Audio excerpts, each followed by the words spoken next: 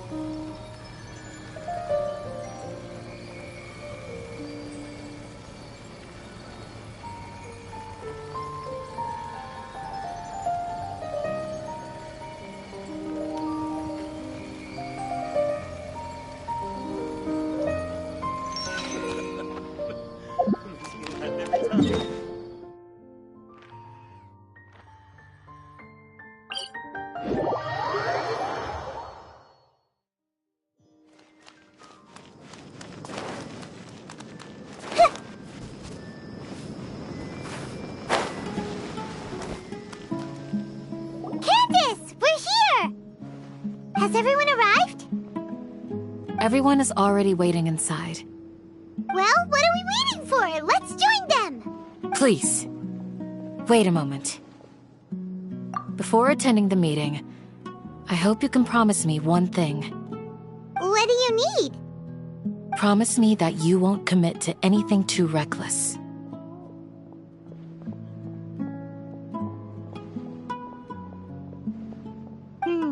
What do you think? Okay.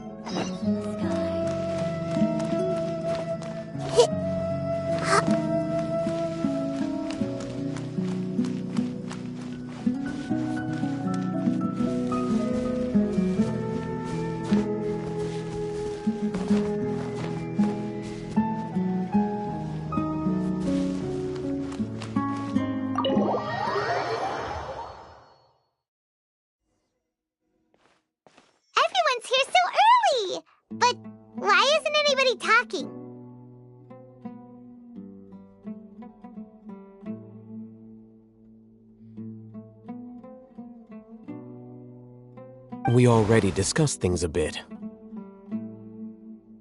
Hey, where have you been? I've missed you too. Are you ready? Very well. Are you sure this is gonna work? I gotta admit, it's bold. Color me impressed. It's worth a try. The point of discussion is to arrive at a solution. Let's cut the small talk and move to the next point. You're making Paimon nervous.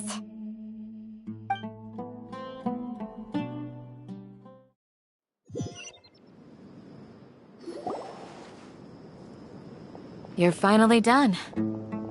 I have some other stuff to take care of. Catch you all later. Come on, don't give me that face. I know what you're going to say. I'll be careful. That's what I wanted to hear. Take care. Well, Traveler, Paimon, judging from your expressions, the meeting must have been quite productive. You can tell? I'm not that good at scheming or strategy, but I can sense people's emotions. And based on your reaction, things must have gone quite well. Paimon's a little worried. Hopefully nothing will go wrong. To be honest, I feel the same. But you're already some of the most capable people I know, so you have my trust.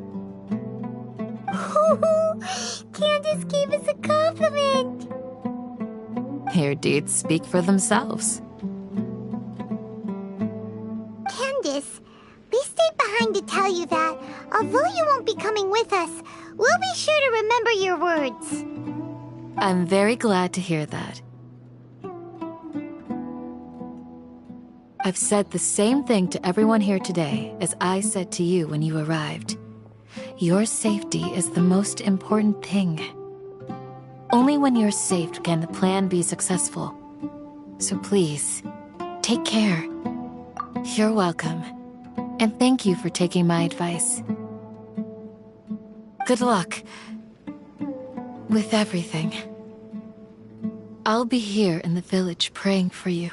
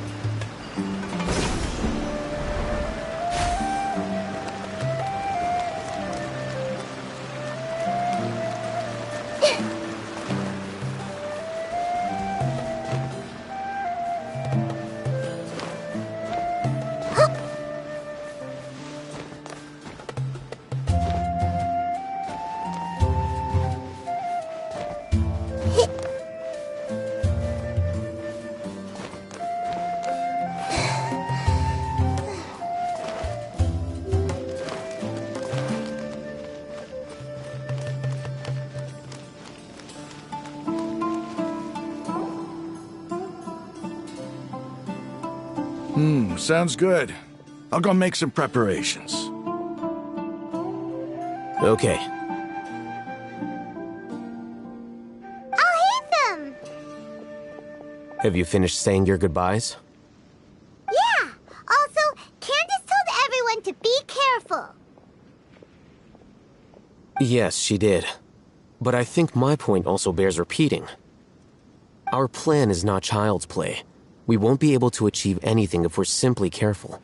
We must go beyond that and fully commit ourselves to it. I hope this is clear to you. Huh? Shouldn't you be saying something more cheerful to boost our morale right now? Didn't we already do that during the meeting? You can never have enough words of encouragement. In that case, Candace can cuddle you to your heart's content while I continue to remind you of the seriousness of our situation. We all have our jobs to do, after all. It's like how some people can be put in charge of logistics while others will fight on the front lines. Speaking of the front lines, you don't look anything like a soldier. Of course. Compared to the mercenaries, I'm merely a feeble scholar. But the advantage of not being a mercenary is that I get to stay in a safer place and offer my strategic insight. Just think about that mercenary who lost his mind. Mercenary groups are facing constant danger every single day. Well, being a scholar is also a high-risk occupation, and you are a scholar!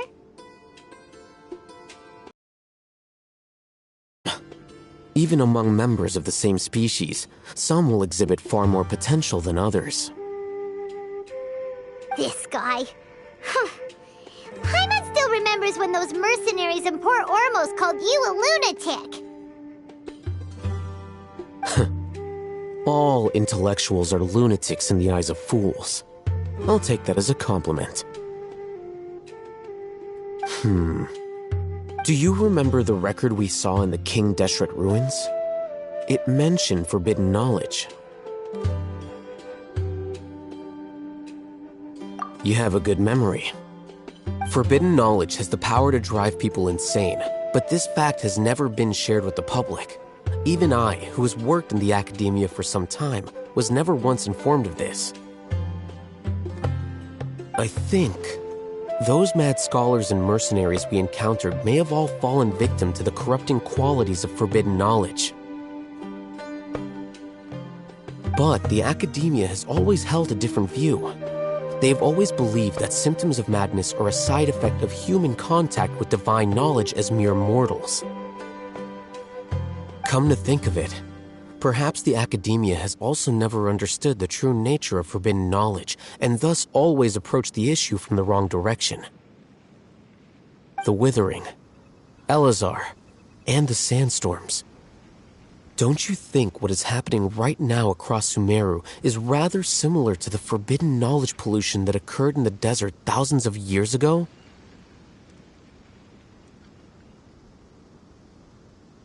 But Paimon thought that Irminsul's disease is what caused the withering and the sandstorms. At least, that's what Tainari told us. Wait a second. Could it be that... Ah, you've connected the dots. The cause of Irminsul's illness may precisely be the pollution from forbidden knowledge. But if that's the case, what should we do? This is huge! Wait. Why do you think Lesser Lord Kusanali would have a solution to this situation? You mean, it's related to the scene you saw when you passed out in the Avidia forest? That whole, the world forget me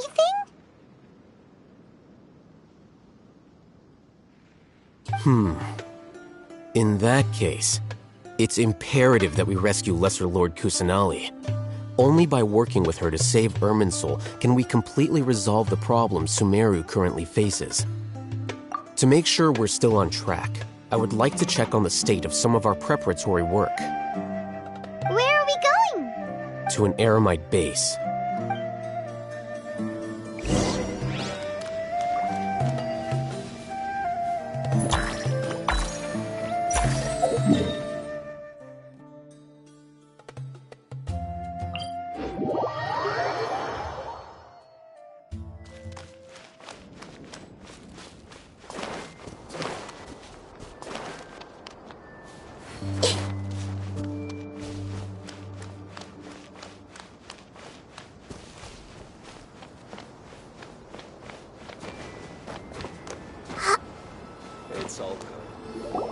Oh, you made it.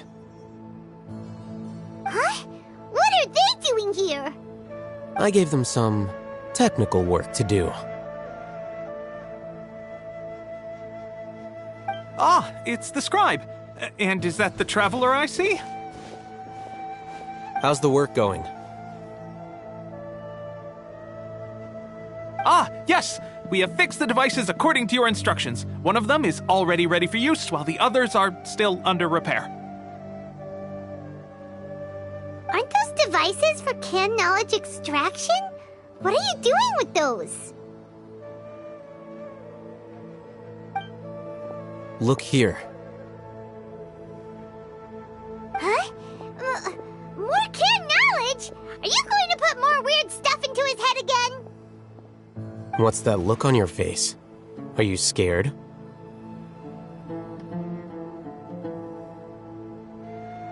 Paimon's a little scared, but very, very furious! That's an interesting response. Anyway, we're not going to use this just yet. As I mentioned during the meeting, this knowledge capsule contains a decree I drew up in the past. The academia should also have their own copy. And according to the plan we just came up with...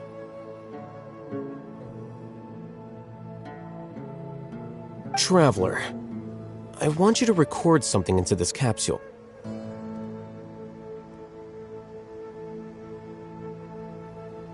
Do you believe we can save Lesser Lord Kusanali? Good. Conviction is the most important part of all of this. Now, please get ready and put on this device. record our conviction into the knowledge capsule? Yes. Paimon is still really worried. I understand. But trust me, Paimon, this is something we have to do. It's best if you can do as I say. Because, to achieve this impossible task, it sounds like you'll need to fool your own heart first. Although it may feel like a trick, self-encouragement may be the most important tool we have. Paimon can see the point you're trying to make. Imagine this.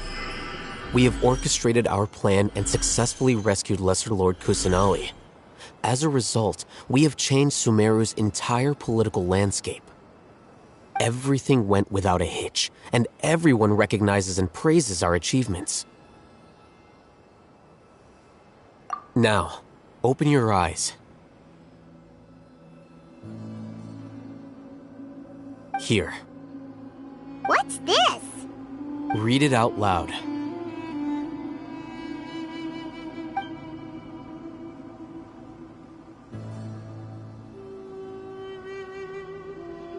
It's done.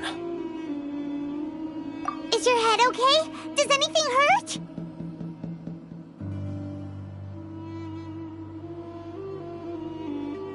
It's just a recording. There should be no negative effects. But what was the point of doing this? Paimon doesn't get it. And that's perfectly fine. In any case, these capsules aren't meant to be used by you. Huh? What do you mean? Have you forgotten?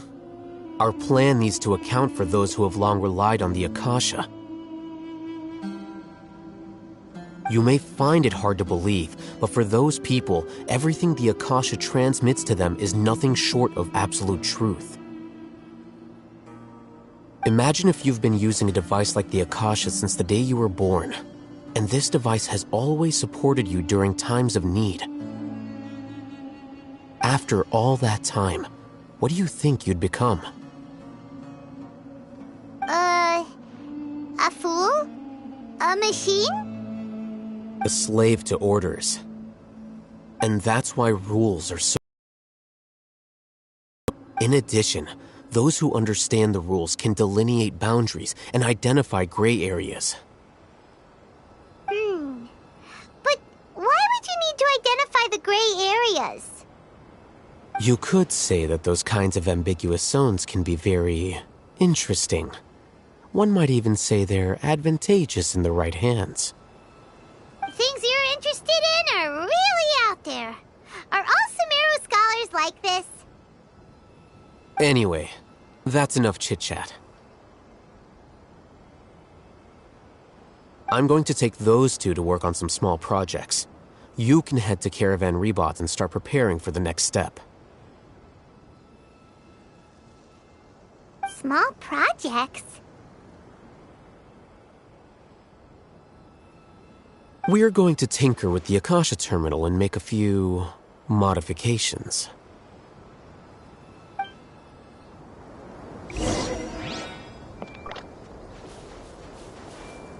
The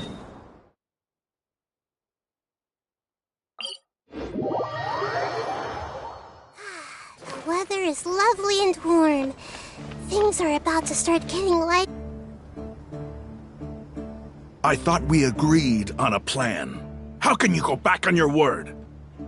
The plan is too radical and carries a high risk for casualties. I've given it a lot of thought. And in the end, I still can't agree to it. But it's still the best plan we have. As a former Matra, you of all people should be able to see the bigger picture and recognize the innate advantages of our plan. I did. And that's how I saw the danger behind these so-called advantages. Ahithem's plan is even more radical than I imagined. Huh? Why are you guys arguing? My friend, you're just in time. Why don't you help me persuade Sino? He's turned against our plan. We agreed to work out a plan at the meeting. As mercenaries, you're familiar with the local environment, so you'll take care of the specifics. But then, you went to Al-Haytham for suggestions. Had I known Al-Haytham would give you those kinds of suggestions, I would not have agreed to the plan. Look, you already know that we're all on the same side here, don't you? Mercenaries place a lot of importance on their bonds of friendship, but also will not hesitate to make sacrifices if they deem the situation to be sufficiently dire. I'm sorry, but as things stand, I can't accept your principles. Seems you really do understand the ways of the desert. Traveler, Paimon, this is also something you should know. Rahman's plan is to have me work with the Caravan Reebok guards in my capacity as a Matra. We will arrest the mercenaries and escort them into Sumeru City. Wait, how can we work with the guards? We can't get through that wall easily, remember? Caravan Reebok would never let so many unregistered members of the Eremites enter Sumeru City. My plan will clear us of any possible suspicion, and also let us enter the city as a big group. That also sounds like something Al-Haytham told you. Am I right? Doesn't Al-Haytham know how dangerous this plan is? Of course he does. He told me, there is no perfect plan, but this can get the job done. He also said that with the help of Sino and the Traveler, our chance of success would increase significantly. I never blindly trust anyone, and I've always had a good eye for people. I think he made a number of valid points. It's my own choice to trust you.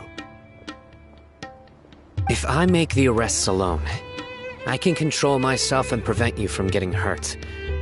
But I can't guarantee that kind of discipline from the guards. To make the whole thing more convincing, you'll need to resist to some degree. Casualties are inevitable once push comes to shove.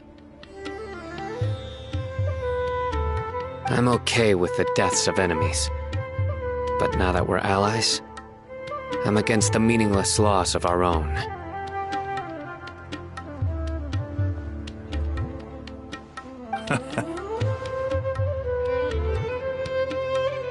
I can't believe a Matra would actually care about us. I've lived a hard life, and I can say that people like... I've always treated my allies with honesty and respect. They have the right to know important things like this.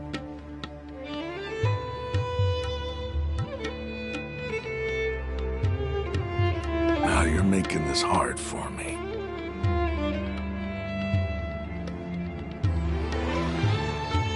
Hey, is there something we can do to help?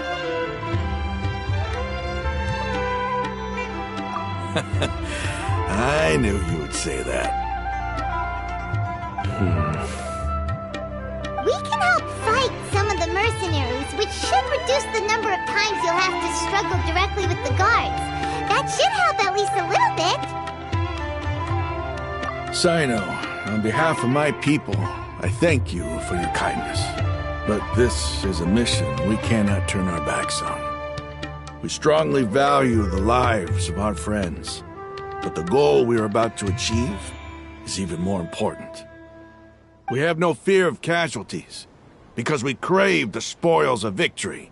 So please, lend us your support. We will show you the determination of us desert dwellers. Well, now that you've put it that way, I can no longer refuse. But remember, you need to follow the plan and not do anything reckless. Candace made it very clear that we can only achieve our goals if we can ensure our safety. Since you and I both recognize the significance of this operation, There should be no more animosity between the followers of the Dendro Archon and those of King Deshret. Everyone's life is equally important. Okay, you have a deal. Let's do this for our shared dream. The guards should be stationed in the courtyard nearby. You can find them there.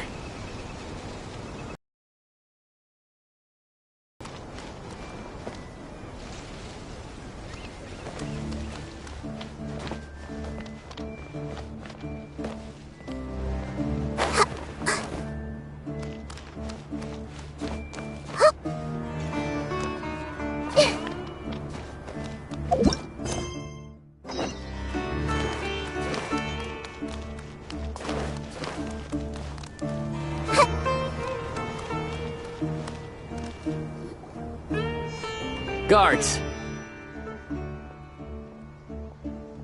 General Mahamatra! To what do we owe the honor? Keep your voice down. This is a secret operation. I'm going to arrest a large criminal gang near this location. According to the Academia's Guide and Regulations on Secret Operations, I have the right to ask for the cooperation of Caravan Rebot. Ah, of course. Mahamatra Sino's order is the Academia's order. Just let us know what you need. But who exactly are you planning to arrest, and how many people are you expecting? Depending on the scale of this operation, we may need to report it to our superiors. They're a squad of Eremites whose number is comparable to Ain el Akmar in Port Ormos. They're involved in the theft and resale of supplies from the Academia. As many as Ain el Akmar? This should definitely be classified as a joint operation. Then I suggest that you report this to your superiors as soon as possible, and treat it as a top priority desert operation. I will need personnel. Got it. Please wait a moment. I'll contact them immediately.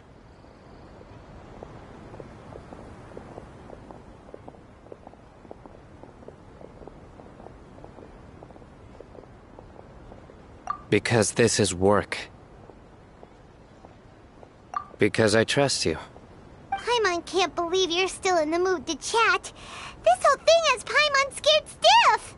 Aren't you even a little worried? What if these guards already know that you have betrayed the Academia and are no longer their General Mahamatra? Even if that guard doesn't know, their superiors might, right? We discussed this, remember? The Caravan Rebot operation is of great importance. But don't worry, the guards there shouldn't know that Sino has stepped down. How can you be so sure? First, the other Matra still don't know why Sino has left, which proves that the Academia has been covering up the matter. Second, this is a crucial moment for the Academia's God creation plan. If something were to happen to the General Mahamatra, it's bound to attract a lot of unwanted attention. No matter how you look at it, they don't seem interested in sharing the news of Sino's departure. A reasonable inference. I agree. Which brings us to our next issue. I'm sure some of you have been wondering if the prediction function of the Akasha will affect our operation. The Akasha is still in operation, so I must remain on high alert. Actually, considering the power of the Akasha, it's quite strange that it hasn't already tried to interfere with my actions. I've given that a lot of thought. For now, I don't think you'll need to worry. If you remember, when you first came to Aru Village, all your actions and routes were predicted by the Akasha. It even gave that information to those who kidnapped the village keepers.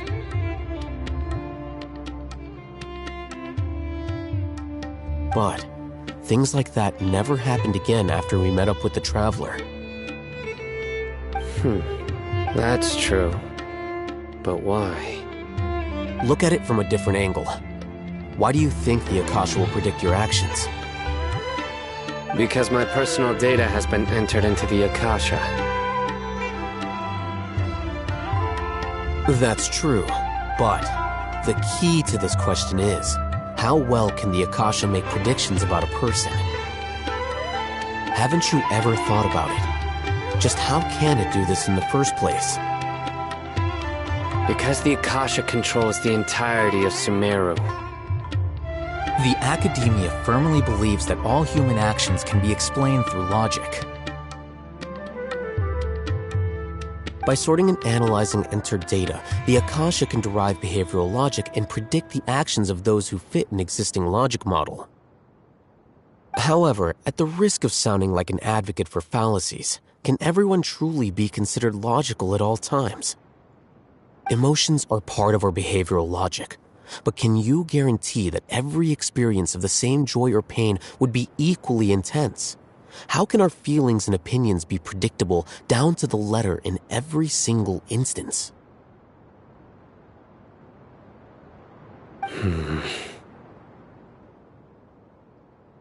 Sino, in the past, you've always worked alone.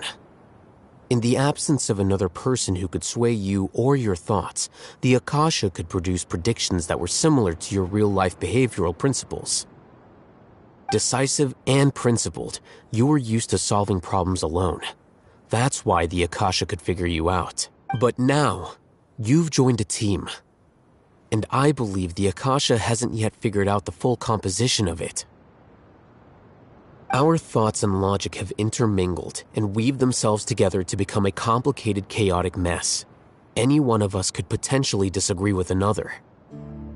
The Akasha lacks data on these interactions, and it's impossible for it to predict your actions in the future based on your decisions in the past. After all, there's probably a limit to just how much we can be modeled or controlled by data. So, in my opinion, you're probably safe for now. Makes sense to me. I agree. The Akasha is not alive, and I don't think we can be completely controlled by something without a mind of its own. Is that so? I guess there are things that even the Akasha cannot calculate, and people will not be forever trapped by the past. I'm so glad that this is settled. Next time, pay attention during our meetings. Will do.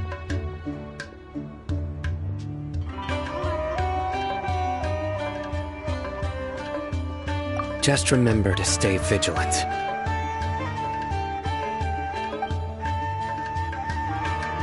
Footsteps! General Mahamatra, we were not expecting your presence here.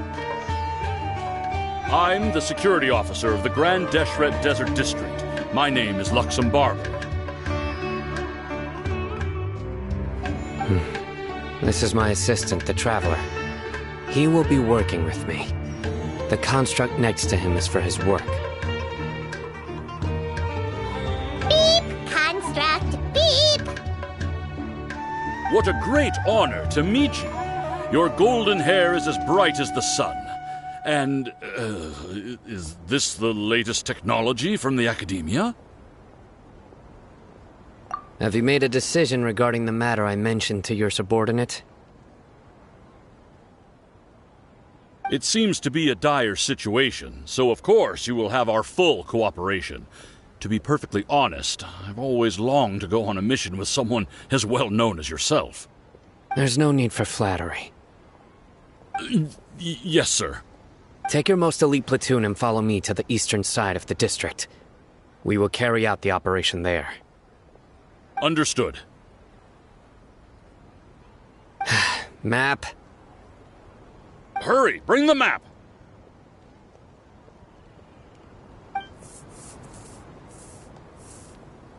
In 2 days, we will engage Rahman's Eremites and capture all of them. Any questions about the time or location? None at all, sir. Good. See you then. Yes, sir.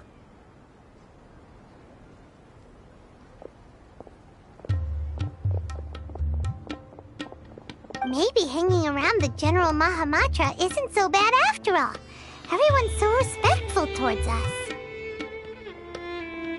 This is all due to the absolute authority of the Academia.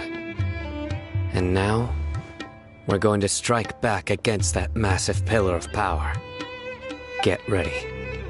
We will move out in 2 days.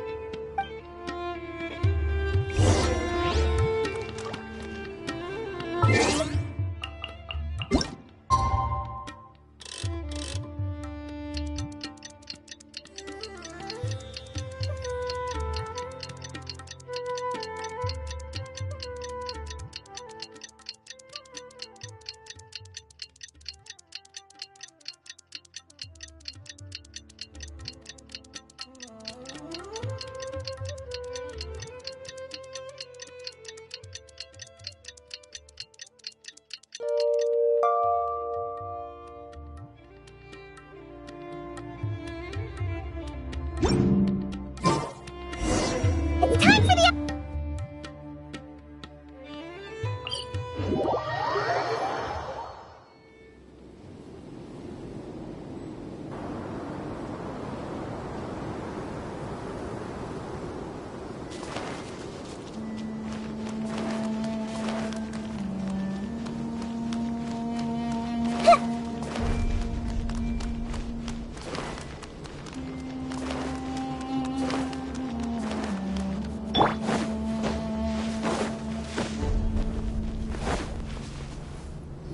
Look! Over there! Our helpers have arrived already! Let's hurry over! Wait a moment. Ah! Oh, it's you! You're my assistant, remember? Being my assistant, you must stay with me. Now let's head over there. It's General Mahamatra and his assistants. We meet again. You're here early. It's to show how important we think the operation is. Since this is a big case for the Academia, we are prepared to give it our best. I'm glad to hear your sense of resolve.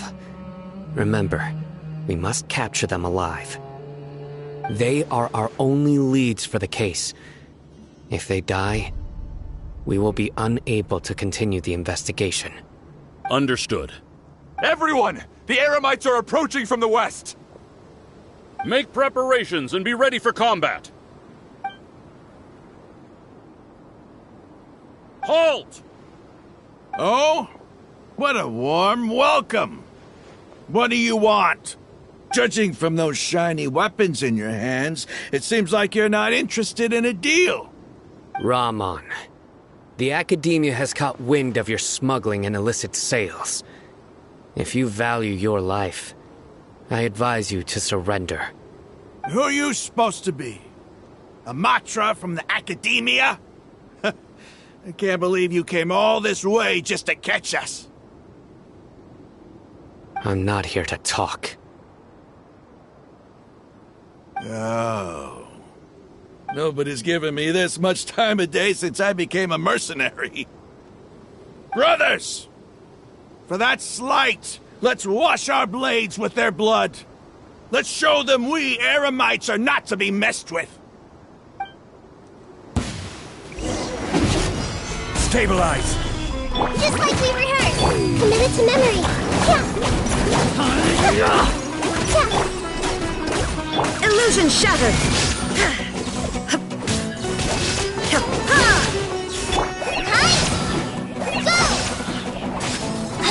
This may freedom!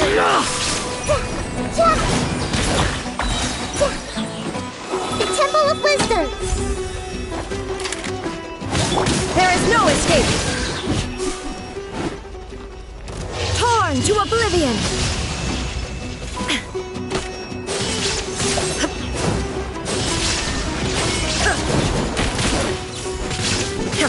Fight this on your side! Hi! Go! Committed to memory. Sharing my knowledge. Yeah.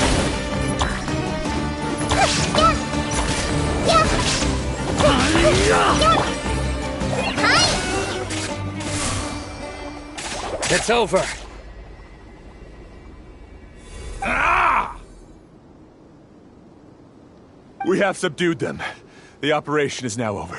All Aramite mercenaries and related personnel in the area have been arrested.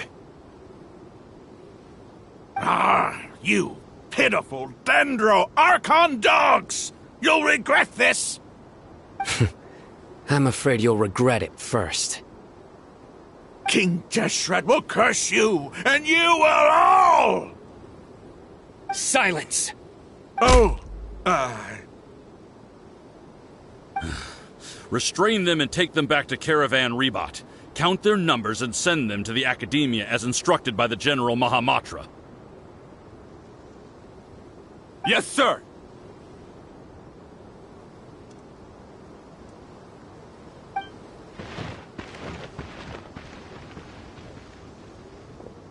Mahamatra Sino, I will now take my leave. If you need further assistance, please come to Caravan Rebot and ask for me. Understood. You are dismissed. There they go. Let's talk elsewhere.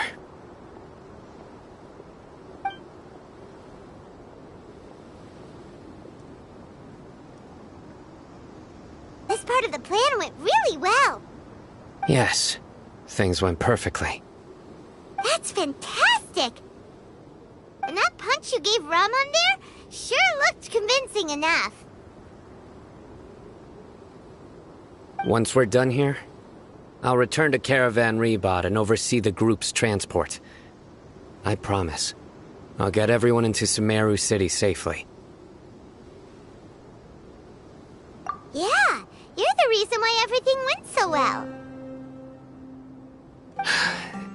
It's not the time to celebrate yet. I believe Dia should already be waiting for you. Go join up with her. She will need you to introduce her to Tainari. Speaking of which, is it really okay for us not to share the full plan with Tainari? What if he'll feel miffed about it and refuse to work with us? I have a very close relationship with Tainari. Given how well we know each other, I believe my message alone should be enough to bring him to our side. He knows I won't make jokes about things like this. If we need help, Tainari is the best option. Get ready for the next phase of the plan. Don't keep them waiting.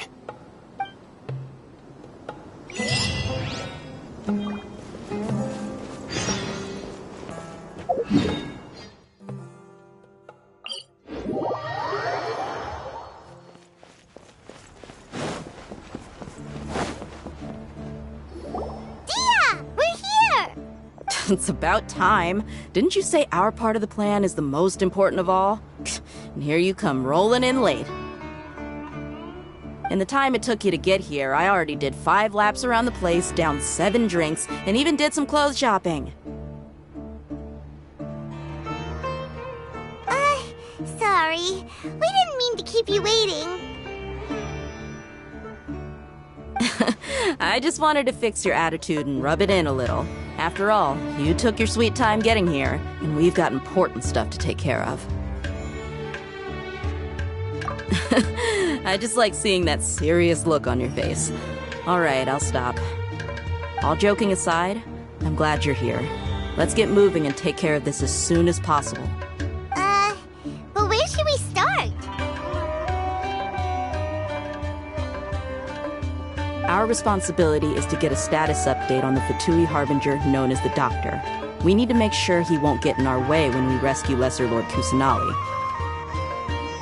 Dealing with an institution that controls all of Sumeru is already hard enough. If the Doctor were to crash the party, it would be next to impossible for us to achieve our goals. Yeah, we sure don't want him showing up. Ooh, he really gives Paimon the creeps. Right? Hearing his name just reminds me of those stuffy old geezers in the Academia. I'd rather not have to deal with someone like that. According to the plan, we should first go to Pardis Di and ask for Forest Watcher Tainari. If all Hatham and Sino's sources are solid, then we can be sure that Tainari still has the Academia's trust. So, we'll find Tainari and convince him to get us the latest intel on the Doctor. Then, depending on what we learn, we'll make any necessary adjustments to our plan. The sages have placed spies everywhere on the other side of the wall. I'll follow you as a bodyguard. You should be honored. I don't offer my services to just anyone you know. But Paimon thought mercenaries would do anything for Mora. That's certainly true. But when multiple employers are vying for your services, you should always go with the best offer. Let's see. If I were to charge you a bill, I guess I can apply a discount. How much more do you want? Paimon's not sure we can afford it. How much do I want? Hey, how about paying me with a smile? What do you say?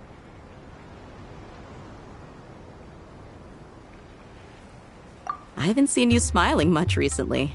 If you ask me, someone like you must look lovely when they smile. Come on, give me a smile so that I can be less worried. Looking good! I hope this pretty smile will become our lucky charm. There are many kinds of smiles, but only a truly joyous one can bring blessings to others. Let's consider this smile a down payment for our future victory. Let's go. It's time to pay a visit to Party's DI.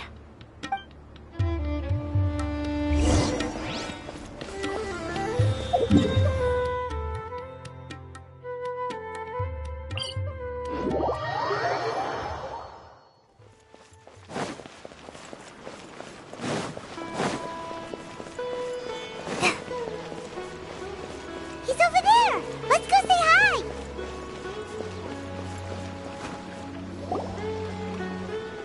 Tainari! Ah, Traveler, Paimon. And you... Hey there. This is our friend Dia. She's an Aramite mercenary. A mercenary? You must have some big news for me. It's something really important. Please help us out. All right, then follow me.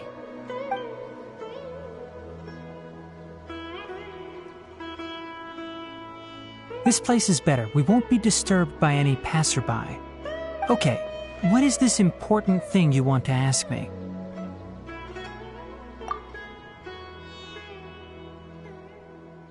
The Doctor, huh? He's that strange-looking Fatui Harbinger with the mask. Paimon thinks he has blue hair. Yes, I know him. Actually, he left Party's DI just a little while ago. He left already? Yeah, he came looking for me. Can I ask what it was about? Sorry to ask you like this after having just met, but your answer is very important to us. For now, all we can share with you is that your friend Sino is working with us. Sino, you say? I see. So that's why he hasn't been at the Academia. Okay. I will answer your questions and will assist you any way I can. You don't have to tell me everything that's happened. Sino's name really does work wonders. You're not even a little worried that we might have made it all up? Despite having just met you, I can sense that you're the serious type. Between you, the Traveler, and Sino, none of you strike me as the type that would conspire to deceive me. You don't need to tell me anything you don't want to. I'll also get straight to the point. The Harbinger you mentioned came to me because he wanted to take the scholar Hypatia away with him. Hypatia? Why would he want her? And what do you mean by take away? Is he planning to leave Sumeru? Yes. He told me his return to Snezhnaya is imminent.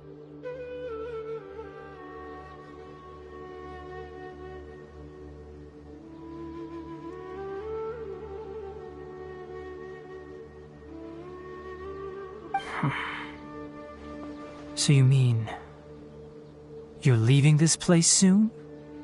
Indeed. Otherwise, we could have perhaps talked a little more. I was just about to set out when I remembered something important. To that end, I made a final trip to Pardis Di. Let me ask, have you been taking care of a scholar by the name of Hypatia? Your sources are accurate.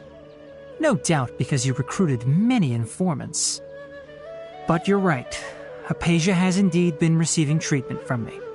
Forgive me for asking, but how's the treatment coming along? Given the way you're asking, I assume you have something to say. Since you asked, I'll be frank. I would like to take Hypatia to Snezhnaya.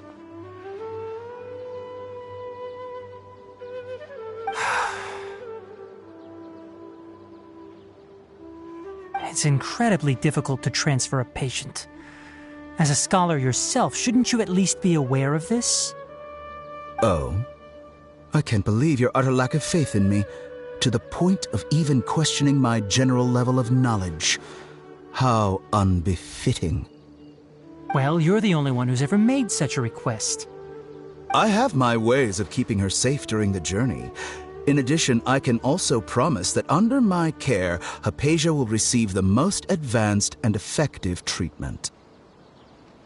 I will personally supervise her treatment and see to her recovery. Would that be agreeable to you? Hypatia was born in Sumeru and remains a scholar of the academia. Her situation has not become dire enough to necessitate her transfer to another nation. Transporting her to Snezhnaya is risky, and the potential benefits are unknown. As the person currently responsible for her treatment, I cannot possibly sign off on this transfer. Your suggestion is rude and reckless. I'll pass. I don't know much about the doctor, but after talking with him, I realized that, just like many other scholars, he possesses an aura of arrogance that I've come to detest.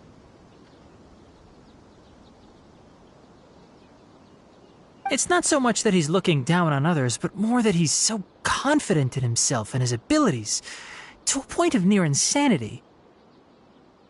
I would never refer a patient to someone like him. I prepared myself for a protracted battle of wits, and was really surprised to see him just give up on the topic. Still, his reaction really concerned me.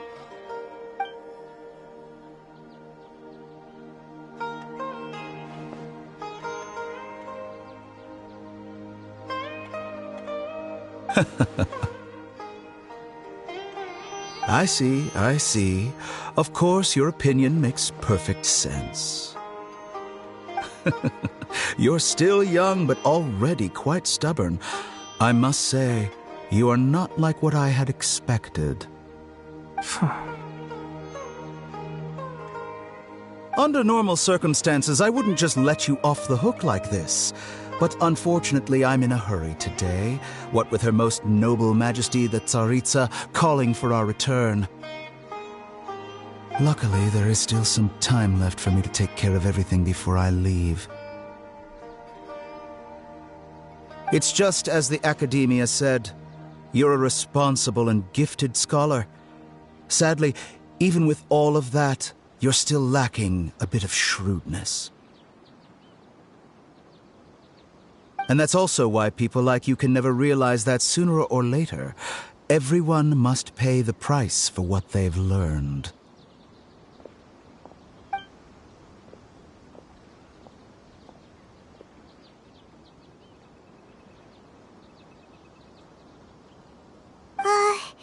Paimon can't help but feel like he's hinting at something unpleasant. He asked a question, yet didn't care for my answer. Perhaps I'm nothing but a talking rock in his eyes. He never came off as malicious, but an utter lack of compassion permeated throughout our conversation. From his tone, I can sense that he's always looked down on others. I can barely believe it myself, but if that's true, the situation will be in our favor. I don't think I missed any details. Frankly speaking, I don't want you to do anything too risky. Now that you know a little more, it should be easier for you to stay safe. Sorry we can't tell you everything. We appreciate that you helped us anyway. I won't forget your kindness. It's okay.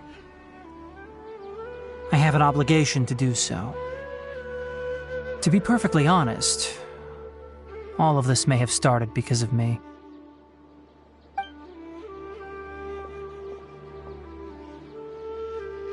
Recently, my master wrote several letters to me, asking me to return to the academia and assist him with his research. Hasn't he already asked you several times before? Yes, but there's something off about this most recent batch of letters. The handwriting and tone are both familiar, but some details have been omitted. My master will occasionally leave a few dots on the back of the letter. 1 dot means that he wrote the letter on a sunny day, and 3 dots stand for a rainy day. This has been a habit of his for many years, but I didn't find any dots in his recent letters. I believe something may have happened to him. I get it. Since you are always at Gandharvaville, you would like me, someone already working at the academia, to investigate this matter, right? I'd like to ask you to do that for me. If you can keep yourself safe, please withdraw immediately at the first hint of danger. I can do that, but I have a feeling it won't be that simple. The academia has been working on a big project. I'm not quite sure what it is, but your master might be involved with it. If the higher-ups really are hiding something, then it will be difficult to remove myself from the situation once the investigation starts. If the situation becomes critical, I'll leave the academia. If you don't see me there for an extended period, that's your cue. All right, we've got a plan. I'll stay at Gandharvaville to support you. If that scenario comes to pass, you must be extra vigilant. And be wary of any messages or direct requests from the academia. I must say, I didn't expect a warning like this from the General Mahamatra. Being loyal to the academia doesn't mean blindly doing whatever the sages say. On that note, aren't you also being quite distrustful of your alma mater? The academia, yes, but my master is a man of integrity. Even when I was a student, I was worried he'd get in trouble for sticking to his beliefs. I suppose he's lucky to have lasted so long. But in the end, it still caught up to him.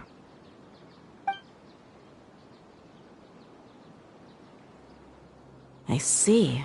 So you noticed something was up with the academia from the very beginning.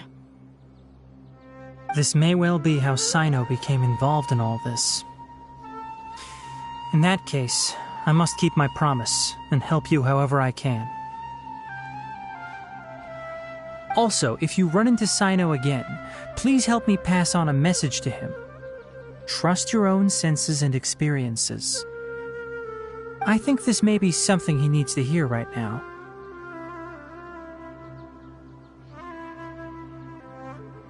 Okay, we'll find a chance to tell him.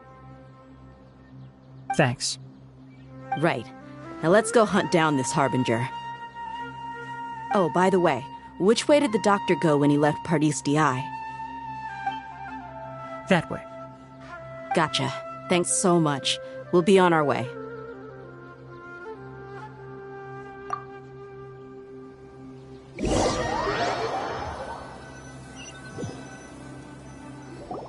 According to Tainari, the doctor is leaving Sumeru soon. I want to check if the doctor was actually telling the truth. He also said that he'll take care of everything before he leaves. What did he mean by that? We need to be extra careful when dealing with a person like him. Just to be safe, let's chase him and see what we find. But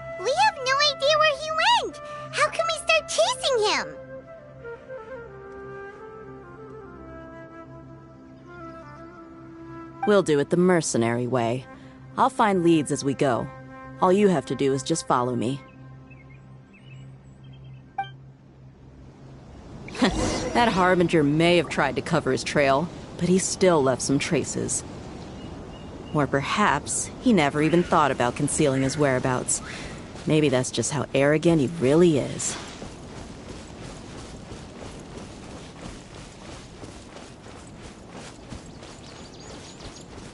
Yep, we're headed in the right direction. The traces are still fresh, but there's no sign of his entourage. Clearly they're in a hurry.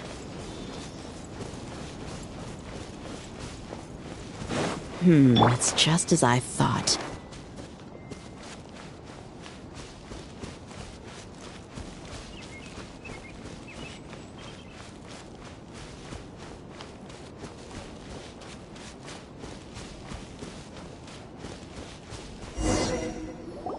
We can stop here. I think I know where the doctor went. To the south of here is Port Ormos, which seems to be where they're headed. Port Ormos? They're going to leave by boat? That's right. Let's go to the port and have a look for ourselves.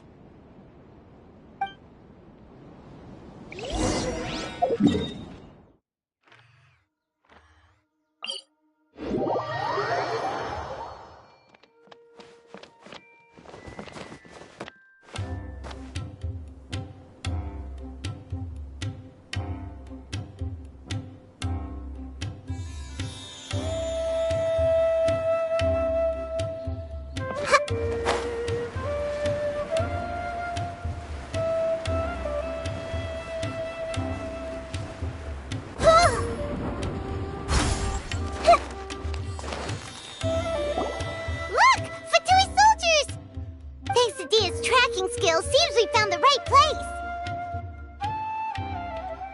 Shh! Don't draw their attention. The port is crawling with Fatui soldiers.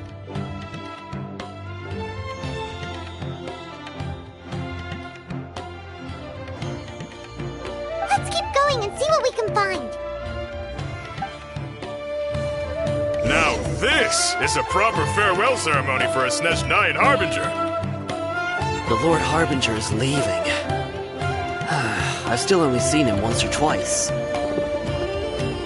I used to hold a position in our homeland, and back then, the doctor spoke in a very different way from the way he speaks now. Maybe the way people talk in Sumeru has rubbed off on him? It's always like that when you spend too long away from home. When he gets back to Snezhnaya, perhaps it will also take him some time to get used to the life there again. Huh? But, sir, that can't be right. No, I remember it like it was yesterday. Both his expressions and tones are now very different. Also, for some reason, he seems like he's all smiles now. You must be mistaken. Nobody's supposed to look happy when they're on a business trip.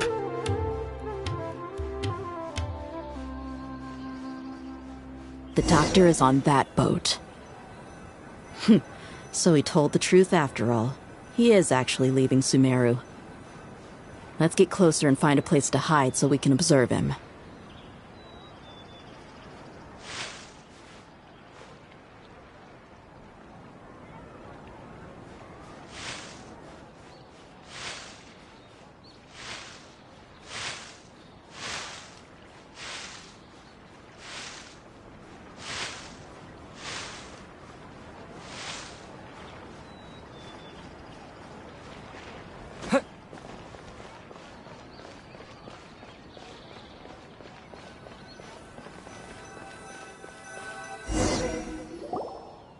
This place'll do.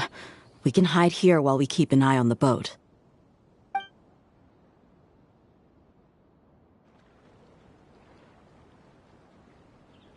Huh? Uh-oh.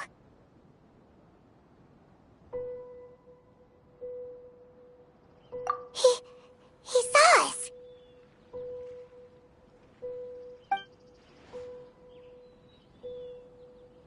Huh? Is he waving at us? It's time to say goodbye. Wait, is he the only person on the boat? You mean there's nobody with him? And where are all the soldiers we saw in the port just now? They were all here just a few minutes ago, but now they've vanished. So this was a trap. Wait, don't tell me that... Luckily, there is still some time left for me to take care of everything before I leave. Oh no. They might be after Hypatia. Let's get back to Party's DI. Huh? What do you mean?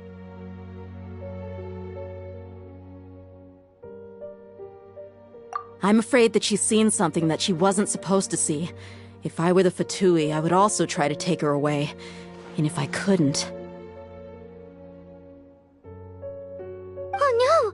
Are you saying they're going to kill her?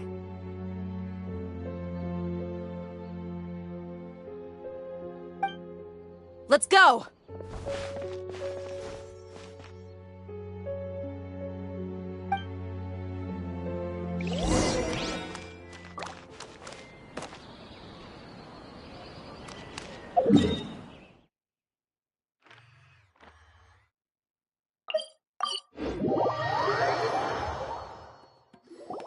Pardees Di is not a place you Fatui can just show up and do as you please. I believe we've already made ourselves quite clear. Our superior gave us permission to search for and collect medicinal herbs in Pardees Di for research purposes. But you've been in Sumeru for some time already. I find it coincidental that you chose to only come here today. Even the Grand Sage himself may not have the right to question our research, much less an ordinary scholar like yourself. I've done my duty to inform you. Don't make things difficult for yourself.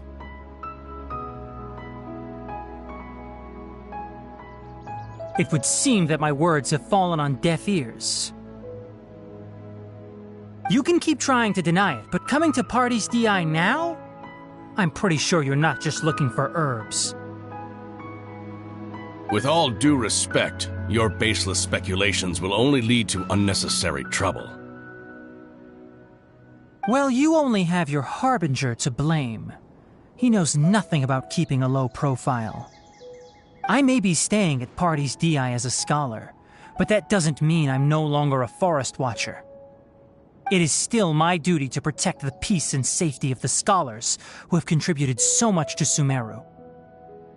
Then it seems our conversation has hit an impasse. No one will lay a hand on you, Hypatia. Not on my watch. Tighnari! Are you alright? I'm fine.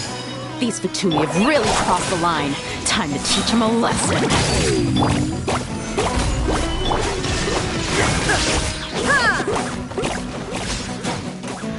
Now you shall perish! There's no use resisting! Give us Hypatia! Keep dreaming! Yeah, Tighnari! Beat him up! The Temple of Wisdom! Have a load of this! Illusion shattered! The doctor's orders are absolute! Yeah? You've been someone's lapdog for so long that you don't know anything else now! We're not getting anywhere. Traveler, Paimon, please go to Hypatia. We need to make sure they don't try to sneak around and attack from behind. Got it! Hypatia's still here. Doesn't look like anyone's broken in.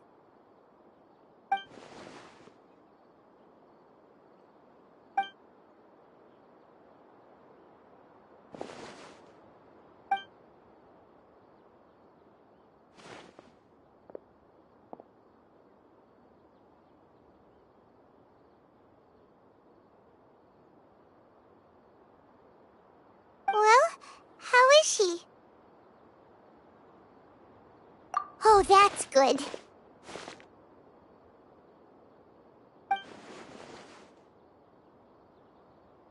So, you think this is over?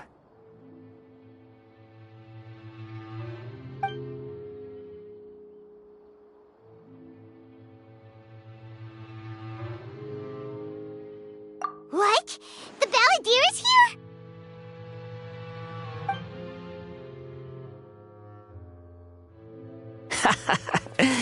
I've missed that look of abject horror. You've given me that look every time we meet. But, where is he?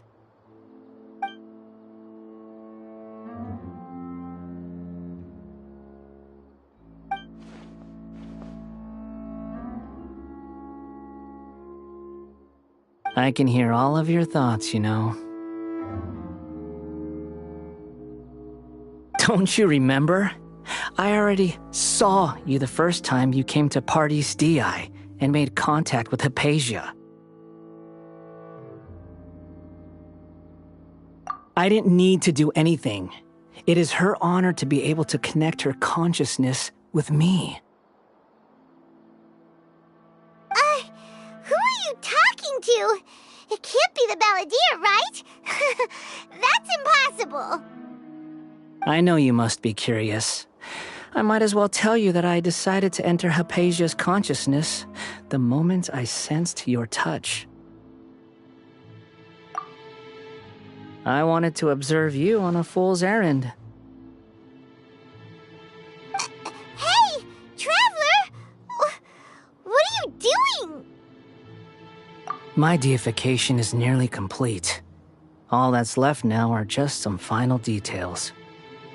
Do you understand? Even if you manage to rescue Lesser Lord Kusanali, it will be impossible for you to defeat a bona fide god like me. Is it wise to force that childlike god into a divine battle against me?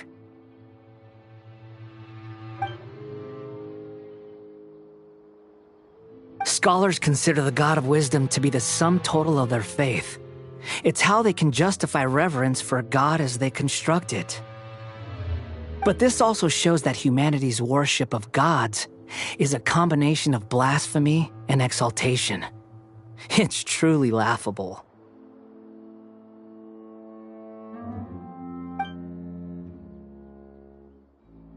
Yes.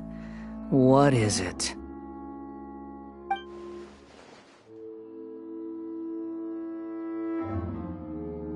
Yeah, I'm in a good mood, which is why I'm talking to you like this.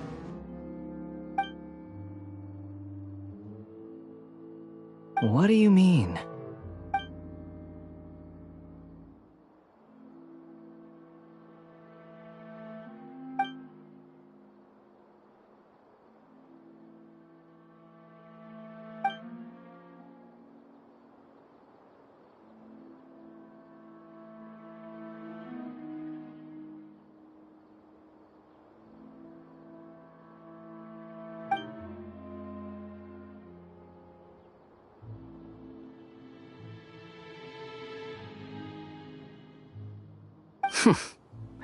Those words almost make you sound like a friend who actually cares.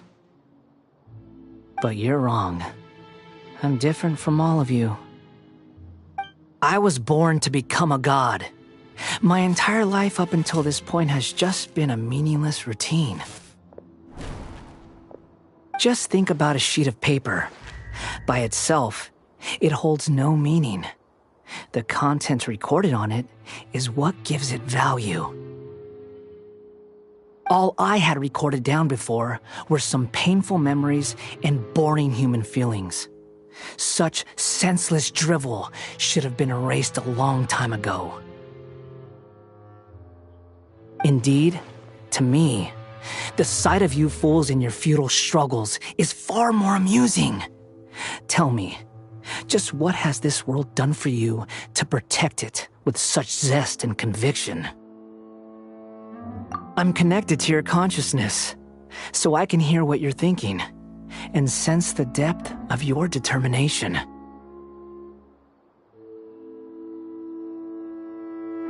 This is a good conversation we're having, so here's a word of advice. Let go of your misguided guardian complex. You know nothing about the truth.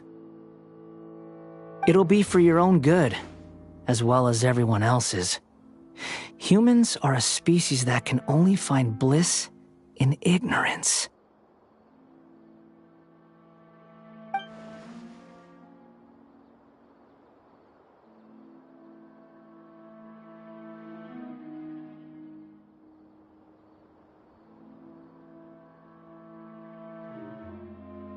Ah, you've seen my affection for her.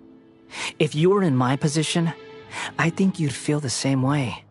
She peered into my consciousness and saw my past. Someone like that is qualified to become my first follower.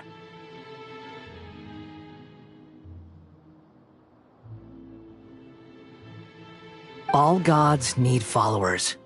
So Hypatia has been chosen. Her appearance heralds my imminent arrival at the throne of divinity, while her worship shall become my glory.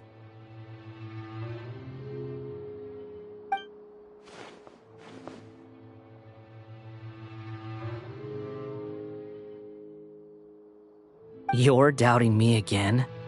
No matter. Soon, you'll know what kind of authority you're challenging.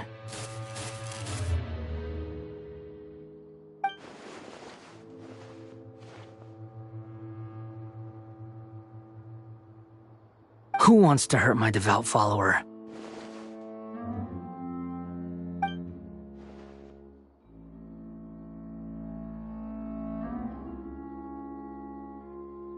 The doctor wants to hurt my first follower?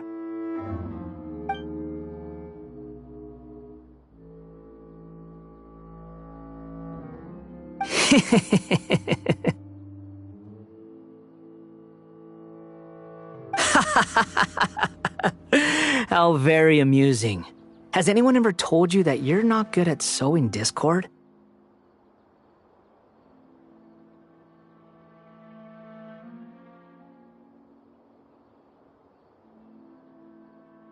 The doctor has never known his place.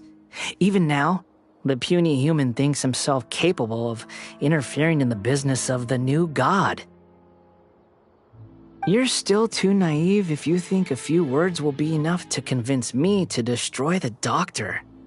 But I'm willing to give you a gift, just like my expression of affection towards Hypatia. It is an honor for you to be able to stand here and speak with me. As my listener, you will be rewarded.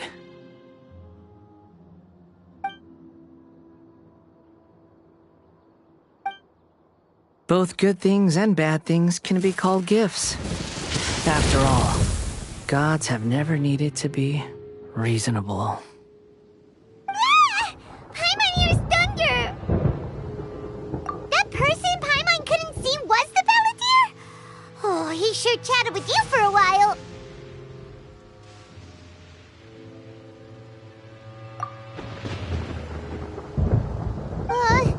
Where is the storm headed? That means anyone outside is in danger! Let's go! Tainari and Dia still must be fighting!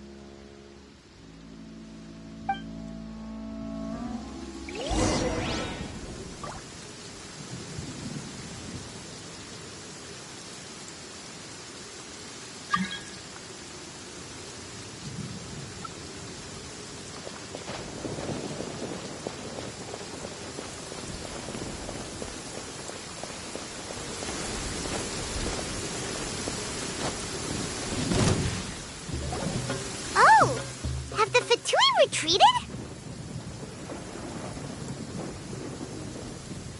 Hey, what happened to you? He's hurt. I'm fine. Don't move. I've seen eremites get struck by lightning before. You need to rest. Struck by lightning? We were fighting, and just as things started looking grim, the weather suddenly became extremely strange. Lightning started attacking everyone, almost as if it were alive. Luckily, there were only two of us, and both of us were nimble enough to dodge most of the strikes. There were a lot of Fatui, though, and they were being torn to shreds by the bolts of lightning. With that All the Fatui soldiers were forced to retreat.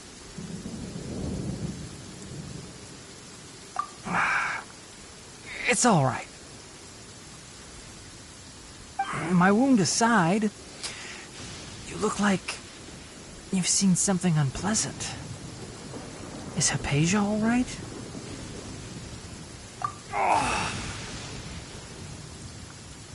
Hey, didn't I tell you not to move?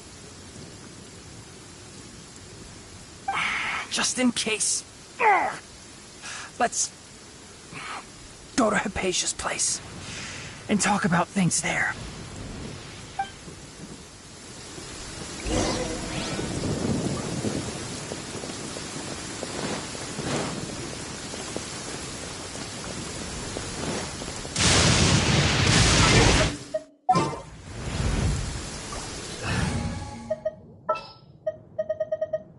I'll lead the way.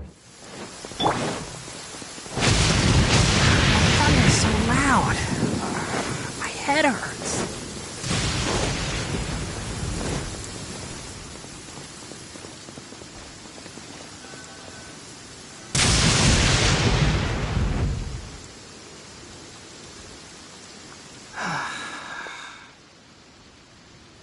Thank goodness she's fine.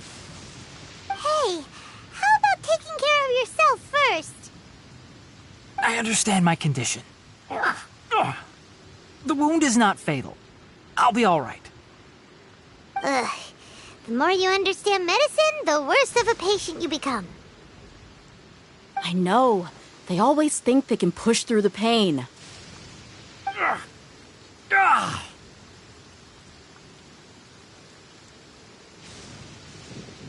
Oh, he sat down. Let me rest for a bit. Sorry, traveler. Now you may start.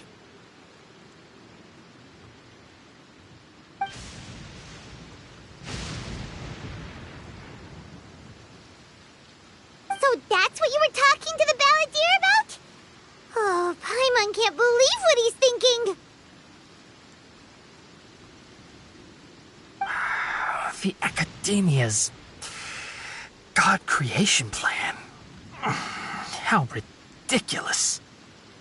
That sounds, ambitious, I guess? Anyway, this is all way beyond me. As long as I can enjoy every day with a drink in my hand, tasty food in my stomach, and a good night's rest, that's enough. I'll only work when I have to. I must be the least ambitious person who's ever set foot in Party's DI. Don't say that. I haven't even thanked you for your help back there. Don't mention it. Well, if nothing else, all this proves that the doctor really did have some urgent matter to attend to and left Sumeru in a hurry.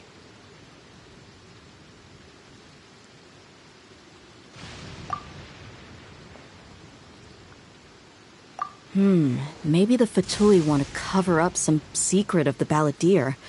Is that why they tried to seize Hypatia? You said the balladeer claimed that Hypatia has seen his past.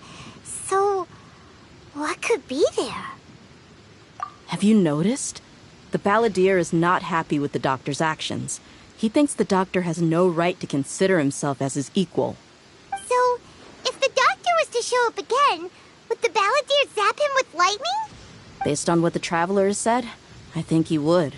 Having the doctor gone benefits him as well as us. In other words, we've successfully completed this stage of the plan. The doctor is out of the picture now.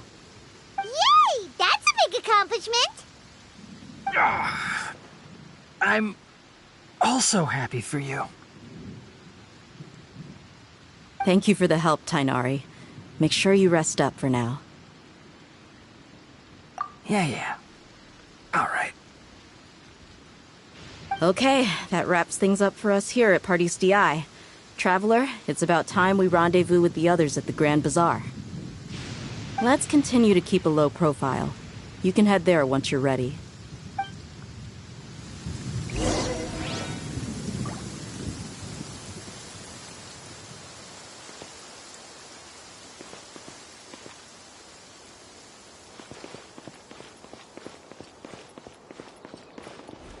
I applied a plant-based waterproofing oil to my tail. Once... and it's dry.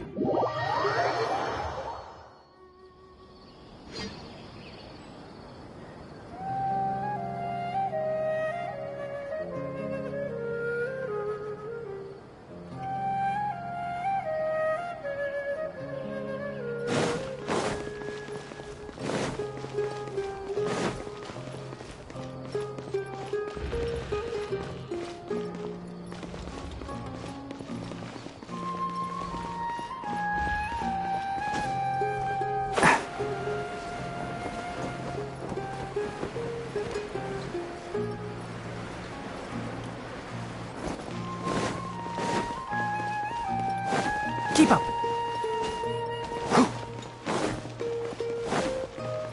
Keep up.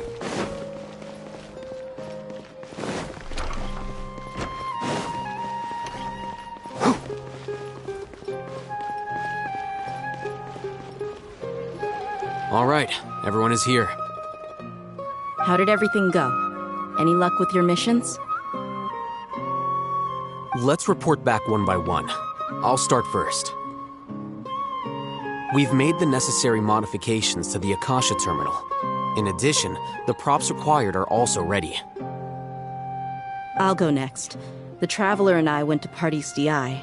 The situation was a bit complicated, but we found Tainari. Unfortunately, he was wounded during a fight. Who was behind it? Well, that's the tough part. What should I say, Traveler? The Fatui or the Balladeer?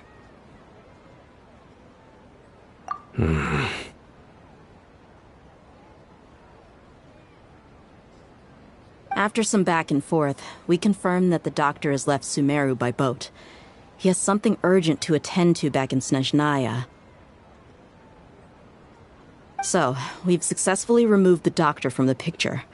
Also, Tainari's already resting, so he'll be okay. Good. Oh, Tainari also asked us to tell you this message. Trust your own senses and experiences. All right. I'll remember that. Everything also went smoothly on my side. The Eremites should have arrived at their destination by now. To avoid alerting the quarry, they will stay there for now. I can't believe you actually got so many Eremites into Sumeru City. It's all thanks to Rahman and his brave team, as well as their bold strategy. It appears to have been very effective. I'm glad to hear it. Well, is that everything? Okay, this meeting is adjourned. Huh? Wait, you mean that's it? Well, what else is there to discuss? Shouldn't you end with some words of encouragement? You know, to fire us up now? Personally, I'd rather we all go home and get some rest.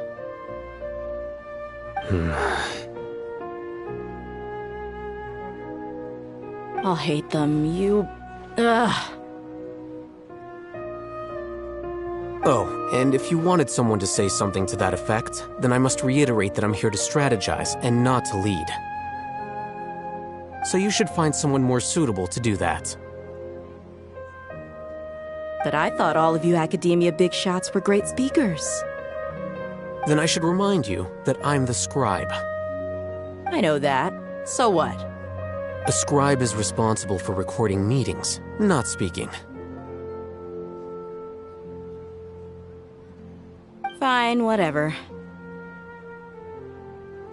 Well, Sino doesn't seem to be much of a talker either.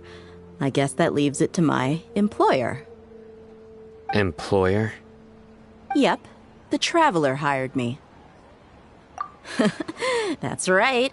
So come on, boss. What do you have to say for the team? Yeah, say something to boost morale. Huh?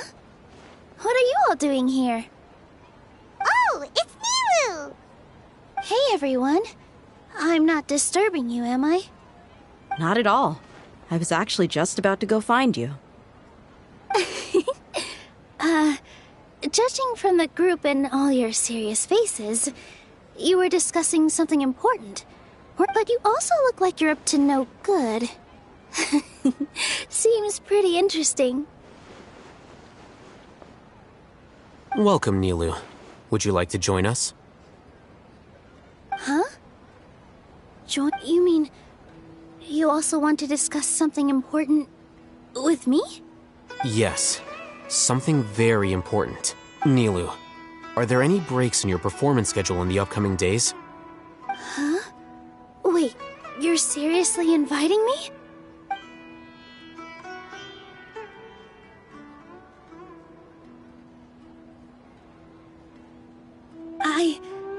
I can't believe my ears. You are truly the bravest and most passionate people of Sumeru, well, that I've ever met.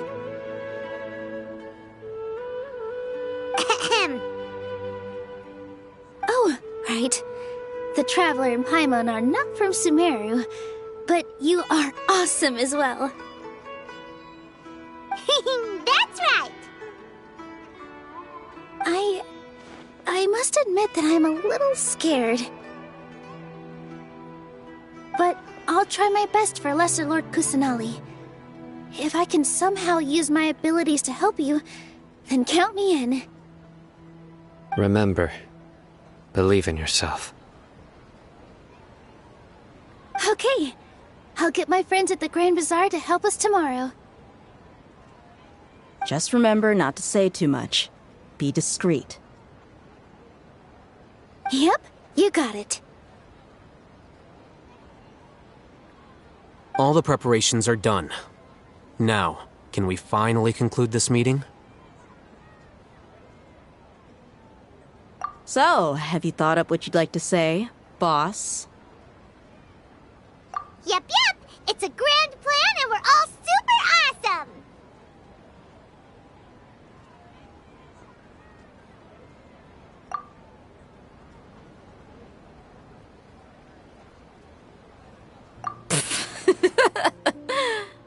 Well said. A good night's rest before an operation can be the difference between success and failure.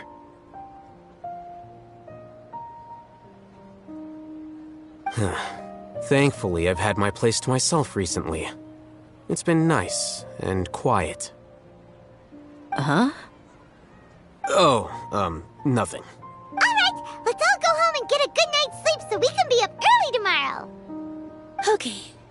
So I guess that means it's time to say goodnight now. Yep! Good night, everyone!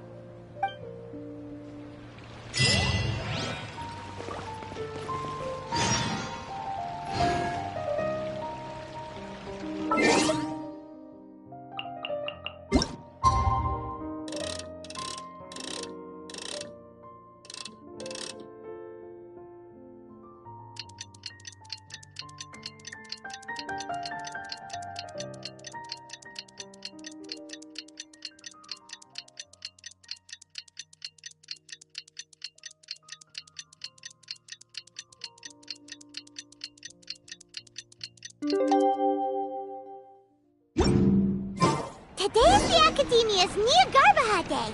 We can finally put our plan into action!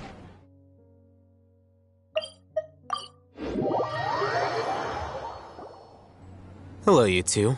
Sleep well? Not really.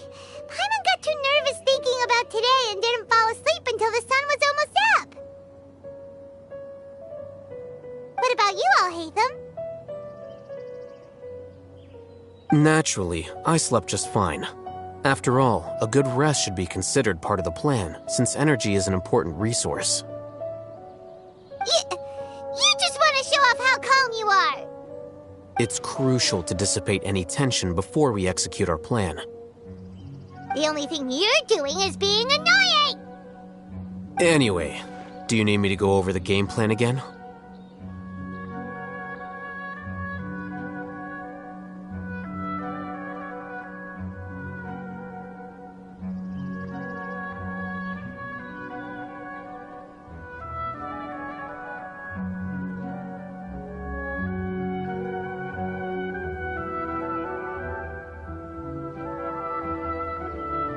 Our target is Grand Sage Azar's office. Everyone in the Academia knows that's where the Grand Sage's console is. Only they can operate it. Many restricted commands and operations are executed via that console. I'm sure that console has a way to free Lesser Lord Kusanali. You know, Paimon's been thinking, what kind of technology could let the sages imprison even a god? That isn't something they could have accomplished with their scholarly talents alone. In the sanctuary of Surasthana, there's a device of Greater Lord Rukkhadevata's that she once used to isolate herself while meditating. 500 years ago, the Grand Sage at the time modified the device so that it can no longer be controlled from the inside. They were effectively trapping one god with the power of another. So, how are we gonna get to the Grand Sage's office? Don't forget, today is Nyagarbha Day, arguably the most important day to the Academia. The sages and core Academia personnel are busy loading the latest batch of research developments and legal decrees into knowledge capsules so that they can be entered into the Akasha. All the Darshan's researchers have their noses to the grindstone, and the Academia's grounds are flowing with all sorts of people. It's the perfect time for an infiltration. When the Grand Sage leaves his office to supervise the entering process, that's our cue to access the console and free the Dendro Archon. Well, yes, that's just the visible side of our plan, after all. If precedence holds, the Academia should have already started preparing for Nyagarbha Day. Everyone should be in position. All that's left is for us to lead the charge. Let's go. So are we just gonna walk in through the front door, or...? Yes. Were you expecting a stealthier approach? Paimon can't think of a good comeback. Alright, it's all on Alhaitham if things go south.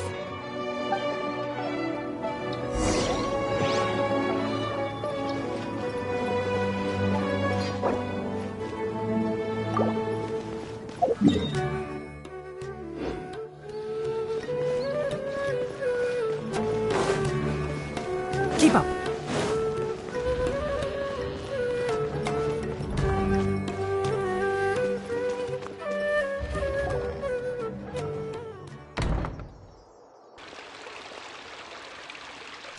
Scribe? Please, wait. Are you Scribe Alhaitham?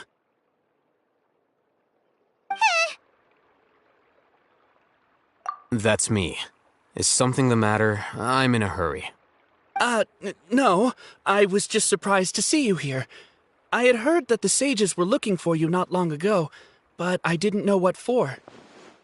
And, also, please don't bring outside guests into the Academia.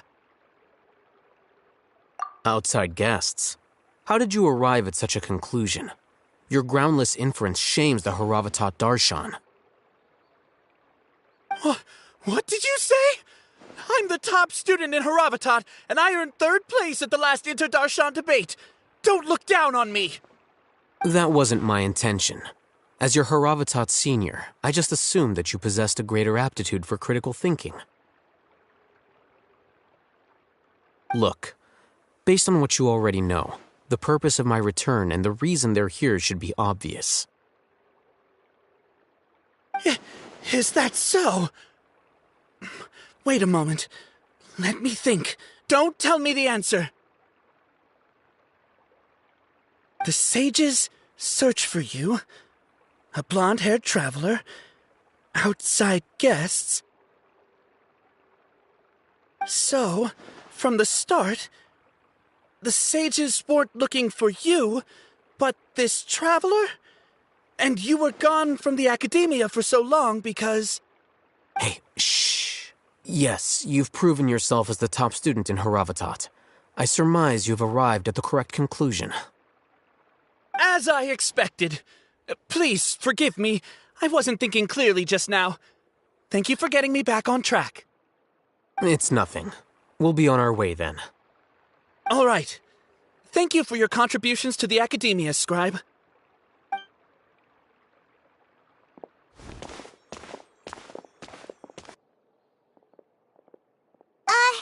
What the heck just happened now? What did he just guess? I'm afraid I don't know either. You have no idea? Mm-hmm. He convinced himself of whatever truth he came up with. That is the so-called pride of a scholar. If someone questions their academic facility, they will instantly feign understanding to keep up appearances. Nowadays, the academia is rampant with this type of scholar.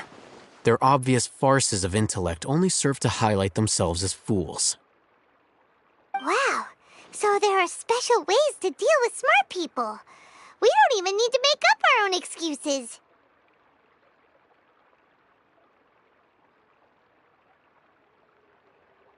We shouldn't waste any more time.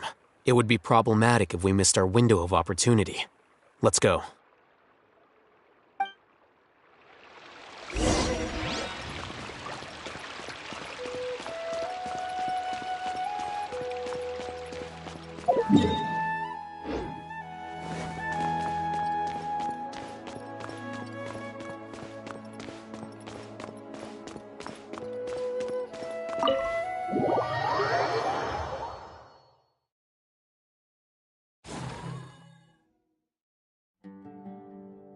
Is this the Academia's library? Indeed. Known as the House of Dana, it is quite possibly the most extensive special collections library in Teyvat. There are a lot of students going through here. Is it really okay just to waltz right in? The Academia marches to a fast beat, especially since it's Nagarbaha Day. They're all occupied with their own matters. Just act natural. Now, hurry along.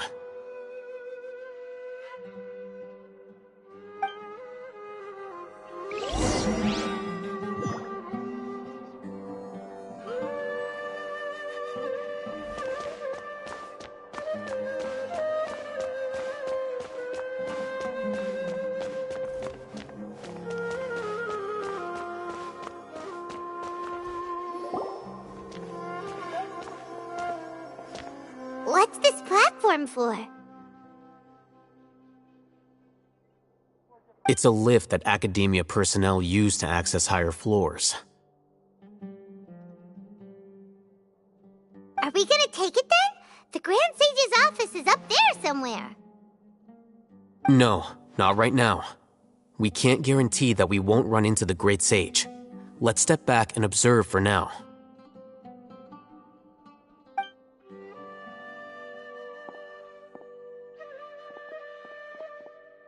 You think the Grand Sage will exit from there? And after he does, we'd sneak past him? Oh, Paimon thinks that's really dangerous. Who knows? However, if we can confirm Azar's current location, our operation will be much safer if we... Allow me to offer you a hint. If you wish to know his location, look behind you.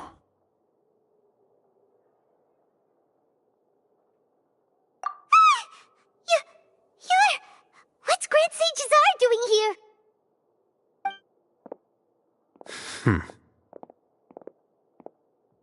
Do not tell me you believed the Academia would not grow suspicious of you after such a prolonged absence, Scribe. An eyewitness had informed me of your whereabouts, so I came to personally welcome you. Great Sage, I didn't expect you to care so much about me. I'm truly flattered. I'm sure. But compared to you, I am far more interested in these two unexpected guests. You are the Traveler and Paimon, correct? It's a pity that only now have I been afforded the opportunity to formally meet two of Sumeru's most esteemed guests. I do apologize for my lack of decorum. Excellent. You immediately initiated discussion instead of attempting to prepare some perfunctory excuse. You clearly understand the situation at hand, and have no intention of making a reckless stand. The foot traffic here renders this place unsuitable for discussion. Please, follow me to my office.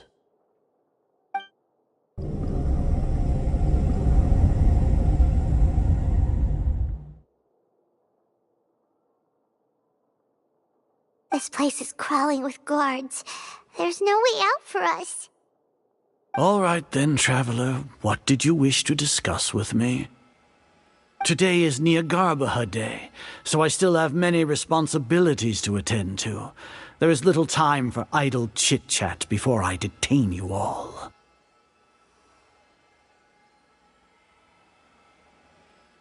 You seem to know quite a bit about our endeavors. If that is so, then you should be praising our great work, rather than using your trivial misgivings in a futile attempt to sway me. Trivial? Then tell me, what do the Fatui want from me? Worthless. Those are all completely worthless. Benefits, divine power. These materialistic words do nothing but debase our great work. Creating a god. Yes, we are using human wisdom to create a god. If humanity cannot attain omniscience and omnipotence, then we shall create a god to reveal them. This is the pinnacle of human wisdom.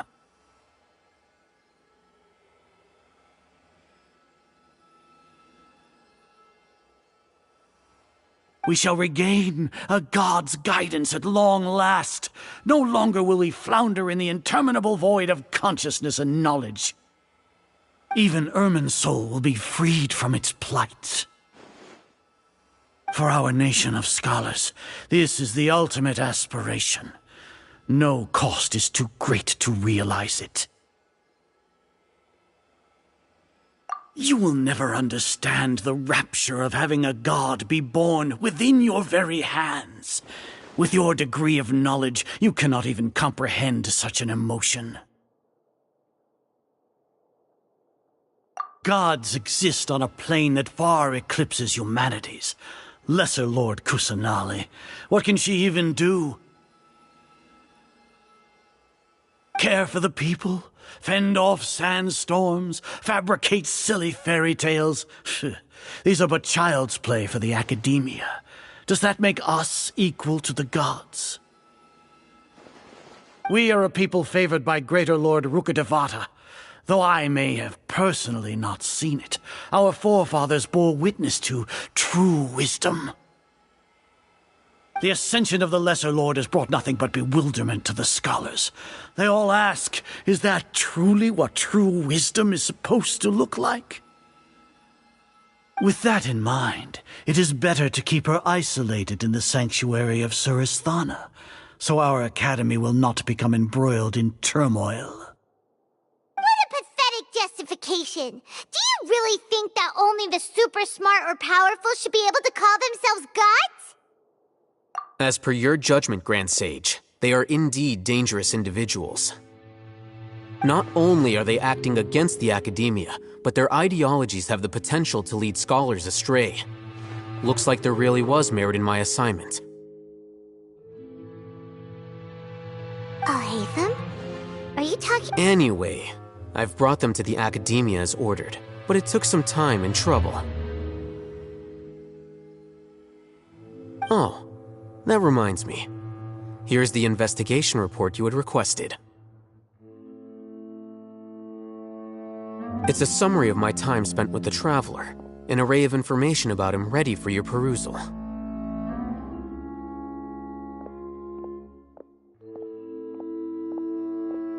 Oh, Haytham! So you're still on the Academia side! We finally started to trust you!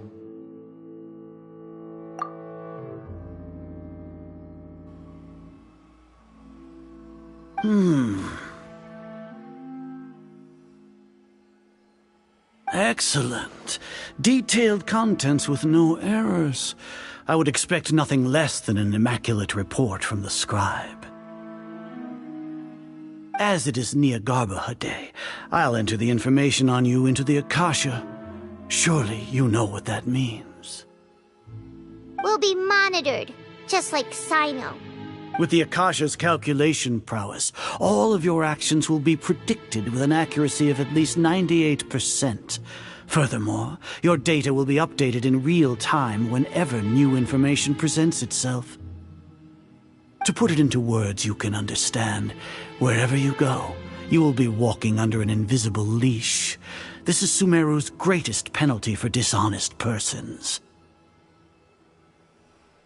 Are you not familiar with the concept that great responsibility begets an equally great suspicion? In any case, you are Sumeru's most concerning external variable. Locking you down will greatly decrease the chance of any undesirable outcomes coming to pass. You're despicable! Despicable? Perhaps from your perspective, but I suppose you had mentally prepared yourselves for this, no? Your ploy was to sacrifice the traveler here, was it not? Lord Azar, I know what you're trying to say, but I've been following your plan this entire time. Why are you doubting me at this juncture? Must I delineate your entire plan? Very well, I will spell things out. First off, I received an eyewitness report that you were spotted with the traveler at Caravan Ribat. However, you immediately departed for the desert and escaped surveillance range. Judging by the time, you all likely encountered the truant General Mahamatra in the desert. Am I correct? Maybe Paimon shouldn't have mentioned Sino just now. The Academia had not received correspondence from its scribe for a prolonged time. You were also in the company of the Traveler, a close associate of Lesser Lord Kusanali and General Mahamatra Sino, who had defected from the Academia. With their instigation, what was the probability that you would betray the Academia? Rationally speaking, 50%? 70%? What do you think? Regardless, that's only a guess. The facts are that I've brought the Traveler right before you, and I gave you my report. Indeed, your boldness deserves praise. To think that despite status as an outlander, the Traveler is still willing to sacrifice for the sake of your plan. If I'm correct, you have a contingency plan to save Lesser Lord Kusanali and ruin our great work. Sneak into the Academia on Niagarbaha Day using Alhaitham's status as the scribe, for there is a good chance that an opportunity to save the Lesser Lord will arise.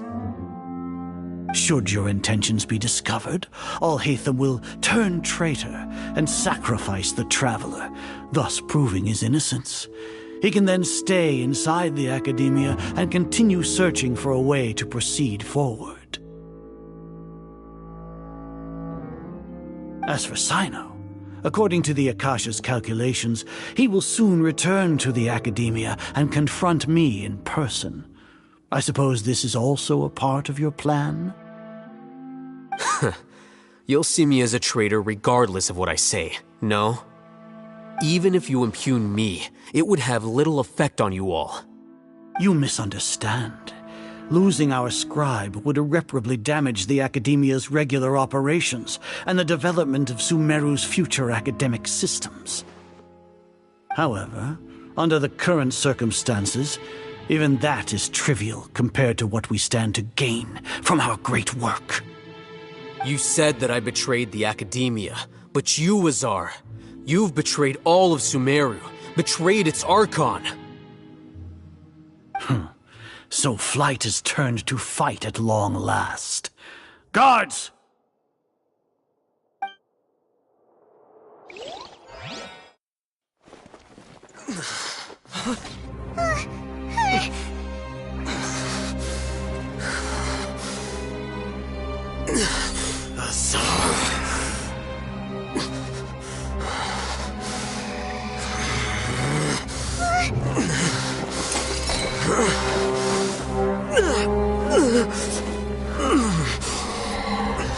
Well, what do we have here? So you stole that divine knowledge capsule. Traitor! You traitor! Even the most rational scholar will yearn for the power of a god in a moment of desperation. Aren't you doing the exact same thing as me, Alhaitham? Unfortunately for you, no god will lend you their power. Azar!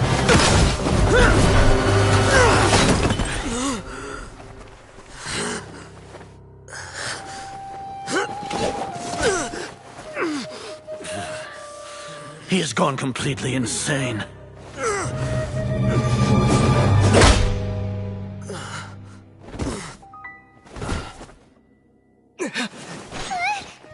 Take him to the Matra and exile him to Aru village.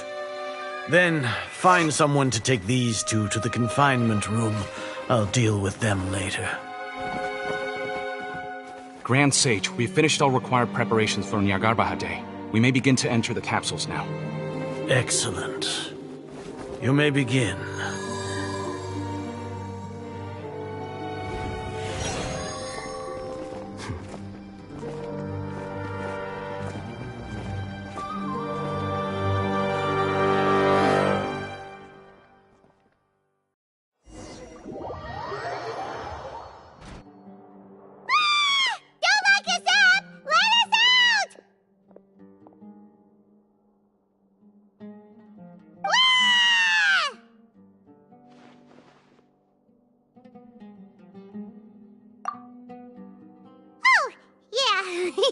Paimon got a bit carried away there. How was Paimon acting just now? Great, huh?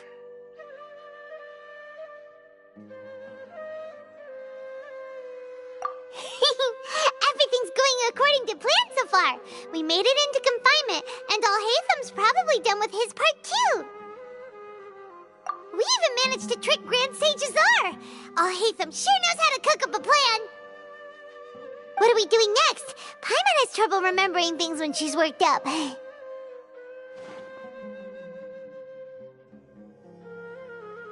Right. Paimon thinks it went something like this.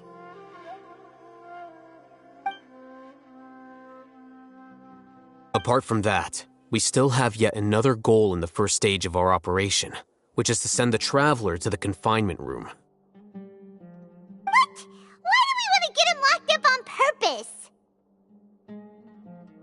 He's always been the person the sages are most afraid of, as well as the greatest obstacle to their successful implementation of their plan. They are very aware of the risk he poses to them. Once the Traveler is imprisoned, the sages will likely think that everything is under control. And with their guard down, the next phase of our plan will have a much higher chance of success. I can already see the pompous looks on their faces. Oh, that's a super tricky plan. But Paimon still thinks it's not really worth it. That isn't the only reason, of course. He has a more important task once he's in confinement. According to the Academia scholars in Ramon's custody, Lesser Lord Kusanali has sealed off her consciousness in the Akasha ever since she was captured by the Doctor. That way, they can't pry any more information from her. Even if we break into the sanctuary of Suristhana, it will take time to awaken Lesser Lord Kusanali's consciousness, We need to do that in advance. So our job is to wake up Nahida! Okay, totally worth getting thrown in jail for. The confinement room is inside the academia, close to the sanctuary of Surasthana. It's a completely enclosed space, and you won't be receiving any visitors. I'll work with Raman scholars to make some modifications to your Akasha terminal. Once you're in, get as close as you can to Lesser Lord Kusanali and try to connect to her consciousness. However, as for whether she'll actually wake up, that will depend on our luck.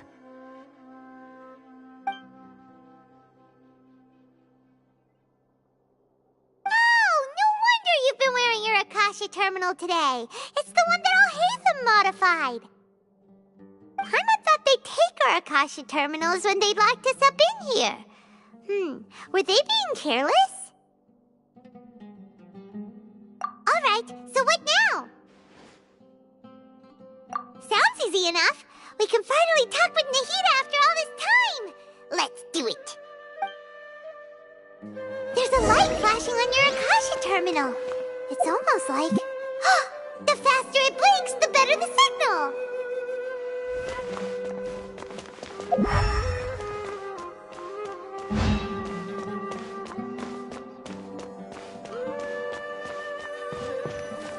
Here? No signal again. Is it getting jammed?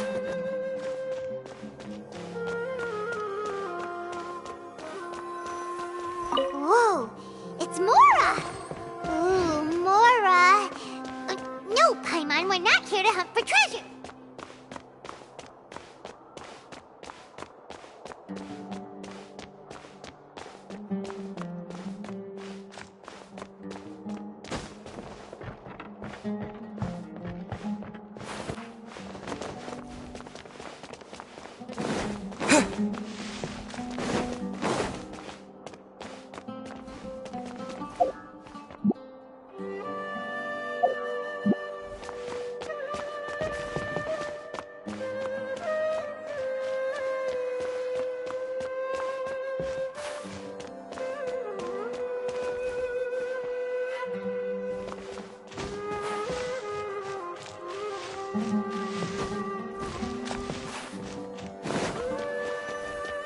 Here? No signal again. Is it getting jammed?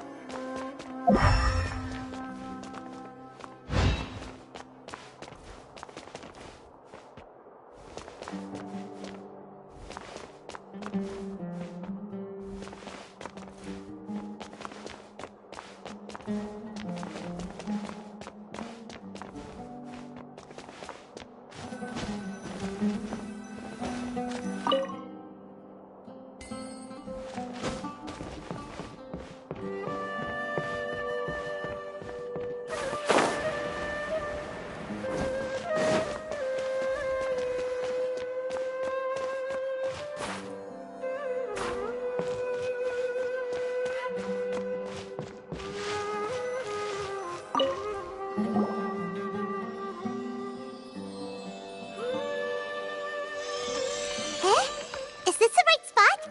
Are you getting anything? Please work.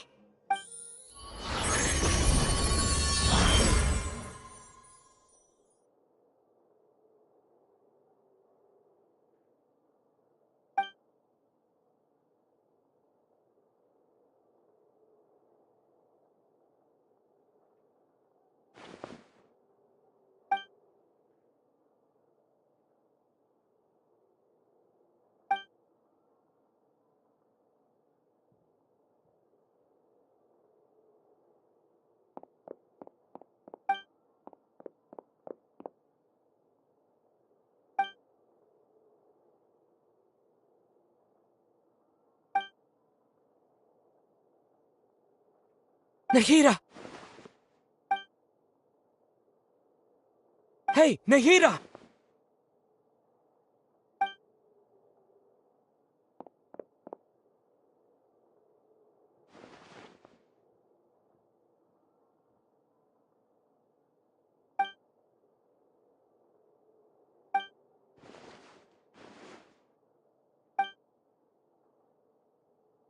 When did it first start? Oh, right. It started from the moment I was born. I want to become a worthy Archon. So I've kept studying. Kept listening to my people and their hearts. Kept looking for a way to save Irminsul. So I can catch up. Catch up to Greater Lord Rukkhadevata. But I'm stuck in the sanctuary of Surasthana. The sages are creating a god to replace me. And I'm forced to lock my consciousness in this boundless darkness. Nahida!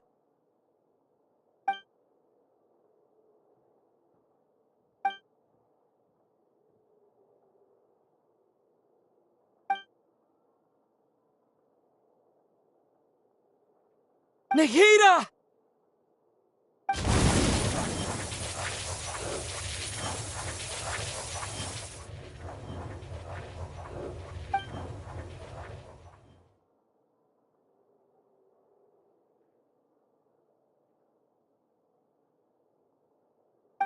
It's so quiet here. Now that I think of it, I don't think I've ever actually listened to my own inner voice. Do Archons have them? Should Archons have them? Have I been doing the right thing? Am I really not needed? How do I really feel about all of this?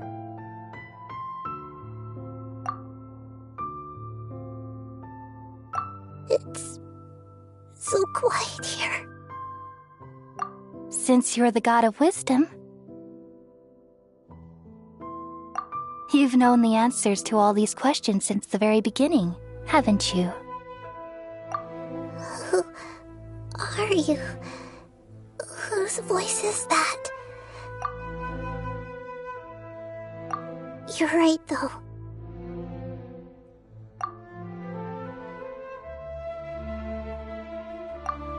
I won't ignore my own voice anymore.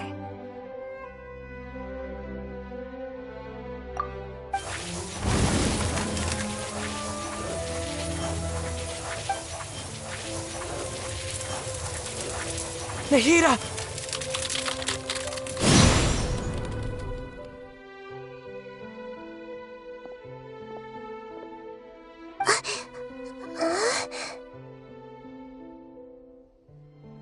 Nahida?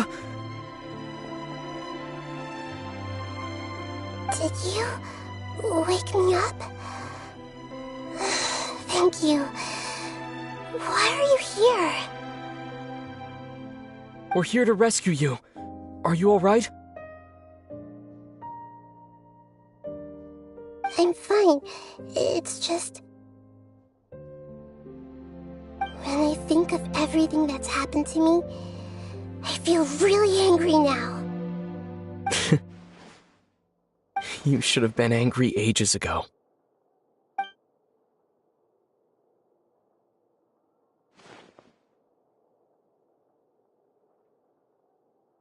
Huh? Oh, you're back! How's everything?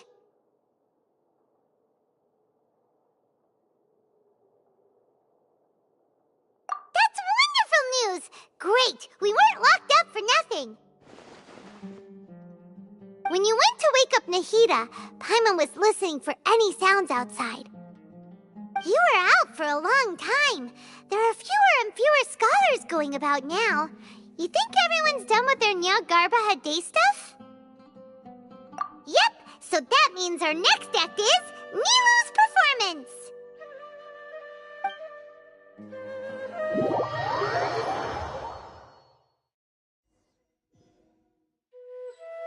Nilou, are you sure about this? You're taking such a great risk for them. I'm sure, and I'm going. You know that I don't like to pass up any opportunity to dance, and this one is especially important. All right. You seem to have a lot of trust in them, so I won't say more on the subject. But if anything happens, the few of us here may not be able to help you. Don't worry. They've been through worse. Everything's going to be fine. All right. You know, if you really do get arrested, we'll do everything we can to get you back. Be careful, even if it's only for our sakes. Thanks, Mr. Zubair. You're so very kind.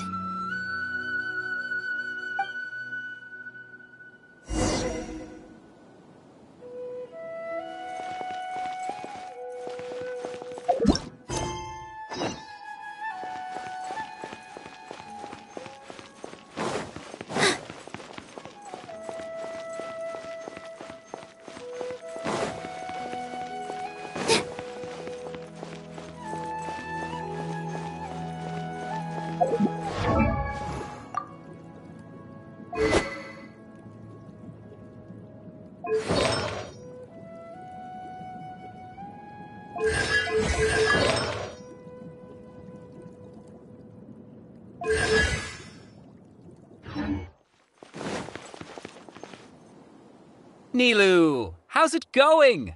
Nervous? Definitely more than usual. But it's because I'm worried I won't dance well enough. It's okay. Just focus on your performance. We'll take care of everything else.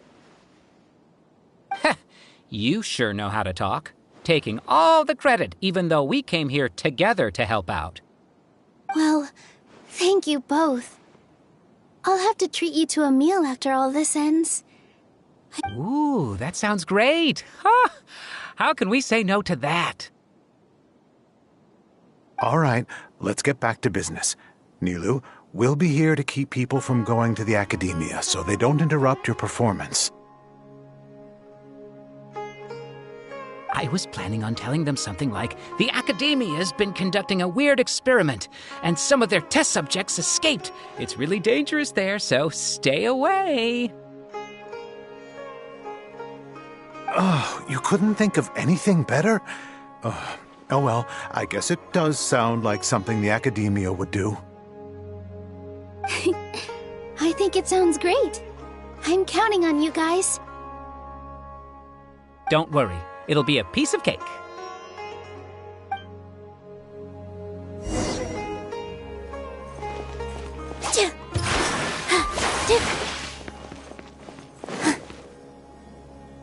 Hey, Nilu!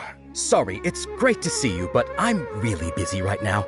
Our Bait People Away with Yalda Candies plan is working beautifully. Do you want some candy? We have more than we can give out. Vihar, thank you so much for doing all of this. And even dressed up as the Knight of Flowers, no less. I'll pass on the candy, though. I cut back on sweets in the period leading up to a performance, and I'm about to start one. You have a point. The stage is cleared and everything's ready, so you can start your performance at any time. Yeah, thanks to you. I'm really grateful. You're welcome. The honor's all mine, since I'll have such a great view of the show.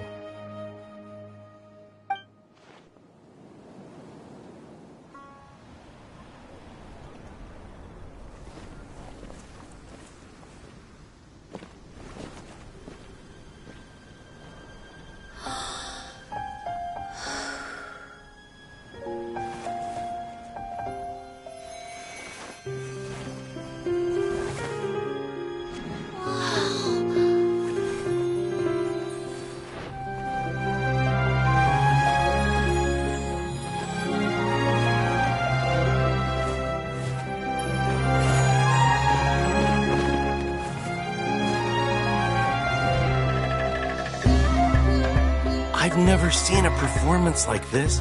This is incredible. Yeah, But I heard that public performances like these have been banned. I can't believe she's doing this here.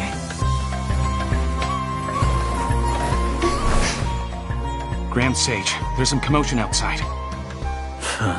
How uninteresting. Issue the new Prohibition Act from the Akasha to the guards. They'll know what to do.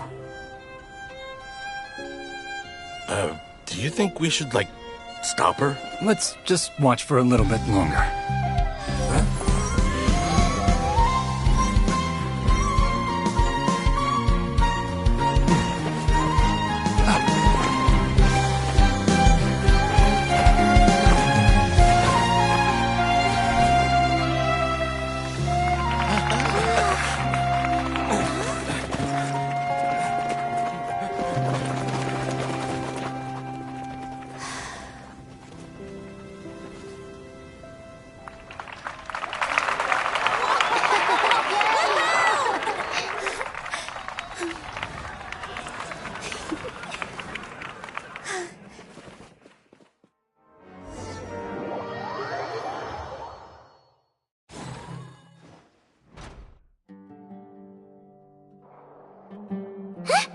Did you hear that?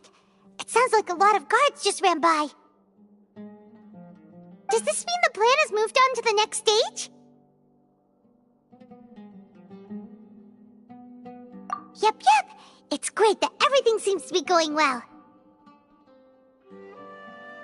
Come to think of it, when did Alhaitham replace the knowledge capsule that was about to be entered into the Akasha?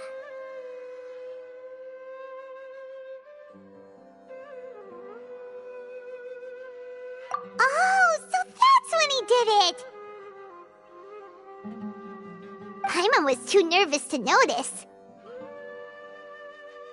Speaking of, didn't Alhaitham also yoink the divine knowledge capsule from that mercenary leader in Port Ormos when everyone else was distracted? It's a time-tested trick of his. Why are we complimenting him? Yeah, he's smart and all, but he still makes Paimon's blood boil. Let's review our plan for this stage again. It's not like we have anything else to do right now anyway, and it'll help us feel more confident. Paimon remembers that Nilou's task was supposed to go a bit like this. Now that Lesser Lord Kusanali's consciousness has been forcefully sealed, the core figures of the Academia and their guards have started to wear their Akasha terminals again. With the Doctor's technological support, they think they have nothing to fear. How despicable of them to rely on such a person. But this is also our chance. I was originally asked to draft the knowledge capsule for the Artistic Performances Prohibition Act when I was still at the Academia. It should be on the Grand Sage's desk right now, and will be entered into the Akasha during the next Nyargarbaha Day. Are they really going to stop all artistic performances? That's horrible! I'll make an identical knowledge capsule, but this time, I'll smuggle some misleading information into it. We only need to find an opportunity to switch the capsules. Once it's been entered into the Akasha on Nyargarbaha Day, if someone were to be seen performing in public,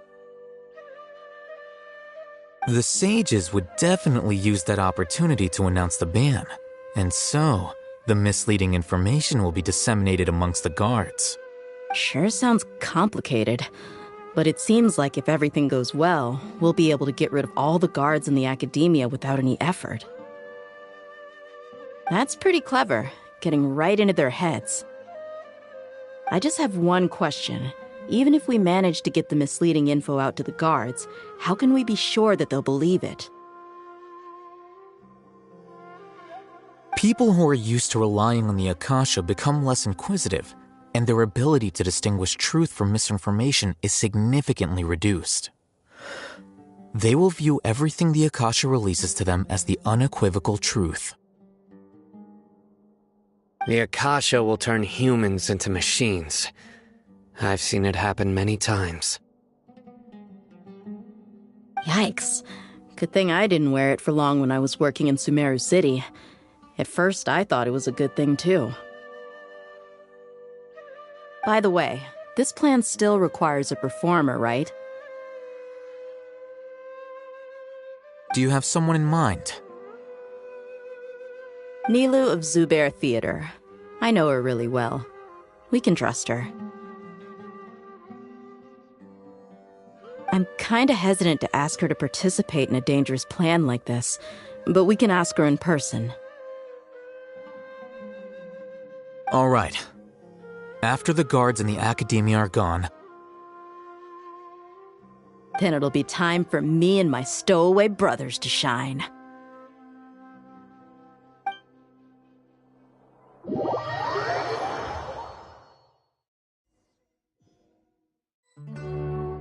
Here they come. Did you see that, Raman? They came out from the Academia in droves. After laying low in the city for so long, this is the moment we've been waiting for. We couldn't do anything to them inside their coop, but outside the Academia, this is our hunting ground. With a lioness like you, the prey sure won't be able to run far. We still need to eliminate the guards as soon as possible. If we give the sages enough time to realize what's happening, the plan's doomed. All they've done is to sit on their cushy salaries and twiddle their thumbs all day while we fought and struggled every day in the desert. The only advantage they might have is their numbers. Speaking of which, most of the guards who report directly to the 6 sages belong to the Corps of 30, but they have a completely different reputation. Following those blasted sages every whim, throwing away all the principles of being a mercenary. As someone in the same profession, I'm obligated to teach them a good lesson today. Indeed, the trap has been set. All we need to do is lead them there. All right, let's each take a road and herd those scattered guards back into one place. Make sure to attract their attention. Isak will be the key. You gave such an important task to that child. Will he be okay? It'll be fine. Isak was so determined to help, so let's put our faith in him. Besides, even if he's caught, the guards would be too scared to do anything to him. They've never seen Lesser Lord Kusanali in person, after all. You've got a point. Anyway, I think I see them coming. Let's head out. Good luck.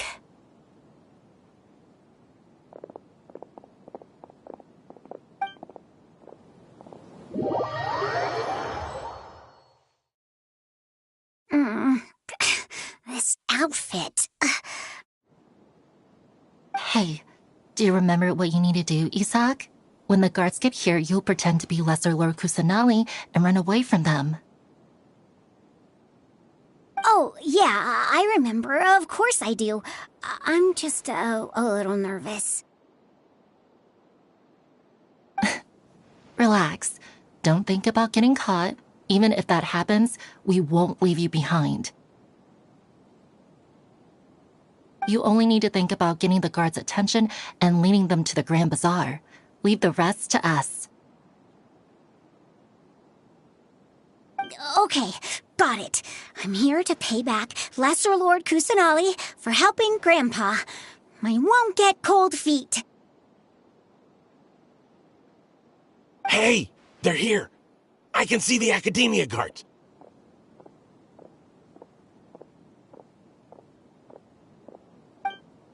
All right, it's time, Isak.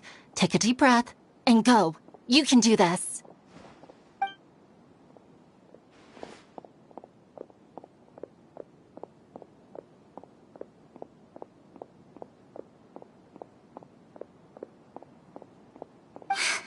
Why is there a guard over there? Did he already run ahead of me? This is different from our plan. But there's no time. I need to make a choice.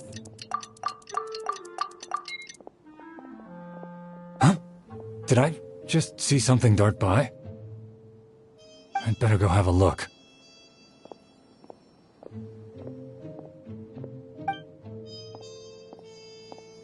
Were my eyes playing tricks on me?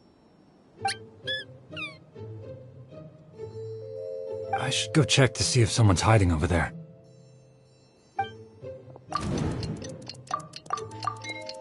There seems to be nothing here. Just to be safe. Good thing they didn't find me. I was close. I'd better hurry and keep going.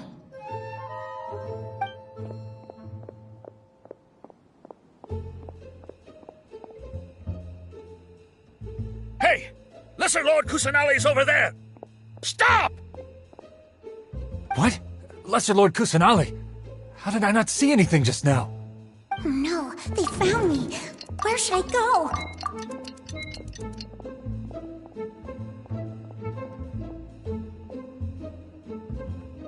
Hey!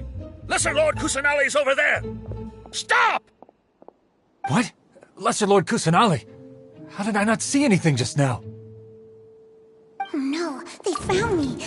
Where's... The target suspected to be Lesser Lord Kusanali has escaped into the Grand Bazaar. Assemble and arrest her!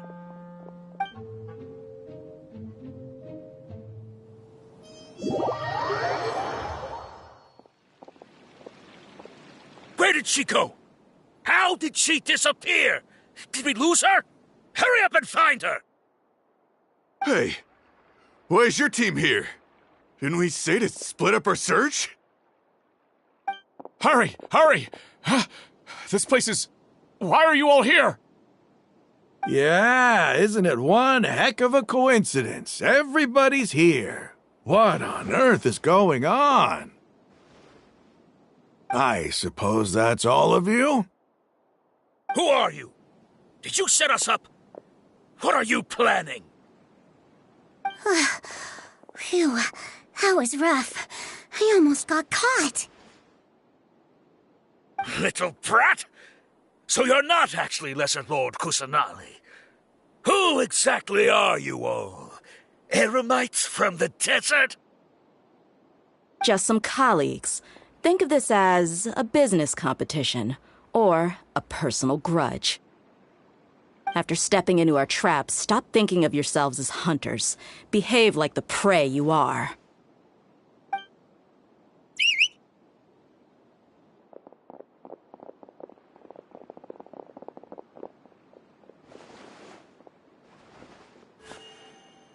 An ambush? How's that possible? This is Sumeru City, but mercenaries from the desert somehow ambushed us! You've spent all your time hiding away in the academia. This place has long since become our hunting ground. Brace yourselves!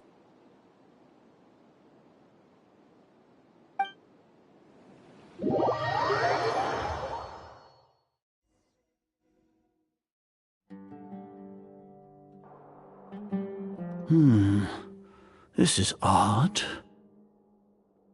The academia has quieted down after the conclusion of the Nyagarbha Day ceremonies, but it's much quieter than usual. Where are the guards? Why have I not seen a single one? Guards? Guards!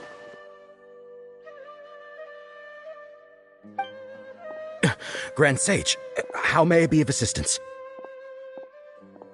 I called for the guards. Why did you come?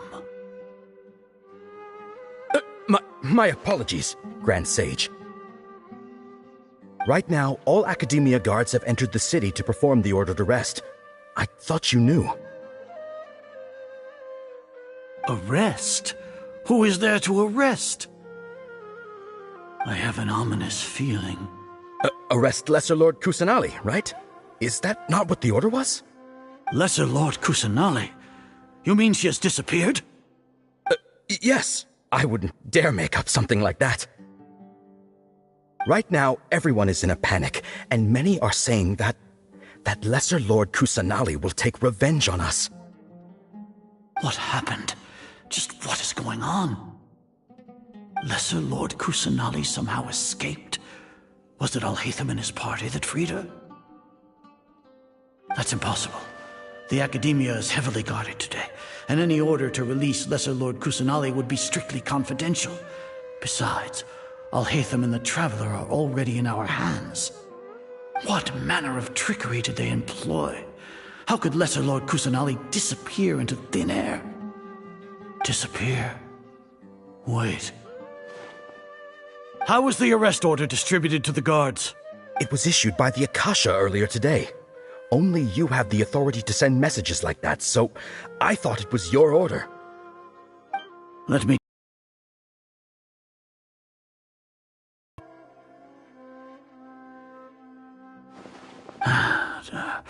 Here.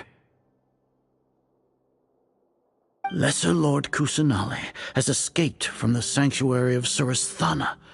Go to the city and arrest the escapee immediately. The Akasha indeed contains this information, and it clearly appeared in my mind. How did they bypass my permissions to issue this kind of message?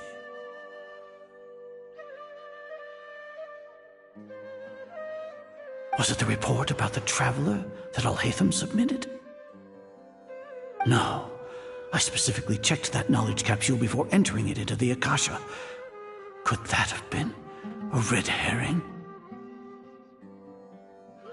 Well, even if I figure it out now, it won't make any difference. The important thing now is to confirm Lesser Lord Kusanali's status. Have you been to the sanctuary of Surasthana to confirm that Lesser Lord Kusanali has indeed escaped? Confirm? No, I haven't. It may be a bit offensive to say this, but Grand Sage, what you're saying doesn't make any sense. How can the information in the Akasha be inaccurate? What the Akasha decrees is fact. That is common knowledge to all of us. If we have to confirm the information and knowledge from the Akasha ourselves, then how is that any different from us learning that information ourselves? Wouldn't Greater Lord Rukkhadevata's legacy lose its meaning that way? In the beginning, it was I who asked you to believe in the Akasha, to believe in the legacy left by Greater Lord Rukkhadevata. Are you trying to use my words against me? No, Grand Sage. I'm merely confused because I believe in you. I never meant to refute you. Stay here and see if there are any suspicious people around. I'll go to the sanctuary of Surasthana on my own. Yes, Grand Sage.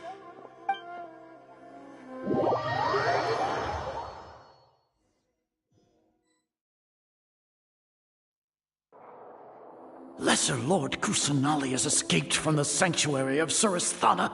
Go to the city and arrest the escapee immediately. How can that be? Stop thinking about it. Stop. It must be a trick of theirs. As long as I personally confirm it.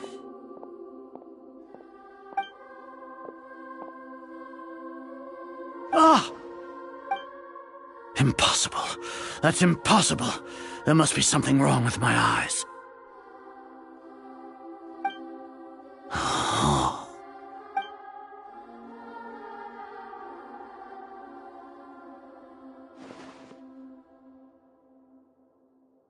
What a comical sight, Azar.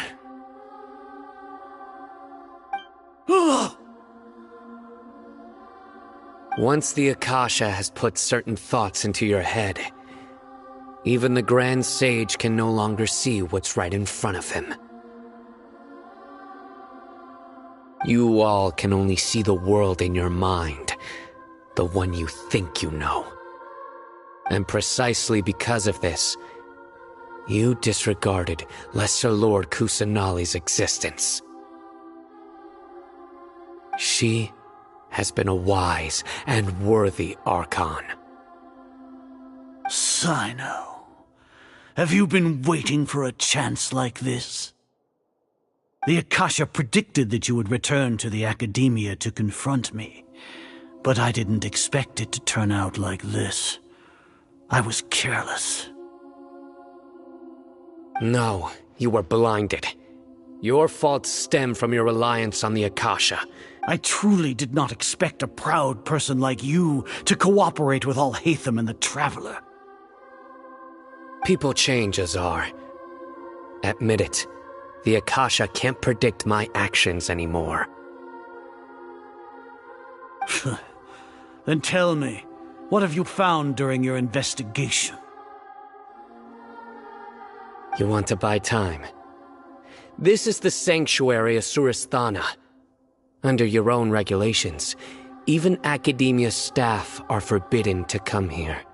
As for the investigation, I've at least confirmed that you are guilty of insurgency against the Archon. A serious crime. So what? Did you do all of this so I would plead guilty in front of you, General Mahamatra?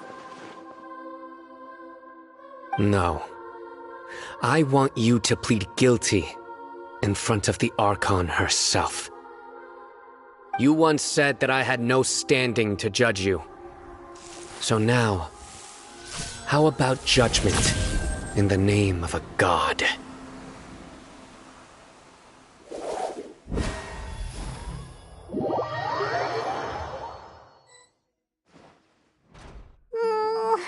How long do we have to wait? Paimon wants to know how things are going out there. Paimon hasn't heard any sounds outside for a while. Hopefully something bad didn't happen. Yeah, but aren't you scared that we might be locked up in here for the rest of our lives?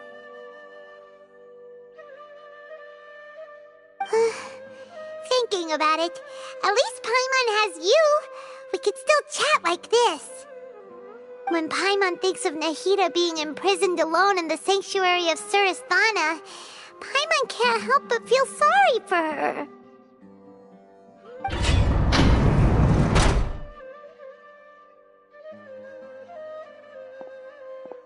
Here comes your savior.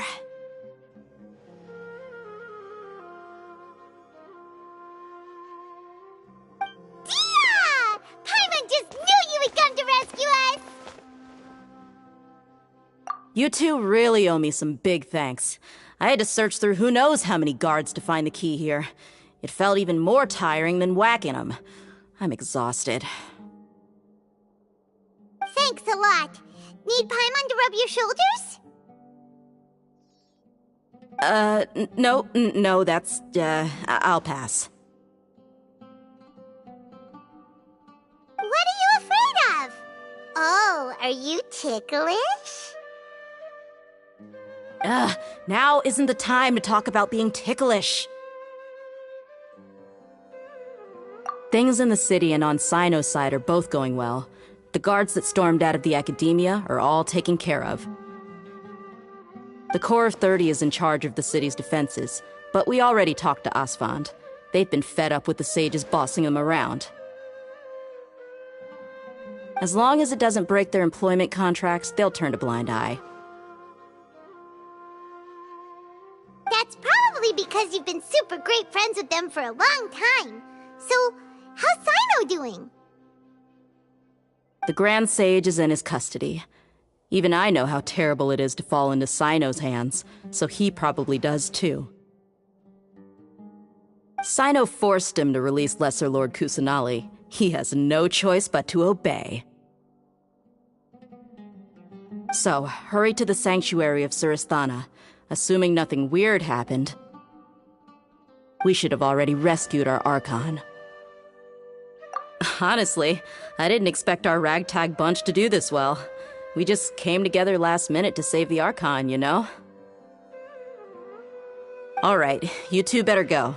I still have to clean up some messes in the city. See you around.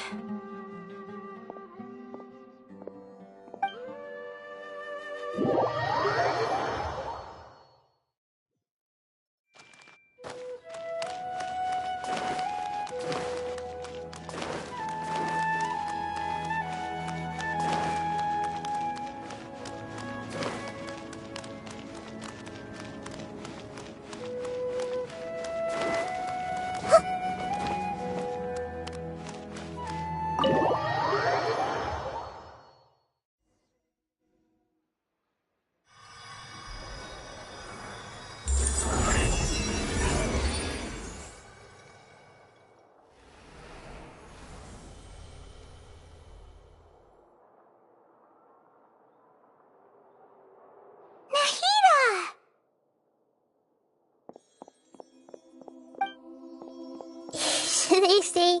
It's nice to meet you? This is the first time we've met in real life. Before, we've only met in dreams, consciousness, or when I was in someone else's body. Thank you so much for coming to rescue me, but I also need to apologize. During this time, I did some self-reflection. My sense of inferiority and yielding to the academia led to all of this, and created so much trouble for you all.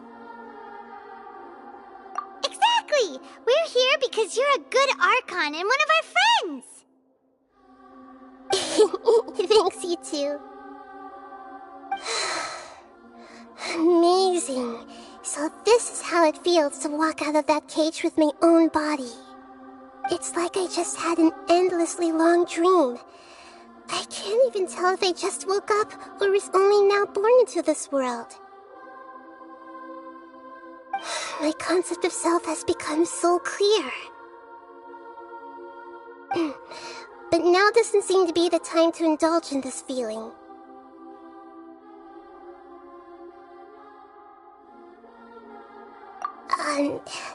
This is really embarrassing. You all just rescued an Archon, and now she needs your help to save her country, and even the entire world. It's okay. With you here, Paimon's sure that everything will work out. There's one more thing. What is it? For all the things the Academia did to me, and for all the folly it committed in the name of wisdom, as their Archon, I will make them pay. Ah! Wow! That's the spirit! You're finally standing up for yourself and not letting people walk all over you! I understand now. To be a better Archon, I first need to better myself. If you haven't even figured out how to be a caterpillar, how can you be a butterfly? Yes, true. That reminds me. I wonder how far along the Academia is with their god creation plan. We need to hurry and prevent the birth of that false god. I need to make some preparations. Since I'm now free, I can establish a direct link to the Akasha and control it. First things first, I need to remove the restrictions that the doctor put on me in the Akasha. After that, I'll make some adjustments and revoke the sage's permissions. The Akasha will then be like how it originally was, only operable by the Archon. After all, the Academia betrayed Greater Lord Rukkhadevata's trust. This might take some time. In the meantime, you should also work on your own preparations. If we don't stop the god creation plan in time, we'll be in for a tough fight.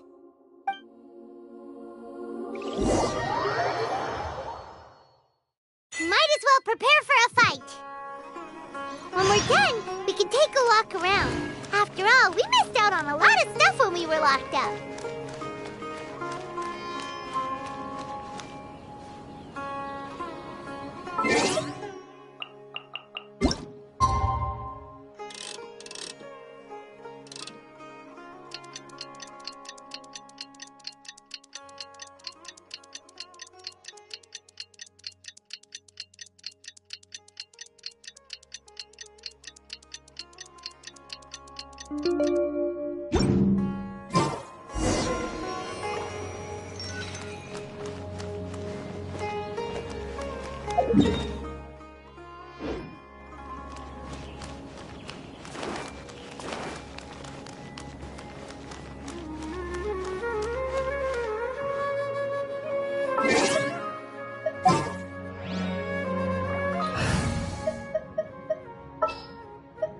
A walk would be nice. Send one, send them all. It's time to pull the trigger. This is how it must be.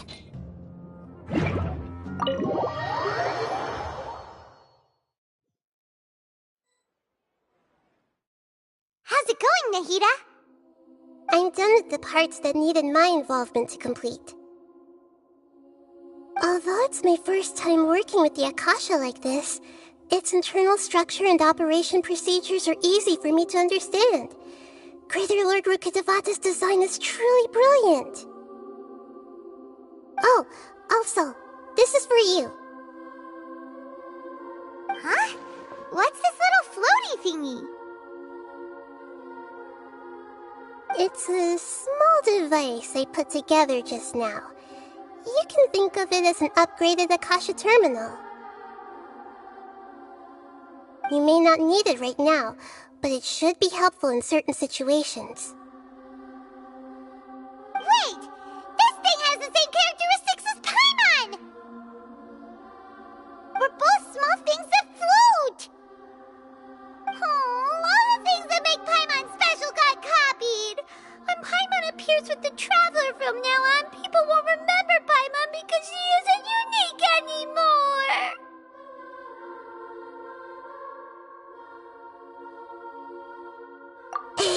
It's alright, Paimon.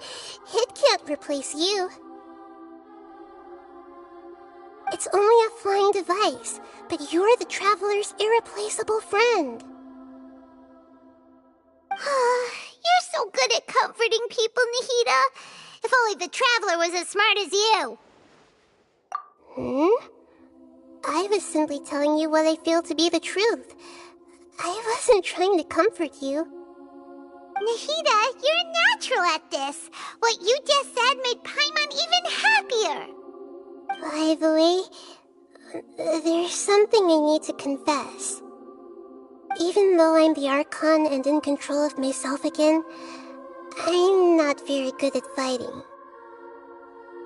You may have heard that an Archon's power is derived from their people's faith. However, I'm not as well loved as Greater Lord Rukkhadevata. If we get into a situation where combat is our only option, I'll have to count on you, and I'll do my best to provide support. I'm glad I can rely on you.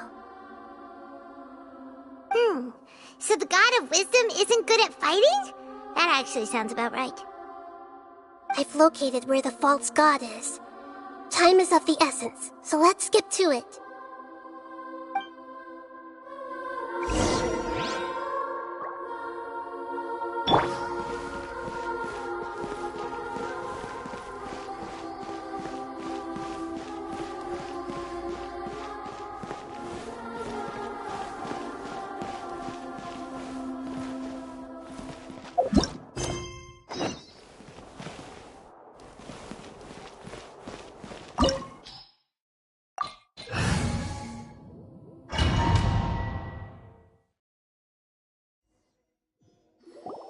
What is this place?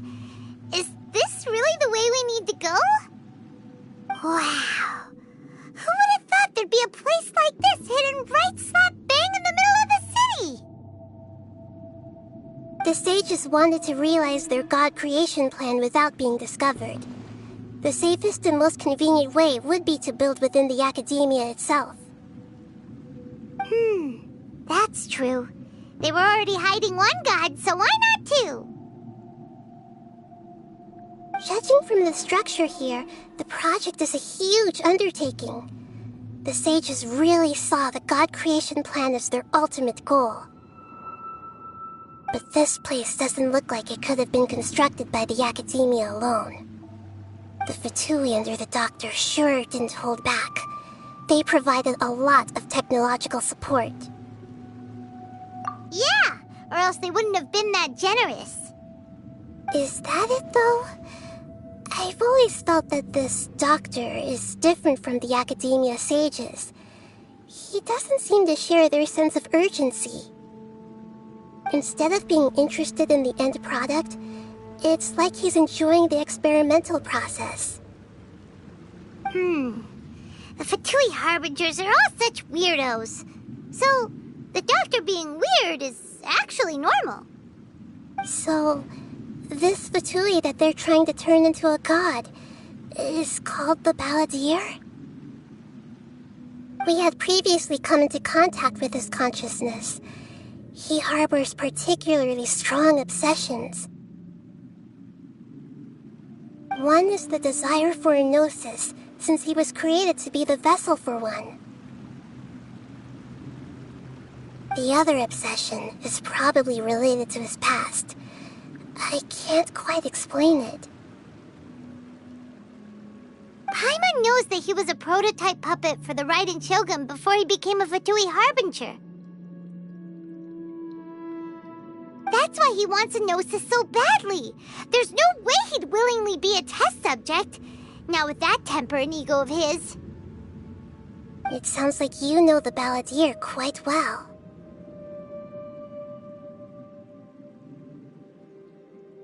I see. Tell me more about him and what he's like. The more we know now, the better we can plan for and react to any future situation.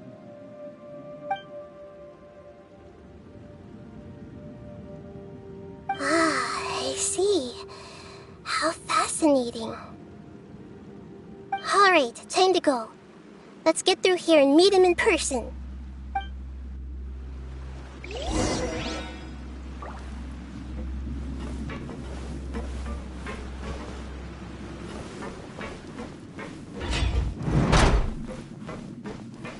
Time to work. Let's begin. Quietly now.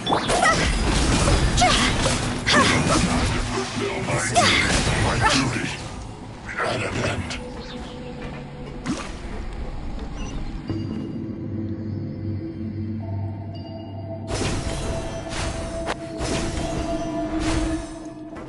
It looks like we can climb up these pipes.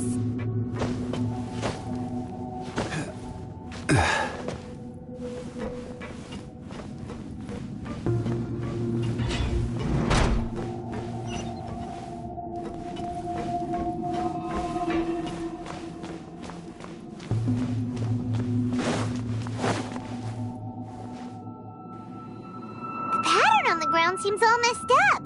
Let's go around and see if there's a way to fix it.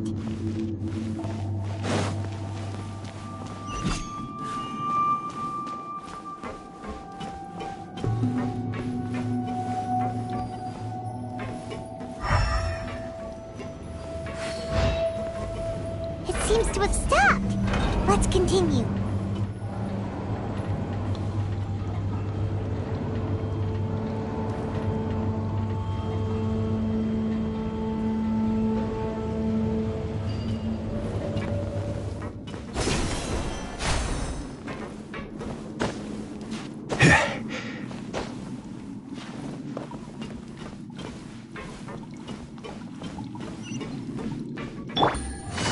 Let's begin.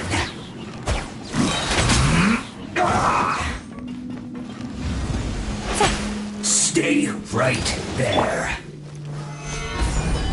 Let's end this quickly. Busted.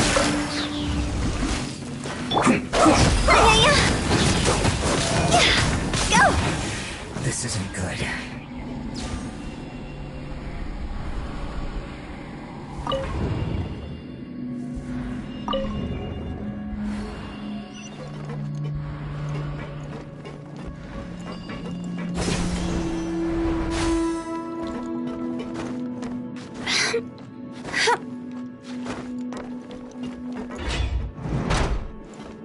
Frozen. Crisp. It's time to Quietly now.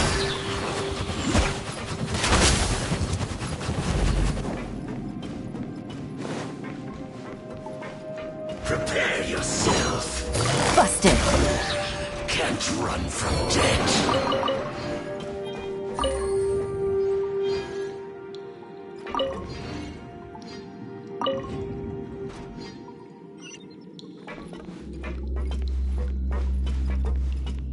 Take it easy. The cart is stuck. Maybe there's something wrong with the tracks. Let's try adjusting the direction of the device to clear the tracks.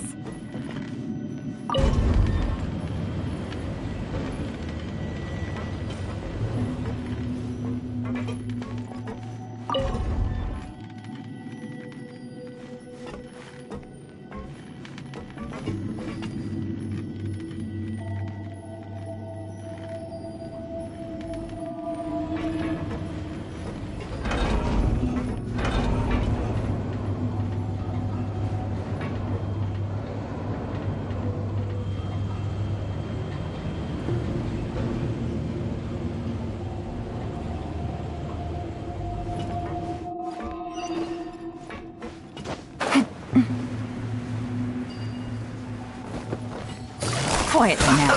Have a load of this. Order guide you. Solidify.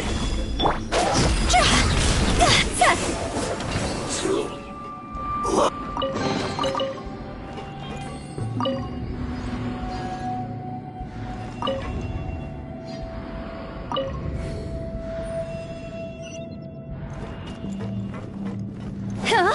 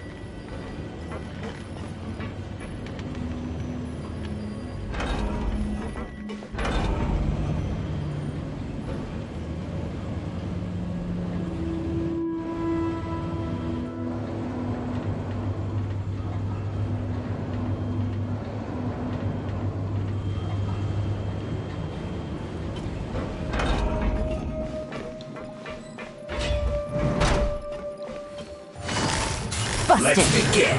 Shadows of fate. Gather.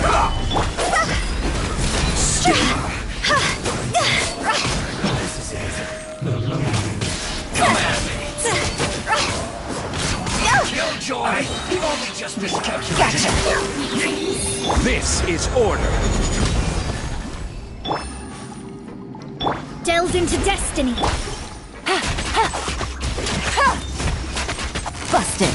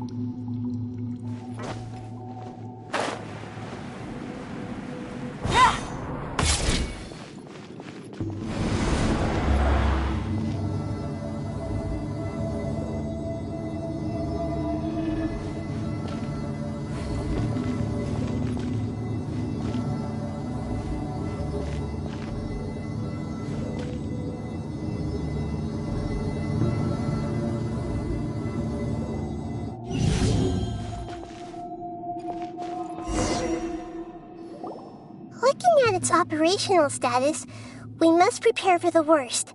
The god they wanted to create is likely close to completion or already completed. Oh no! What should we do? Paimon can't imagine how hard it would be to fight against a Fatui Harbinger with a Gnosis! Are you nervous, Paimon? If you really want to know, of course Paimon's nervous! Aren't you too, Nahida? Yes, I am. This is probably the first time I faced with a calamity of this degree since my birth. I feel not just nervous, but curious as well. Curious? Curious about what? Curious about our fate. To me, everything we perceive in this world, everything we learn, and everything that happens to us is considered knowledge. And if it's a form of knowledge, then it can be understood. However, only fate is about that which has yet to occur, so it has always drawn my curiosity. So to me, fate is the ultimate knowledge.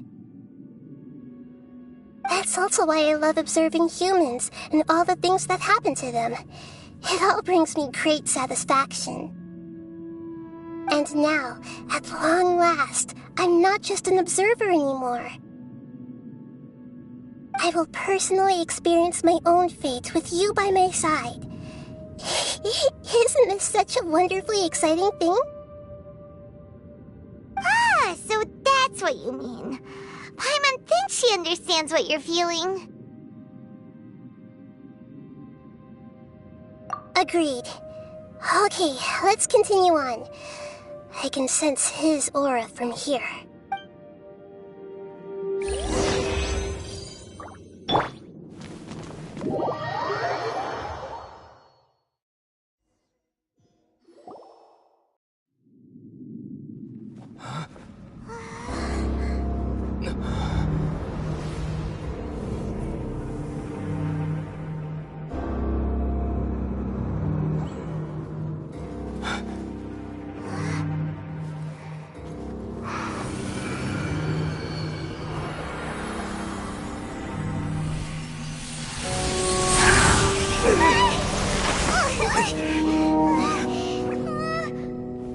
Who would have thought the world would be so eager for my birth?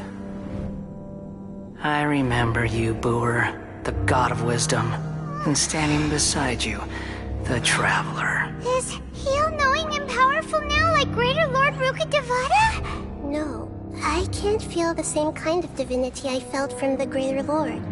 It seems that the sages didn't get the chance to infuse the divine knowledge capsules into him. But even still, he has undoubtedly become a true god now. So we're too late? The Balladeer has already become a god? The Balladeer. A long bygone title. When my spirit ascended to divinity, I felt as if I had existed for the same number of epochs as heaven and earth. Looking back, the existence of what once called itself Kunikazushi appears infinitely small and ugly.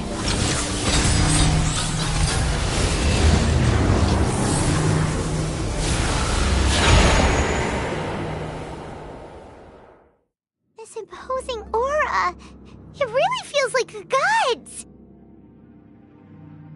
A body that capitalizes on the Balladeer's original construction as a mechanical puppet, with the Gnosis serving as a constant power supply. How much effort and resources did the sages put into this?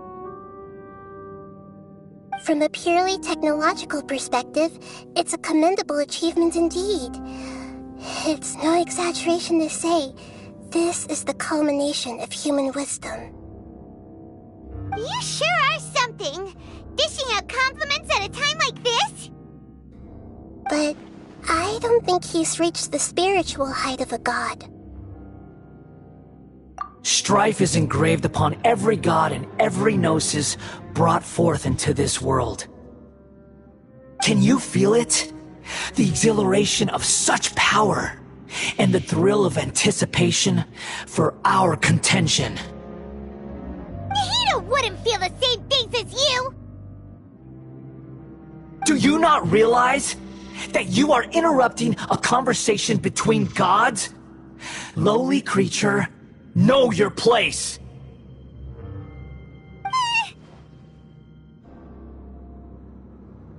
The strife engraved upon a gnosis. You're talking about the Archon War. Tevat's current peace was not easily won. I didn't personally participate in the Archon War, but the way I see it, all those losses were meaningless, driven by the demands of the laws. There's no point in bringing it up again. Is that so? Yet I am deeply disappointed that I was never allowed the fortuity to personally participate in the Archon War. This is a first. Encountering a god in this world who does not crave power. No wonder your own people have abandoned you, God of Wisdom. Your judgment is as your existence. Unsubstantial. This is where everything ends, Booer. The god of wisdom. You should know that wisdom cannot solve every problem. Like now, where your only option is to face me in combat.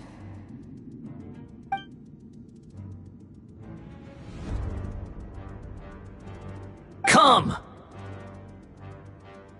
Let us reenact a scene of the Archon War. Come and inaugurate my birth as a god.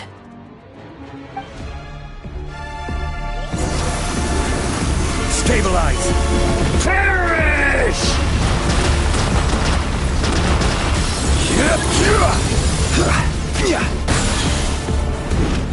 Insignificant pest! Solidify!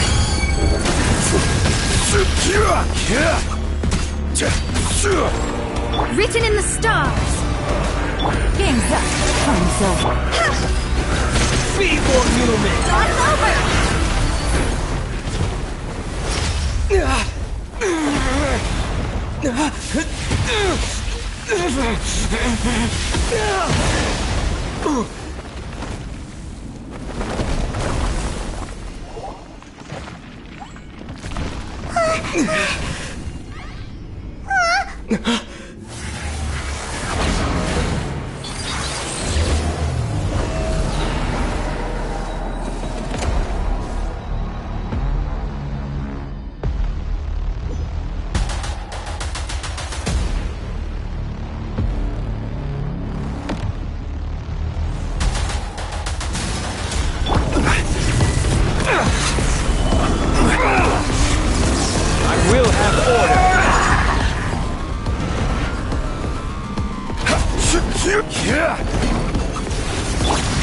Kneel! Gather! Let me scribe! You filth!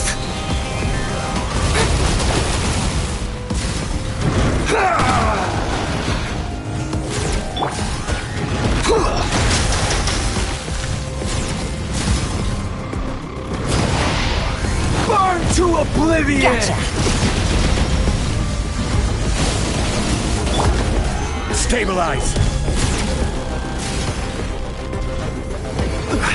Reality is pain!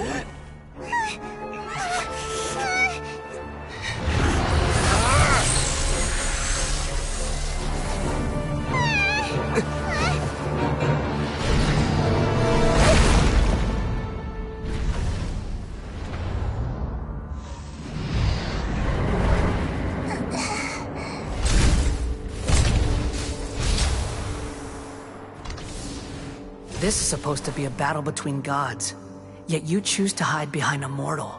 And now, you're acting like you'd sacrifice yourself for a human. Are you having fun proving a false sense of heroism to yourself, Booer?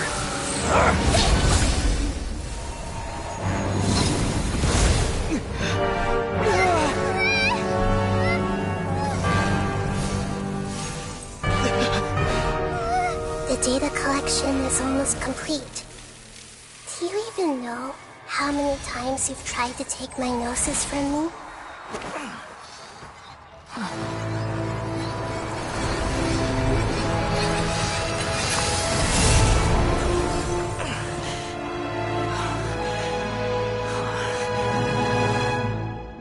We just concluded the 168th loop. Did you know that in the effort to create you, the people of Sumeru were forced to live through the exact same number of Sub-Zerus festivals and Samsara cycles? The power of dreams. When did you use it on me?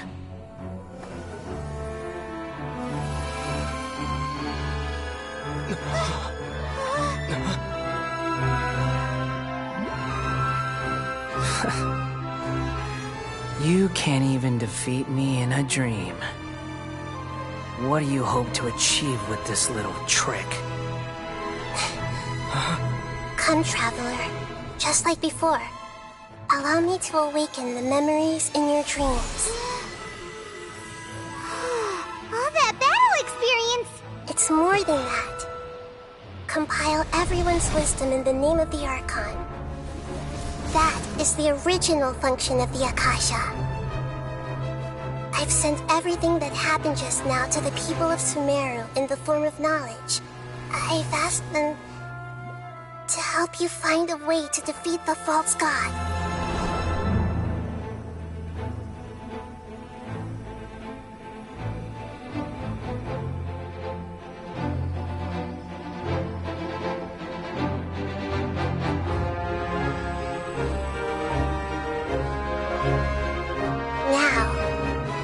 Sumeru's wisdom is at your disposal. Meaningless tricks won't save you.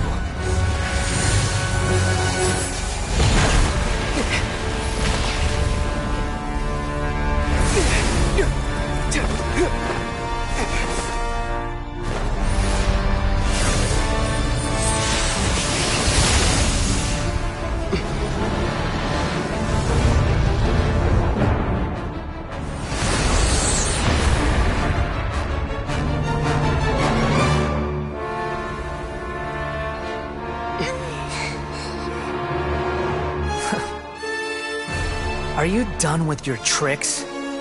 Can I finally take this as a real battle between gods? I'll leave this to you, the first sage of Booer.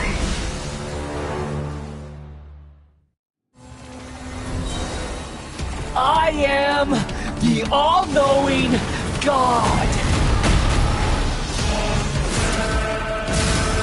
Make yourselves at home! Burn to oblivion! Quietly now. Things are about to get dicey. Kneel! Order guide you.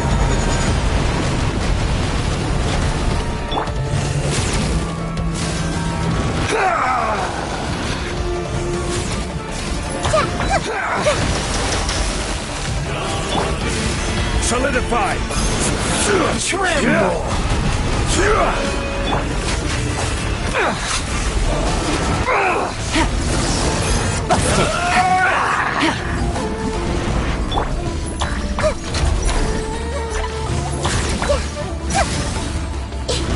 I see everything!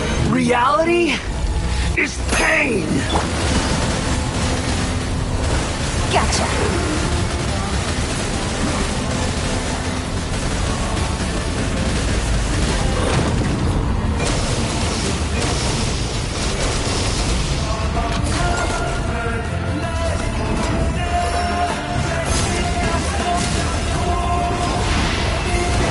To oblivion! Gather!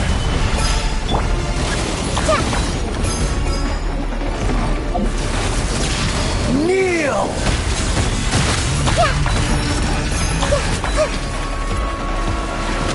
Good riddance, cruel world!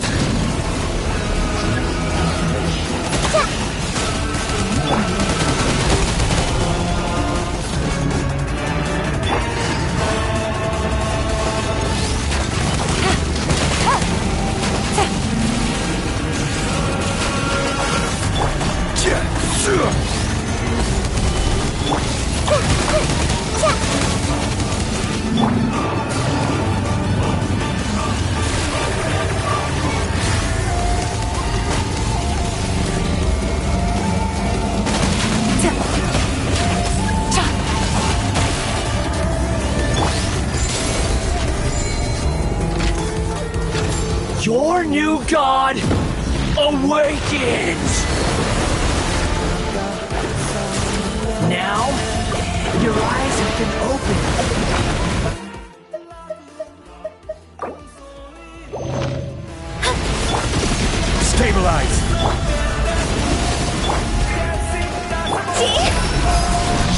filth! Kneel!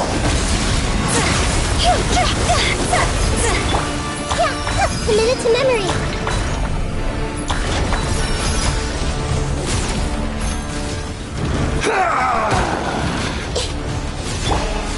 Solidified!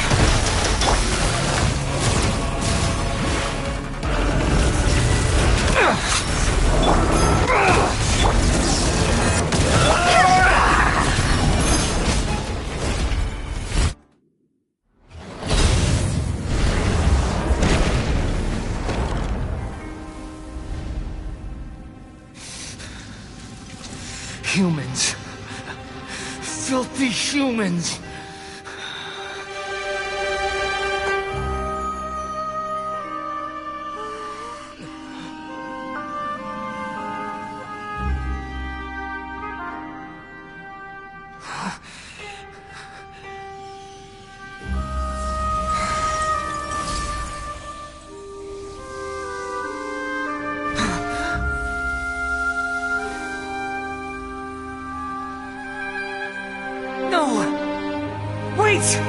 Please! Anything but the Gnosis!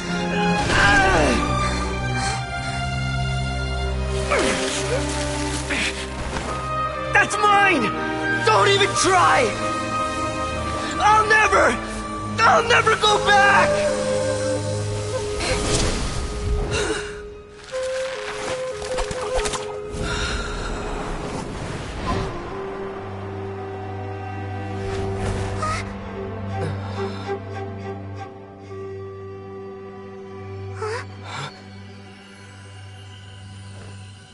We haven't yet found the answer to the most important mystery. Irminsul is still waiting to be saved. With the power of another Gnosis, we may now finally understand the last memory of Greater Lord Rukkhadevata.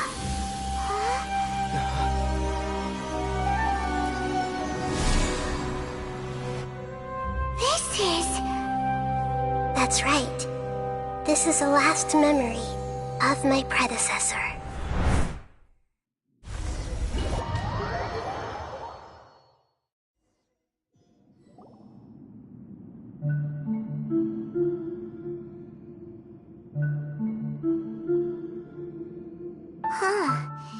This sure seems very different from what Paimon imagined. Shouldn't Irminsul be in this realm of consciousness? Yes, that is our destination. But I didn't expect the remaining consciousness of Greater Lord Rukkhadevata to be as polluted as this.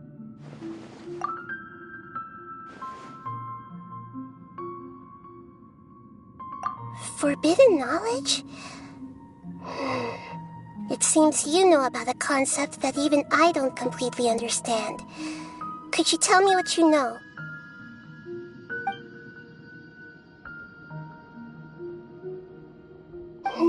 Your inference seems logical enough. Forbidden knowledge once polluted the desert thousands of years ago, but was successfully repelled thanks to King Deshret's self-sacrifice, and Greater Lord Rukkhadevata nearly exhausting her power. Then, a second instance of forbidden knowledge pollution occurred during the Conria Cataclysm 500 years ago. But I'm afraid it is much more serious this time, with Irminsul itself already in danger. So, if we're in the remaining consciousness of Greater Lord Rukkhadevata, and it's also been affected by forbidden knowledge pollution, then does that mean, in order to save us, Greater Lord Rukkhadevata? Yes. It's very possible that she sacrificed her life in the fight against forbidden knowledge. She didn't completely eradicate forbidden knowledge, but if it weren't for her actions, the pollution would have been far more rampant over these past 500 years. The way that everyone, including me, has forgotten everything about forbidden knowledge may very well be due to her restoration of Irminsul. Aww. Do you feel sad, Nahida? I'm just sharing her pain. The pollution of her consciousness here is severe. There is madness, chaos and pain all around us. Did she fight to resist the forbidden knowledge pollution in such terrible conditions, all the way up to her last breath? She even used her last remnant of lucid consciousness to leave a clue for us to follow.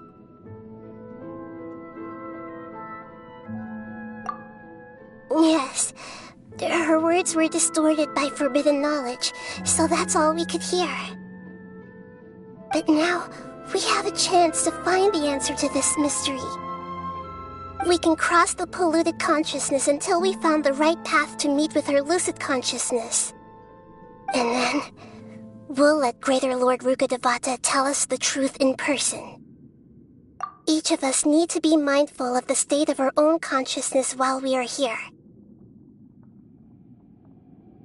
Even with the Gnosis' protection, we must always keep a clear mind. Otherwise, we could go mad at any moment. That's so scary. Don't worry. It should be easy enough for you to keep that mind of yours clear, Paimon. Let's go.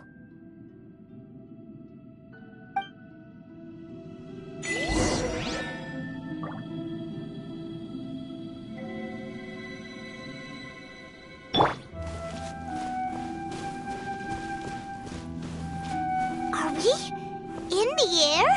And why is there a huge boat? That's the boat of consciousness, which symbolizes reason here. Its course is the direction our consciousness is traveling towards. If we lose control over our consciousness, we will fall into... Wow! What are these? The monsters seem to have been affected by them. Busted.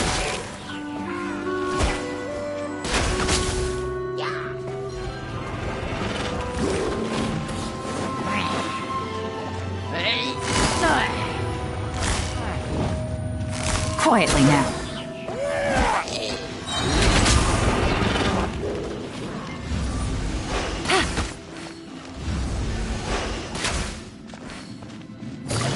Busted.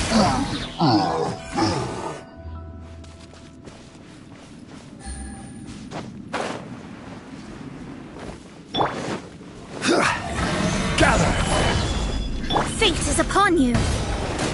Game's up. Fun's over. Look!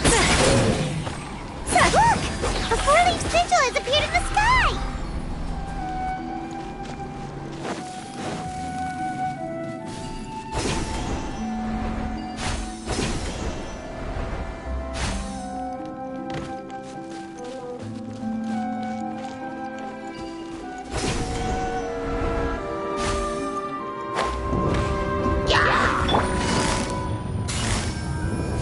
Quietly now.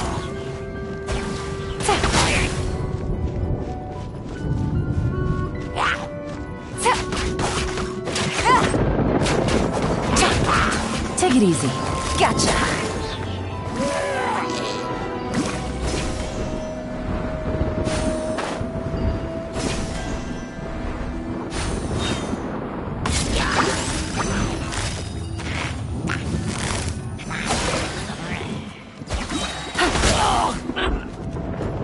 Delve into destiny.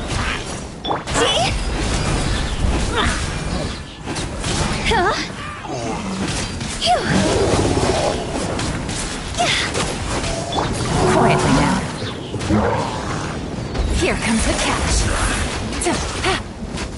To control the boat of consciousness, we need to find the helm first.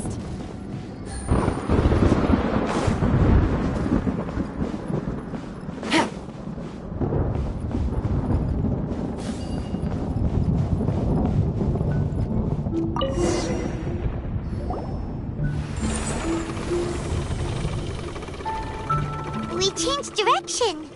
Are we still going the right way, Nahida? Mm-hmm.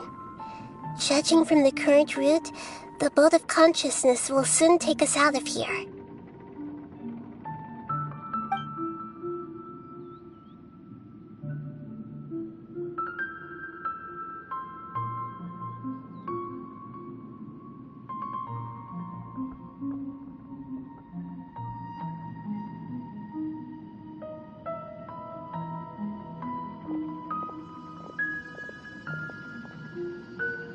We'll be arriving at our destination soon.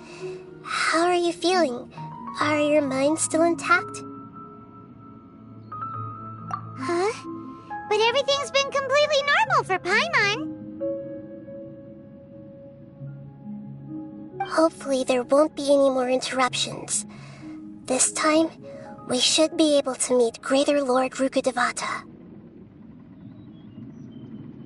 Are you saying you've never met Greater Lord Rukkhadevata before? No. It seems that my birth and her death took place at the same time. Otherwise, I think she would have given me a little more guidance, and I could have done a better job. Hey, you've done a great job, Nahida. Let's get out of this creepy place and go meet her.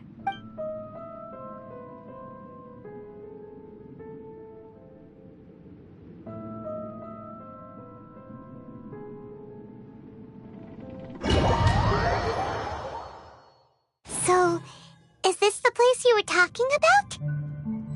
The base of Irminsul?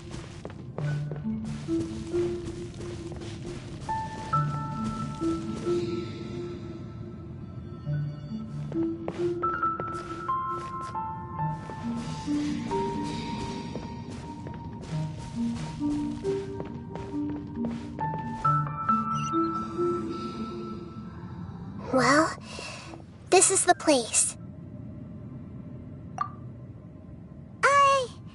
We're here to find Greater Lord Rukkhadevata, right? But the one standing over there is... Is that... me? She looks exactly... Are you... Greater Lord Rukkhadevata? Yes, that's me. Are you surprised by my appearance?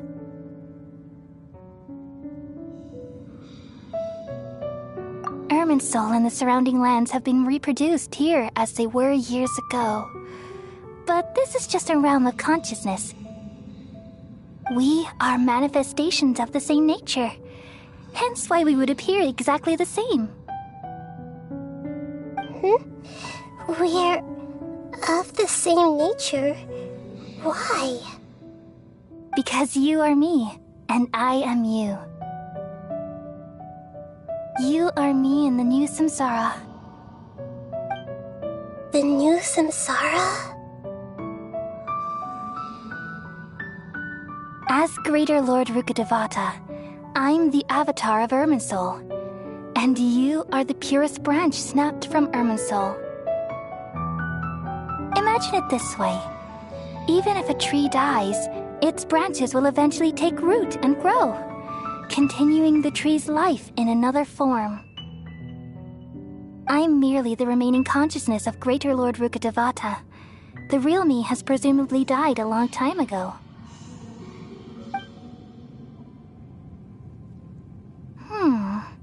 Judging from your appearance, I've probably been dead for 500 years. But you're finally here. My new self in the samsara. If this is true, then am I going to be a great Archon like you someday? Though we share the same nature, our fates are bound to be different. All things have their own fate. When a branch grows into a mature tree, it won't be the same as the original tree. That's why fate is the ultimate knowledge, isn't it? That's a great insight. Yes, very good. It's also precisely why you won't become like me. Really? But perhaps you may become an even greater Archon than I. I already see a determination in you that I didn't possess in my time, and the future that it leads you to will be yours alone. Along with the blessings from your past experiences. Don't worry. The growth of wisdom is like that of a plant. You only need to wait quietly for the flower to bloom. Come to think of it, the sages never had the faintest inkling of meaning of wisdom. Thank you. Nothing makes me happier than discovering that the Archon I always admired was in fact myself in another fate. It's so nice to speak with you, Greater Lord Rukkhadevata. I've always wanted to meet you. The feeling is mutual. From the moment I snapped the branch off Irminsul and created you, I've also looked forward to talking with you. Could you tell me why you wanted to create me? And what exactly happened when you died? Ah, I see. You're here seeking answers, right? Everything that day, even the sky itself, changed into a color like this. At that time, the seven were all summoned to the nation of Conria. Except for me. I had a more important task to attend to. I had to protect Irminsul. The disaster occurred together with the pollution of forbidden knowledge. At that very moment, with my consciousness connected to Irminsul, I sensed something was wrong. The pain started to torment my mind. By the time I reached Irminsul, it was already displaying signs of corruption.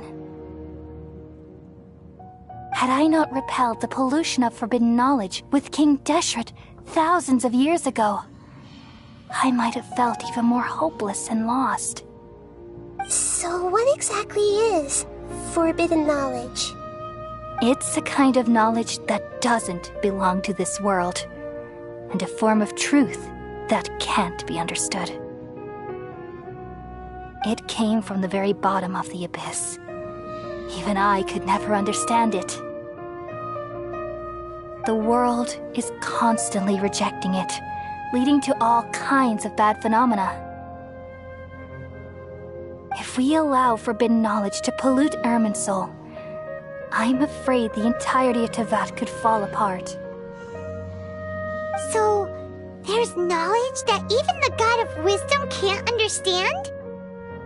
At that time, I knew I couldn't repel the forbidden knowledge with my strength alone.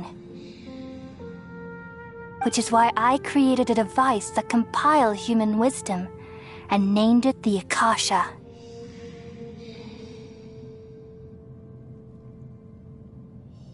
It's truly the world's most amazing invention. Thank you. Though it was selfish to do so, I borrowed people's dreams using the Akasha. Then I compiled their wisdom and all of my own power. Well, did it work? Thanks to the wisdom of the people of Sumeru, almost all the forbidden knowledge was cleared from Irminsul. But things didn't go as smoothly as I thought. I had a terrible headache, which gave me an uneasy feeling. And then I remembered that my consciousness was also connected with Irminsul. It brought me knowledge and wisdom, but vile corruption as well. From the very beginning, my existence had been polluted by the forbidden knowledge. Oh no! How could that happen? I've experienced that pain in your consciousness. It must have been a horrible experience. Yes, but my feelings weren't important. The important thing was that even if I died, my existence and everything related to me would continue to exist in Irminsul as memories and knowledge, meaning that the forbidden knowledge couldn't ever be permanently eradicated. And there's no way for me to eliminate myself. It would be a sort of paradox. So, I took the purest branch of Irminsul as my incarnation in the next samsara, and left a trail of clues. All in hopes that you would come here and remove me and my pollution from Irminsul forever. Wait, no, I can't. So you realize what that implies? You are very smart indeed. Ermin's soul has all the knowledge and memories of this world. And as you've realized just now, removing me from Ermin's soul means I essentially will never have existed in this world. But this is the only way to save Ermin's soul. People love you so much, and they've missed you so much over the past 500 years. I am exactly the same. So how can we just forget you like this? Is there really no other way? There must be something else I can do. You're the god of wisdom, Boer. You should know that there is no other way. But this is so cruel. I don't want to forget you. No need to feel so sad, Boer. As someone who delights in wisdom, you should feel joy at finally finding the answer. These are the words in their entirety. The answer you've been seeking all along. Let the world completely forget me.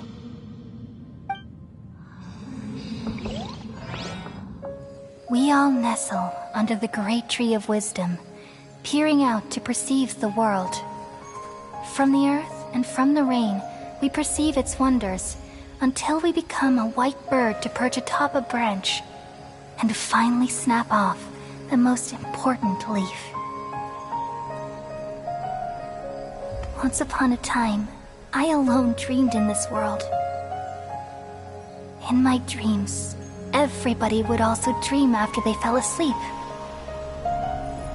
Wild and wonderful thoughts would emerge from their minds. Some tumbled to the ground, and others floated to the sky, connecting all things in the world into one dazzling net. Among a plethora of worlds were numerous smaller worlds, all of fate, finding within the tapestry their brilliant glow. I gradually understood that these indescribable and constantly changing things are the most profound things in the world. Only they can completely repel the madness. Only dreams can awaken consciousness from the deepest darkness.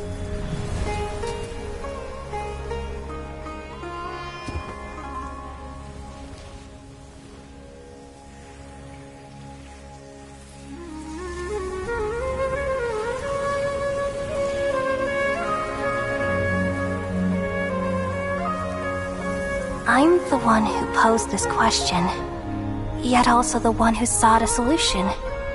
Saving the world with the dreams of the people used to be my answer. And now, you've also found your own answer, and I shall return all the dreams to the people.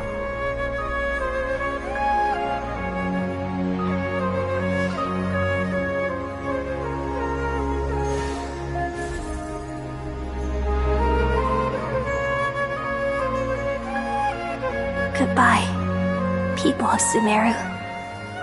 May you be blessed tonight with the sweetest of dreams.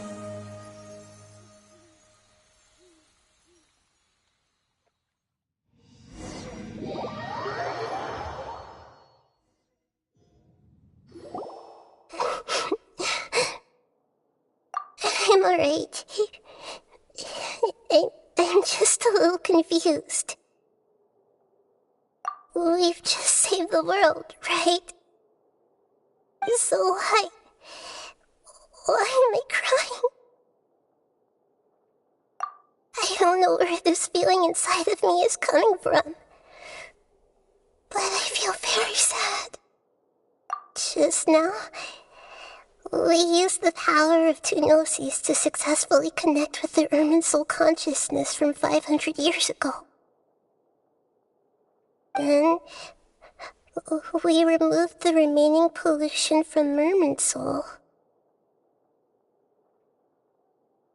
Yeah, what's wrong? Weren't you there just now?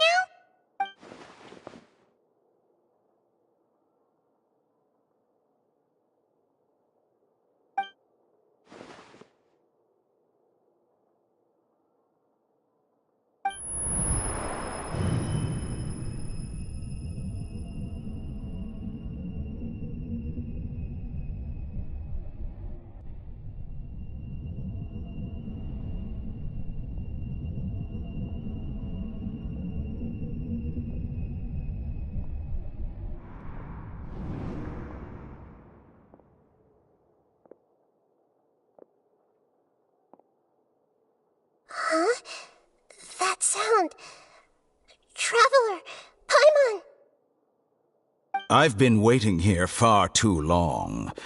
But finally I have the chance to be alone with you. All the precious time I wasted has finally paid off. The doctor! What have you done? Just a type of sound wave that can quickly put defenseless people into a dream. As I expected, it doesn't have any effect on gods. This is the only thing of interest I found among the sage's research. I thought I'd take it for a little spin. Don't worry. I know you would never forgive me if I actually killed them. I'm here to negotiate with you.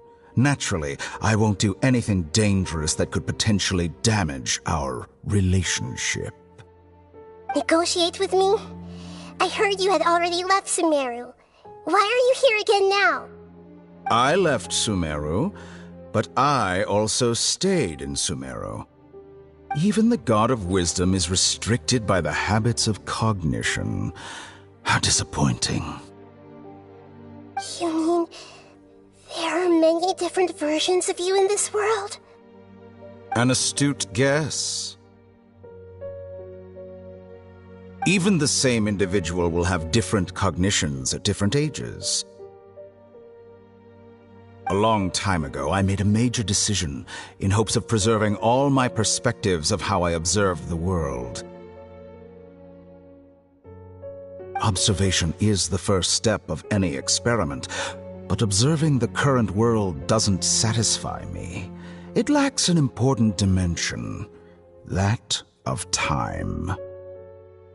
So I saved segments of all my ages and made them into independent individuals. That's all there is to it.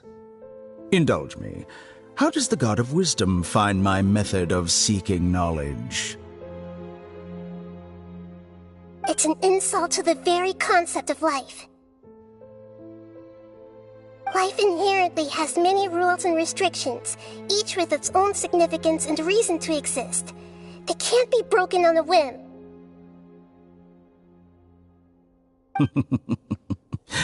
Good. Amazing, even.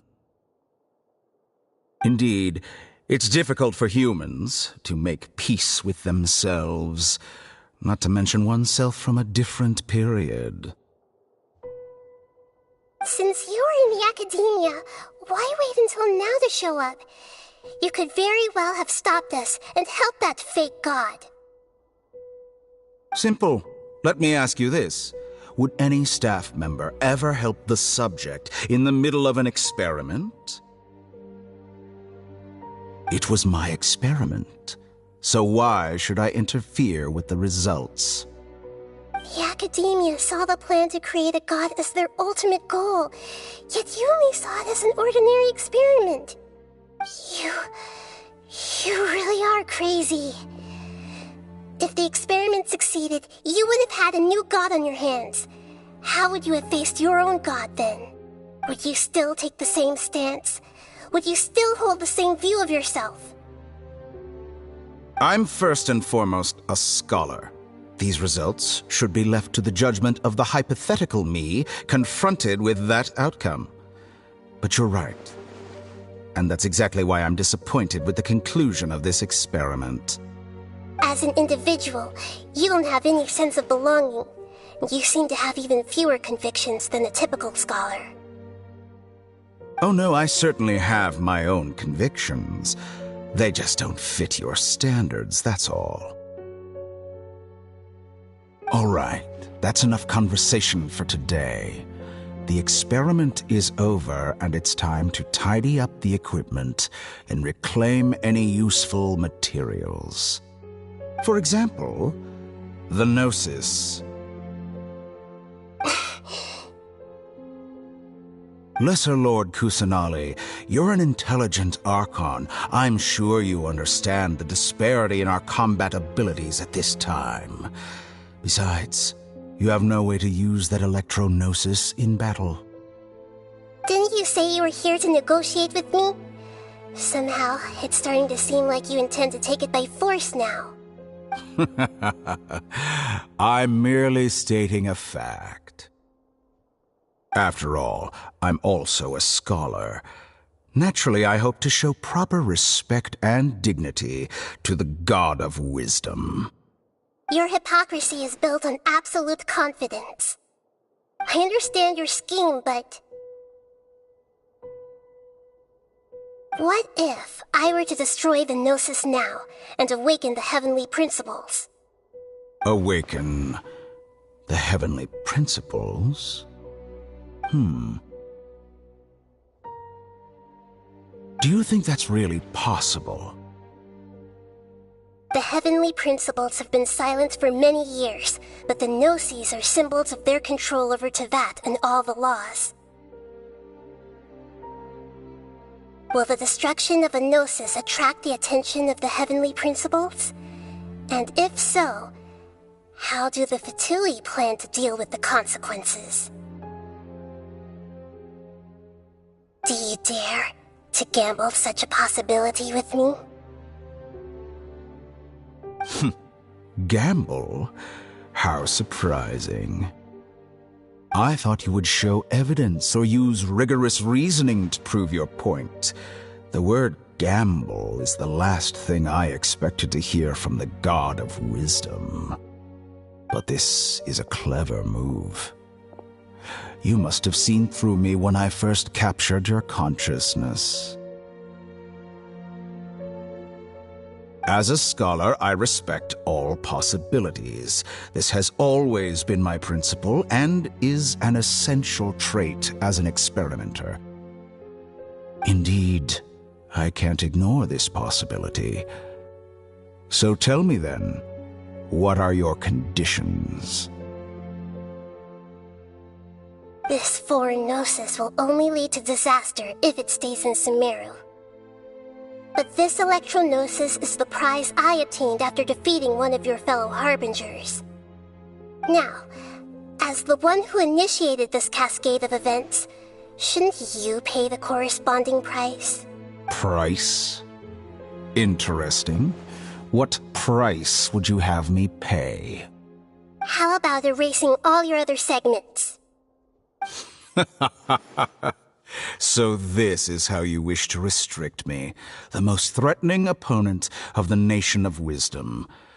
What you request of me is like plucking out the eyes I have placed in the dimension of time. Segments are extraordinarily difficult to make.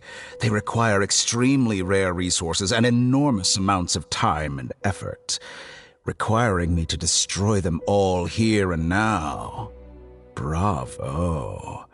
A suitably wise decision on your part. Yes, how very interesting. Can I assume that you have long been wary of me? Among all the versions of me, this segment you see now is the most selfish. If it weren't me, your idea wouldn't have worked. What did you see when you were imprisoned? You were observing me, and that's how you know I've long grown tired of their doubts and endless arguments. Like you said, it's difficult to make peace with yourself. Being as smart as you are, have you managed to do that?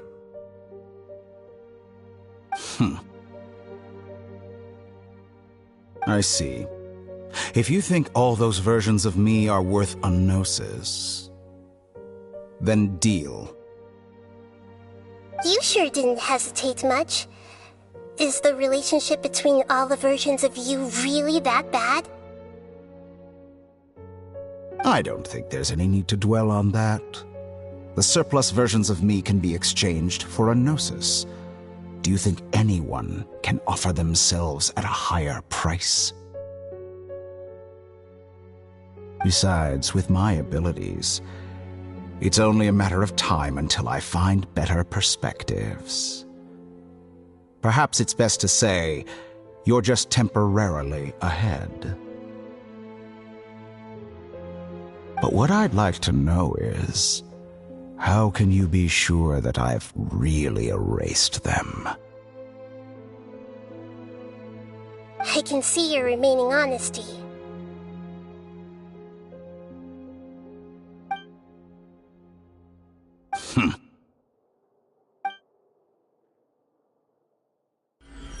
a ridiculous decision.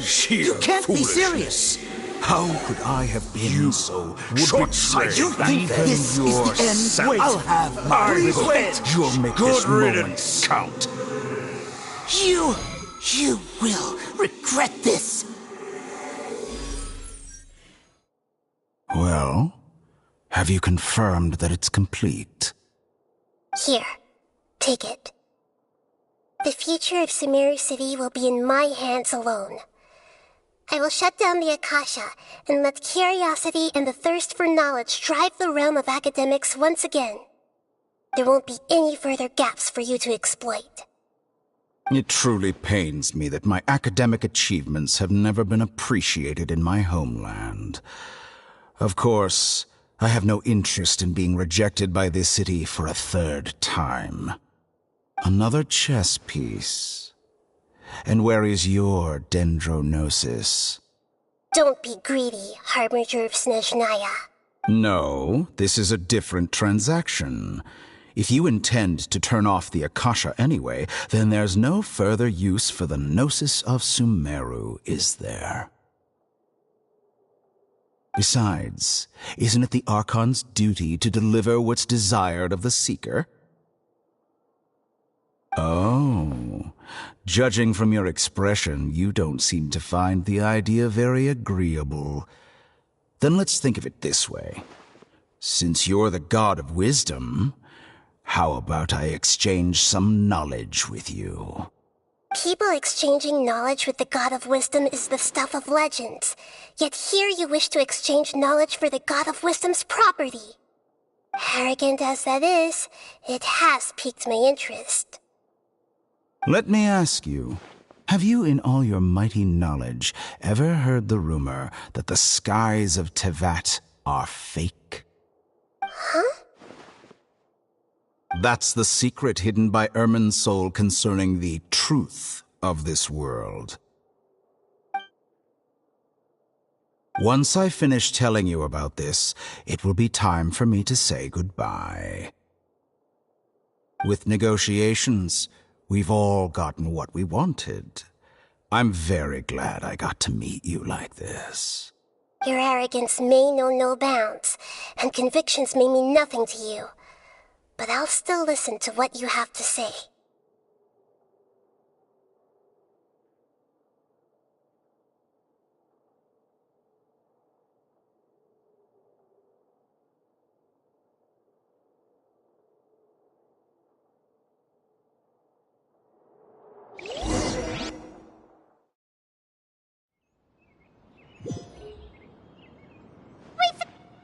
Together!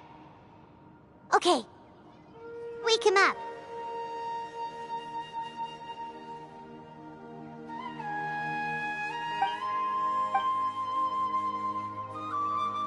Are you awake? Kali says it's time for breakfast. Come on, get up! Good morning! How are you feeling today? Good to hear. It looks like we've recovered pretty well.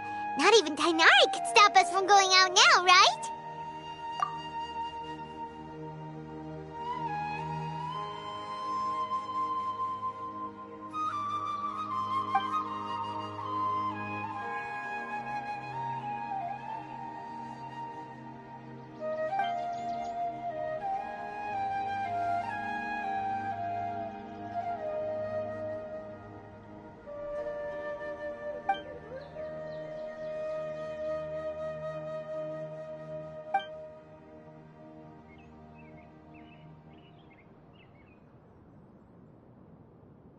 Traveler, let's go! Girl must be loose.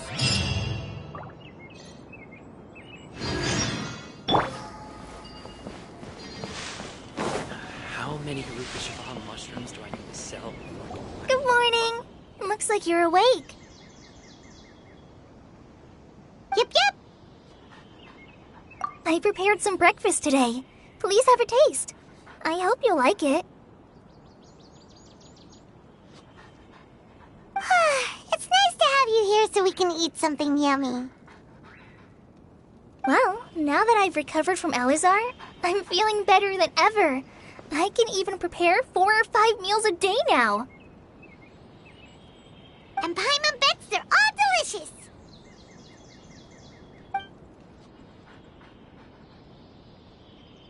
Oh, by the way, someone brought a letter for you after you went to sleep last night.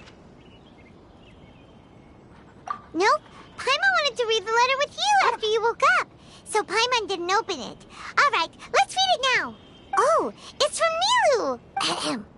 We're going to hold a feast at the Grand Bazaar and celebrate Sino's reinstatement as the General Mahamatra. As heroes of Sumeru, please be sure to attend. I'll wait for you. The date of the banquet is written on the back. It's in 2 days. Oh, I've also heard that you've become heroes here as well. That's amazing. Everyone's aware of your abilities. There's no need to be modest. Anyway, let's go to the Grand Bazaar to have a look. Oh, before you leave, be sure to inform Master Tainari.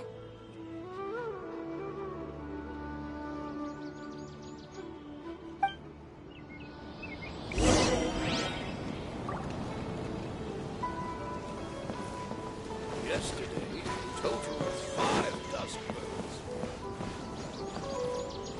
Tainari!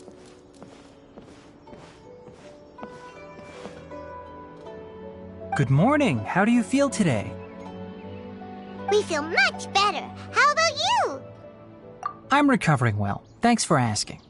But from the looks of it, you seem to be already busy with work again. It's fine. I'm not that busy, really. The Elazar patients have recovered, as well as Hypatia. For now, I only need to tend to my Forest Watcher duties. It seems once Irminsul started getting better, everything else started to recover too. Yes, but there are still some residual effects. The Withering is one example. Though it won't spread anymore, the existing zones won't just disappear. We Forest Rangers will still need to do the work. By the way, we have some good news. Sino got his position back. This news is hardly new. He had already mentioned it to me before. Huh? You mean he was already here? Why didn't he come to say— He visited once, but he was afraid of disturbing you while you were resting. He just asked me a few questions and left. Then you probably already know all about the celebration feast. Celebration feast? No, I haven't heard anything about that. Huh? But didn't Nilu say in her letter that they would celebrate Sino? He didn't tell you? Perhaps, or alternatively, he doesn't know about it either.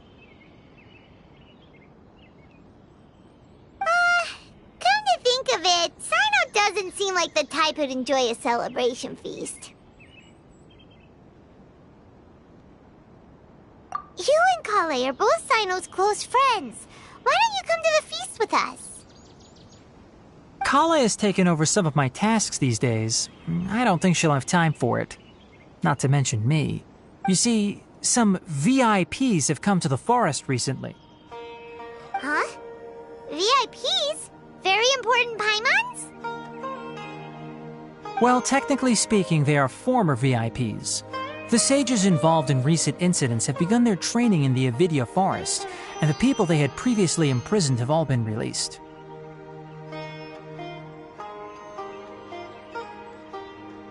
Huh? Yes, he's a little weak, but he isn't injured and his condition is stable. Lesser Lord Kusanali, in her boundless mercy, has decided to spare Azar and the other wrongdoers.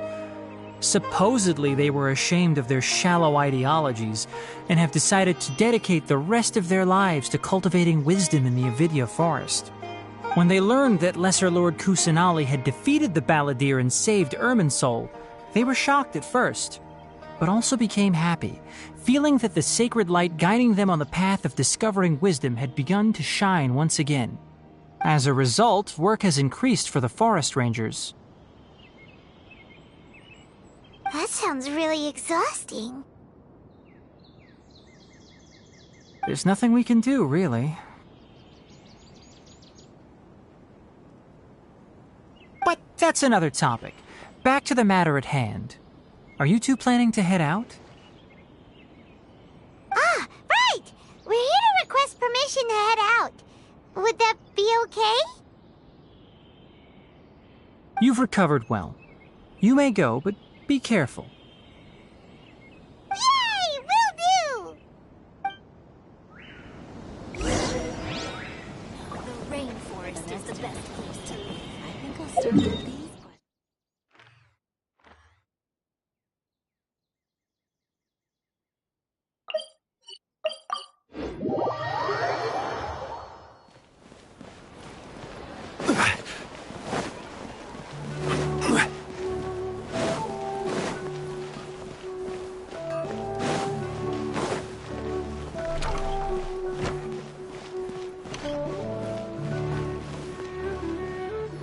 Well, there won't be any problems if the feast starts at that time. Everything has already been prepared. Mr. Zubair, I finished tallying things up here. Well, except for the guests. Is a simple reply really that much to ask of our guests? It's affecting our arrangements.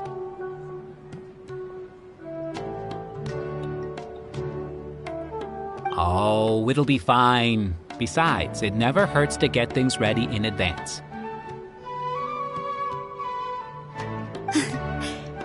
I was thinking the same thing. The feast will be held sooner or later, right? Hey, Nilu!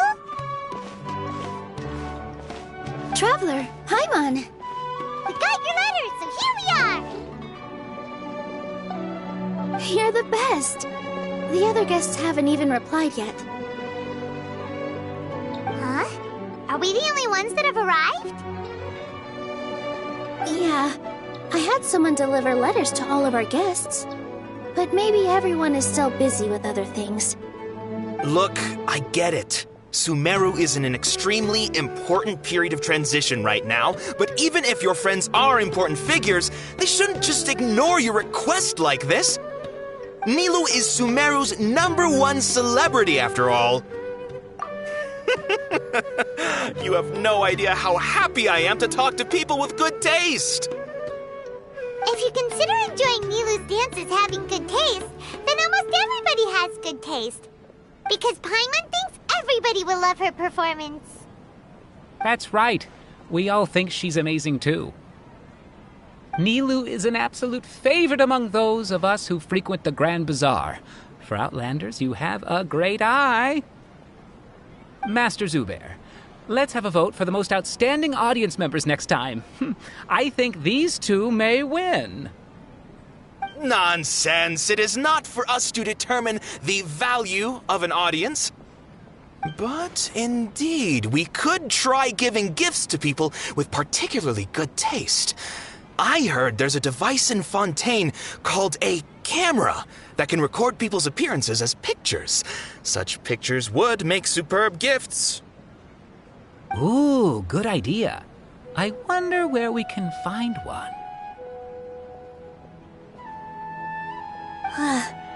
I don't want you giving pictures of me to everyone. I'm satisfied just being able to perform here. There's always a lot going on at the Grand Bazaar. Yeah, and that's why I love it here. Traveler and Paimon, could you help confirm if the letters were actually delivered? If for some reason they didn't receive the letters, then please tell everyone that there will be a feast here. Yeah, we can also check out how everything in Sumeru is going now.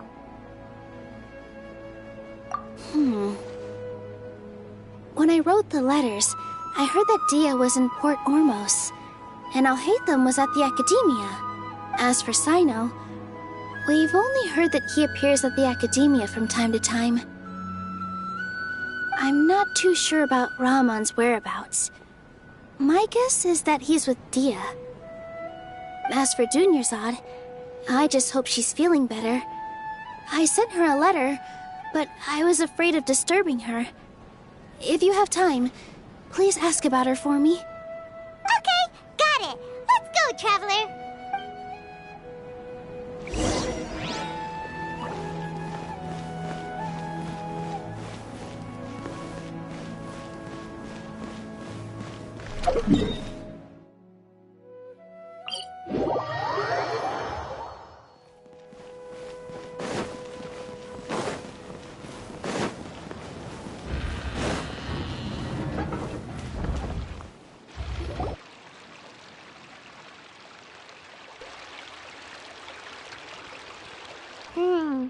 We haven't seen Alhaitham anywhere.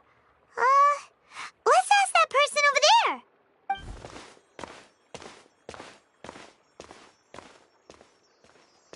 Hey there, have you seen Alhaitham around? Yes, it seems Scribe Alhaitham has gone to the House of Dana. You should be able to find him there. But you're already the second group of people I've seen looking for him today. He must be quite the busy man. Oh? Who else was looking for him? Mr. Cavey was just here asking about him. You wouldn't believe how terrible their relationship is. And now you two are here.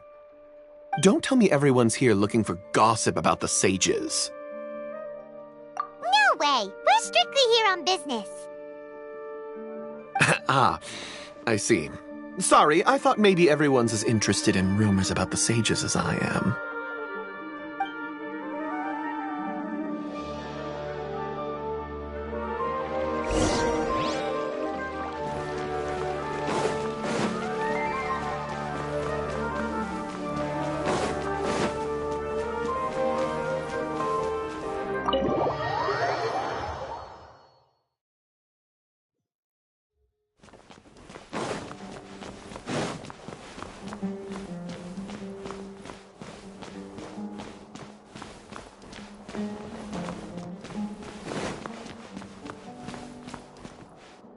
Alhaitham should be around here somewhere, right?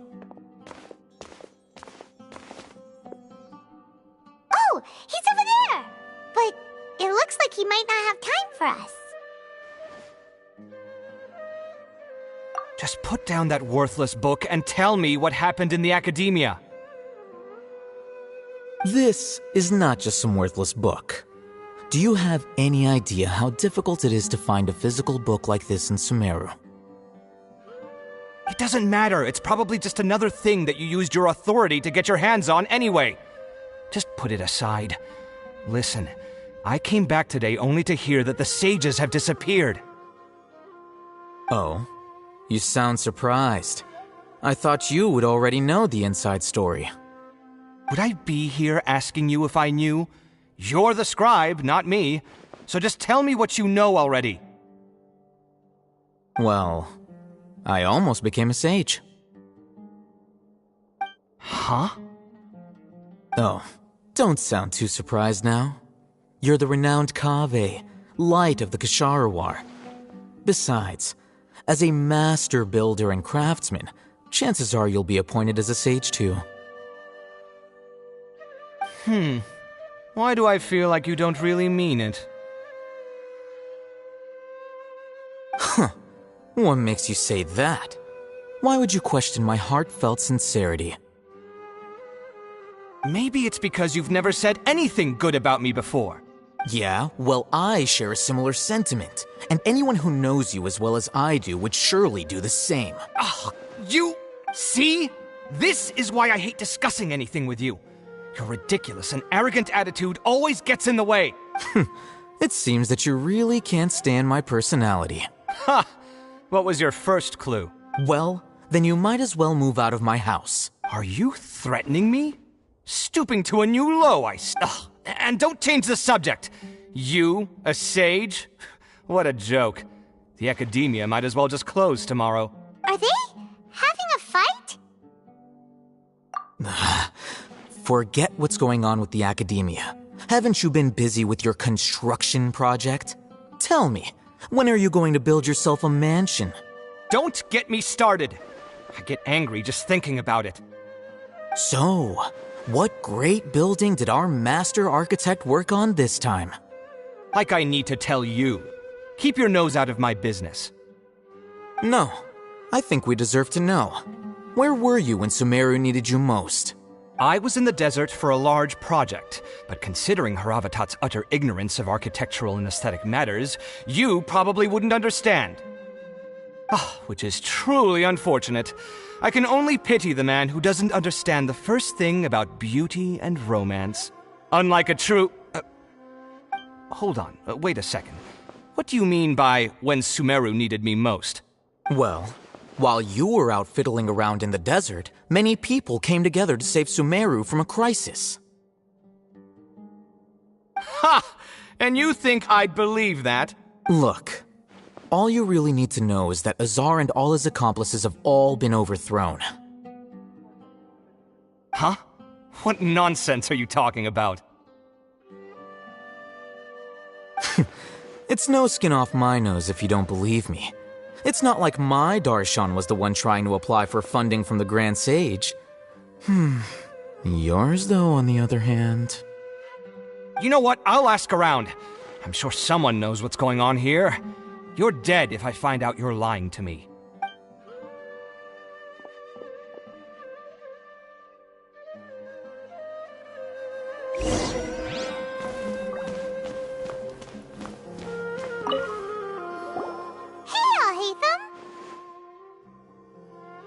Oh, it's you two. What's the matter? We're running some errands for Nilou. Have you received her letter? Letter? Nilou said she sent out a letter inviting everyone to a celebration feast in 2 days at the Grand Bazaar. We'll also be celebrating Zaino's reinstatement as General Mahamatra. If she addressed the letter to Al Haytham of the Academia, then the letter should have gone to my office. I've been busy these days, so I haven't had time to check for any new mail at my office. I only now have some free time to attend to personal matters. Have you always been so busy with your work? Of course not. I'm only busy these days because several sages have been dismissed recently and the whole Academia was practically turned upside down. Tainari told us they all went to train in the Avidia Forest. Apparently they will spend the rest of their lives there. That is already the best possible ending for the likes of them.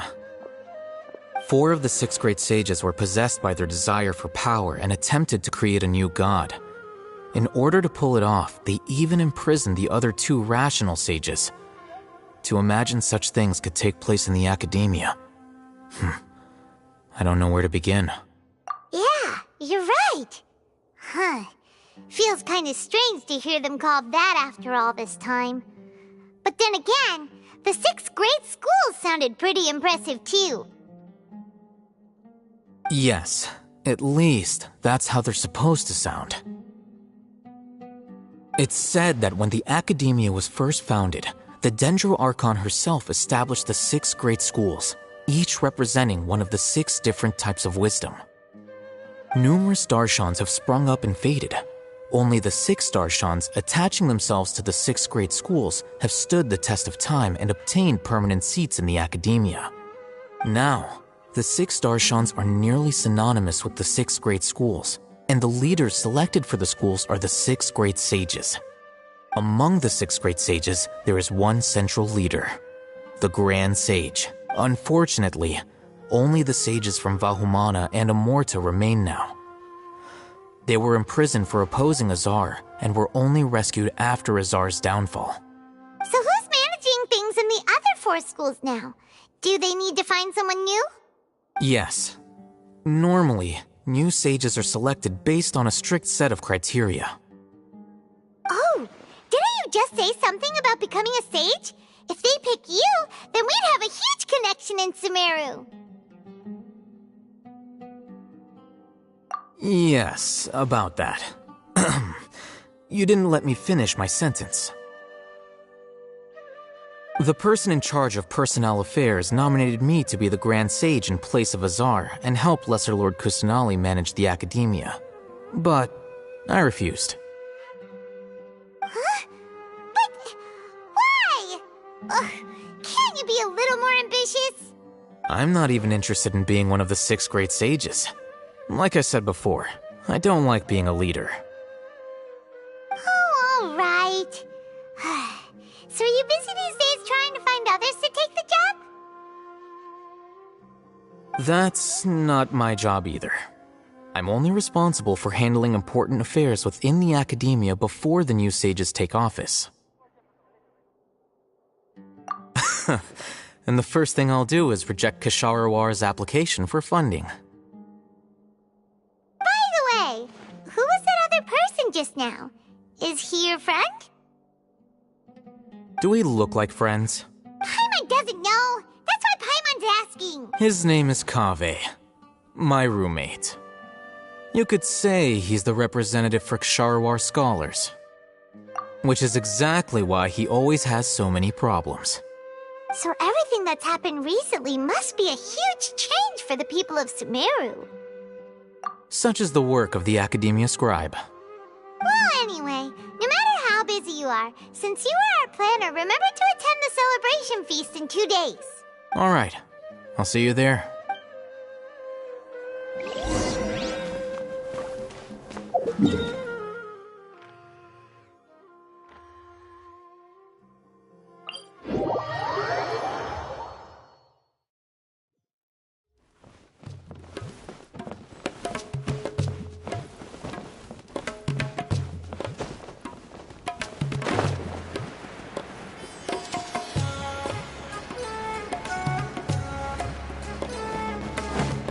Take it easy.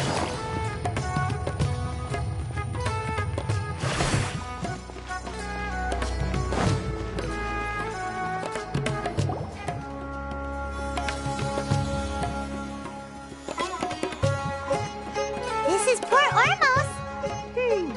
Now where could... Is that Paimon I hear? Huh? Oh, it's been a while. How are you doing? Dinyarzad! It's been so long since we've seen you! I'm doing well. I can go as far as saying I have never been happier in my entire life. I don't know if you've heard, but Elazar has completely disappeared, and all the patients have recovered. You kidding? Knowing them and the connections they've got, I'm sure they've heard about it.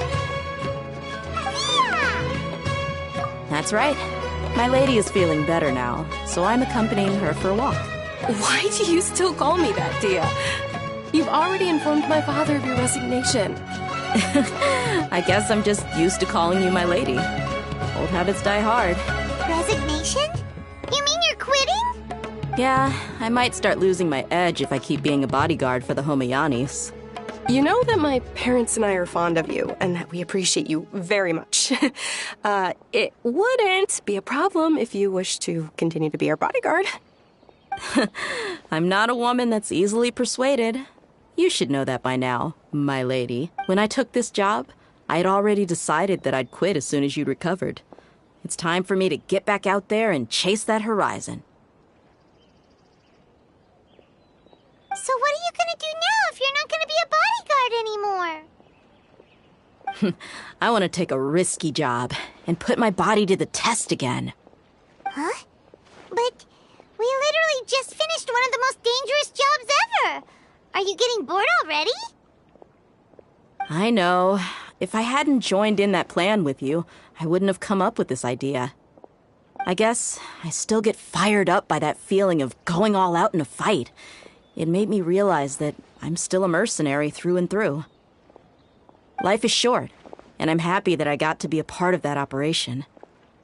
But the whole thing also made me realize that there are still many problems in Sumeru, and as a desert dweller, I'm still not completely ready to settle down on this side of the wall. Well, I remember a friend had someone bring you a message. You mean I'll hate them? I didn't expect him to still remember that. I thought he was joking. We just came from talking with Alhaitham at the Academia. Did he tell you that he suggested that I come work at the Academia? What? I heard that Azar and his cronies fell from power, and Alhaitham told me that now was a good time to find a job in the Academia, but only if I wanted to. Whoa. Paimon can't see you being anything other than a mercenary. Me neither. But I think Dia would look great dressed up as a scholar. Ugh, forget about it. I wouldn't last 10 seconds in there. I'll hate them probably just like the way I worked and knew I'm good in a fight. So he suggested I find some work in the academia. But you know, if you take him up on the offer, Sino might actually agree and let you become a Matra. Because you're super amazing! The Matra have all the talent they need as long as they have Sino. I prefer to be free to live however I choose. In fact, I chose this job from the very start because I knew it'd be right up my alley. Even if being a mercenary means facing all kinds of danger. A lion has to return to the wild sooner or later. If anything, being your bodyguard has been unfamiliar territory for me. I don't want to see you go, but I'll respect your decision. I'm glad to hear you say that. Come on, no need for the sad face. It's not like we'll never meet again. Once the whole Dendro Archon thing is settled, everything in Sumeru will take a turn for the better. That makes me happy too. But a peaceful society will probably mean less demand for mercenaries like me. Before long, we'll be a dying breed. So I'd better get to work while I still can. Huh? But wait a second! You make it sound like you're leaving now! Well, no, not yet at least. I promised my lady I'd stick around until next week. So, have you been in Port Ormos this entire time? We were wondering if you had received a letter from Nilu. Oh, did Nilu write to us? She heard that you were seen in Port Ormos, so she sent the letter here. Huh. It was probably sent to the inn that we're staying at. My lady has been very energetic lately and keeps taking me on hikes, staying out even into the night. By the time we get back, the receptionist is usually off napping on the job. Right, and we tend to leave quite early in the morning, so the old man on duty is also usually dozing off. So what it really sounds like is that the person on duty is always asleep. I bet the letter's at the reception desk. I'll go check later. No wonder there wasn't a reply. You never received the letter. Good thing Nilu asked us to come and check on that. Sorry to make you two come all the way out here. It must be something important for Nilu to specifically write to us like that. Yes, she said they were preparing a victory feast in the Grand Bazaar, and will also be celebrating Sino's reinstatement as General Mahamatra. She was hoping you could come. Great! I'll be sure to attend. Count me in too. But is there some sort of dress code or anything for the feast? Can I just show up looking like this? Since it's being organized by Nilu, I don't think she'll be too picky about that. If anything, I think she wants to see us as our most natural selves. All right, then this is how I'll show up. The feast will be held in 2 days, so don't forget. Sure. Thank you so much for letting us know. We'll see you there. Oh, by the way, do you happen to know where Sino and Raman are? The General Mahamatra always comes and goes without a trace. Normally no one knows his whereabouts. Oh. But last time we met, he mentioned that he had something to do in Aru Village. You can try your luck there. As for Raman, your guess is as good as mine. I only remember he said that he had something to discuss with Sino. You can ask Sino when you meet him. Don't mention it. You'd better get going. All right, on to our next stop.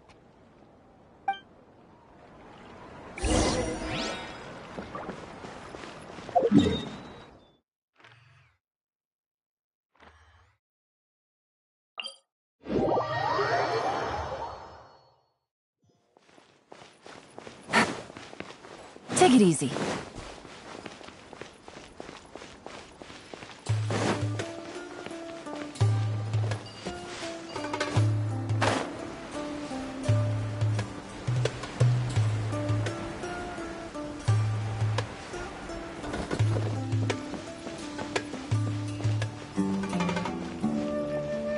It's been a while since we last visited Aru Village.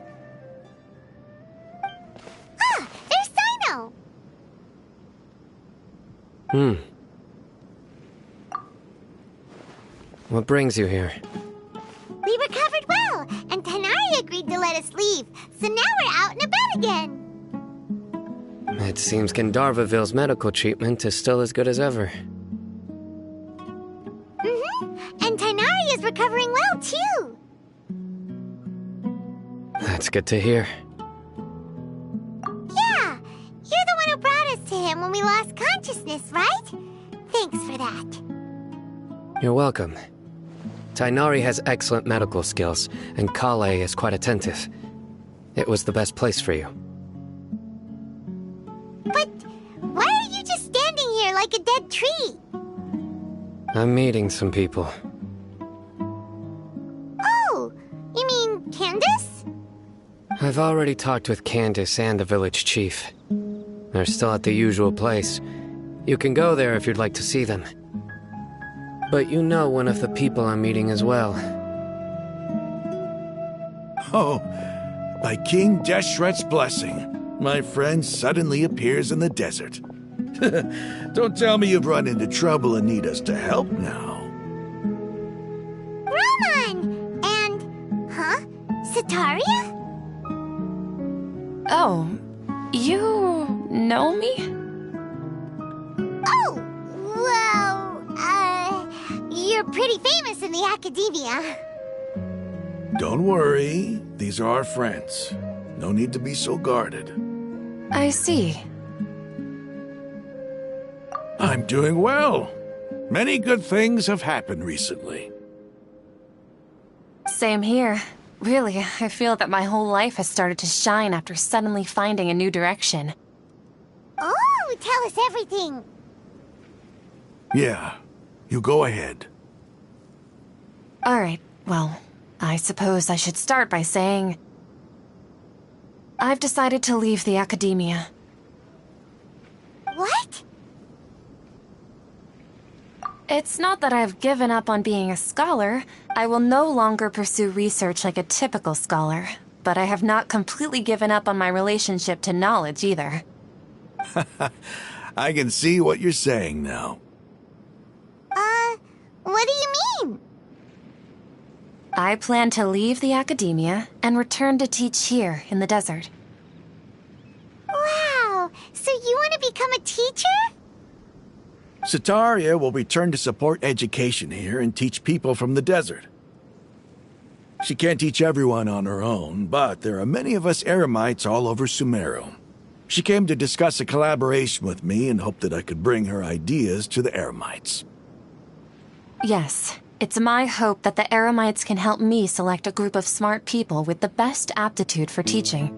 I'll teach them, and after they've finished learning from me, they can go educate more people. That is the true meaning of education and the spreading of knowledge.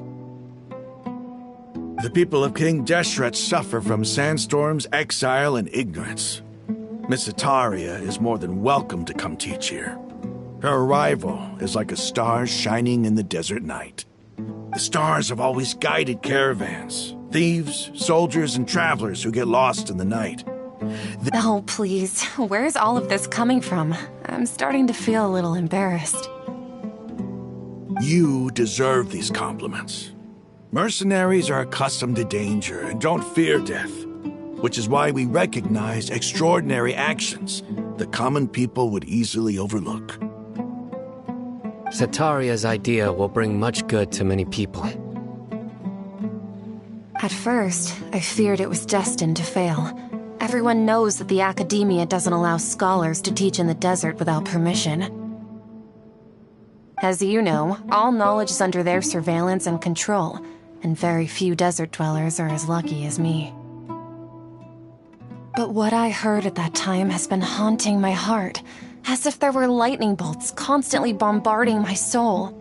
Sataria, you tread a treacherous path, and the longer you ignore it, the tighter the academia's grasp on you will become. Sataria, why haven't you gone home?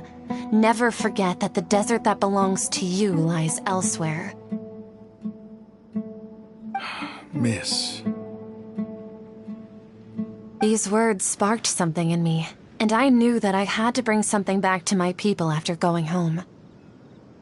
I gathered up the courage to approach the Grand Sage, only to find that he was no longer at the Academia. Lord Sino told me that Azar didn't belong there anymore. Azar has received much-needed punishment. Though, if you ask me, it may have been too light. You probably have already heard.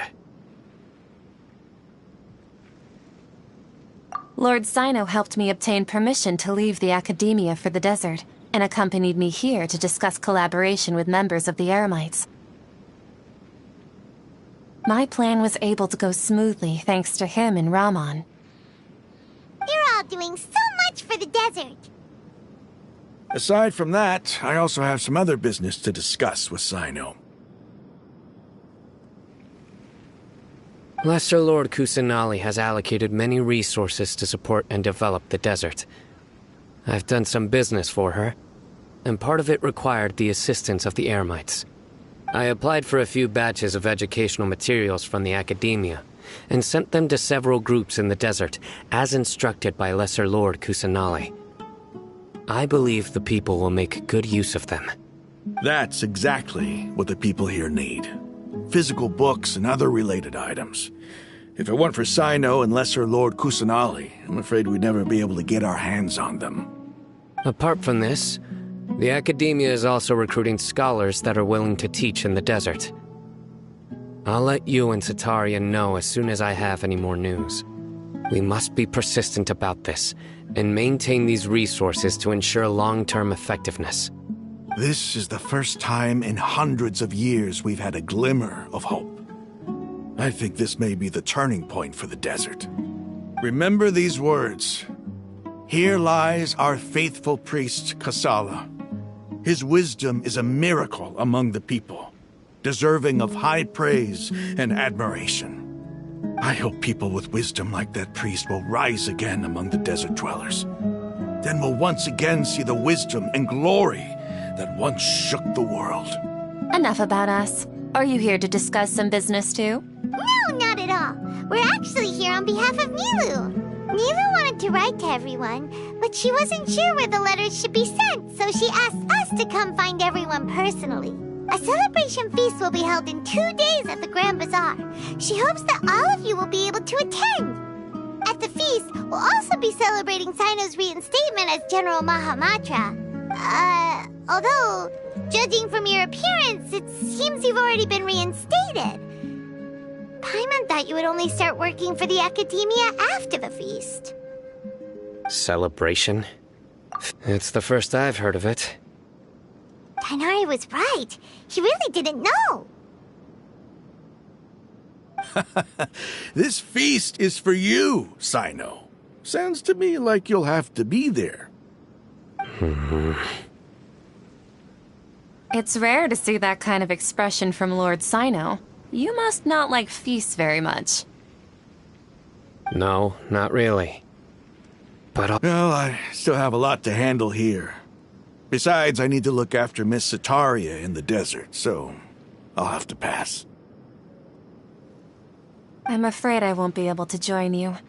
Although, if you'd be so kind, please give a message to Miss Nilu for me. The message is... I'm sorry for how I treated you before, but now I understand the beauty of your dance. It's like a light shining in the sky. You and the art you symbolize are not only beautiful, but also lively and powerful, so much so that it was prohibited. Please keep dancing, and someday I'll be able to appreciate your art in person. Okay, we've got all that down. Our job here is complete as well. Oh, Sino, remember, party's in 2 days. Make sure you're there. got it.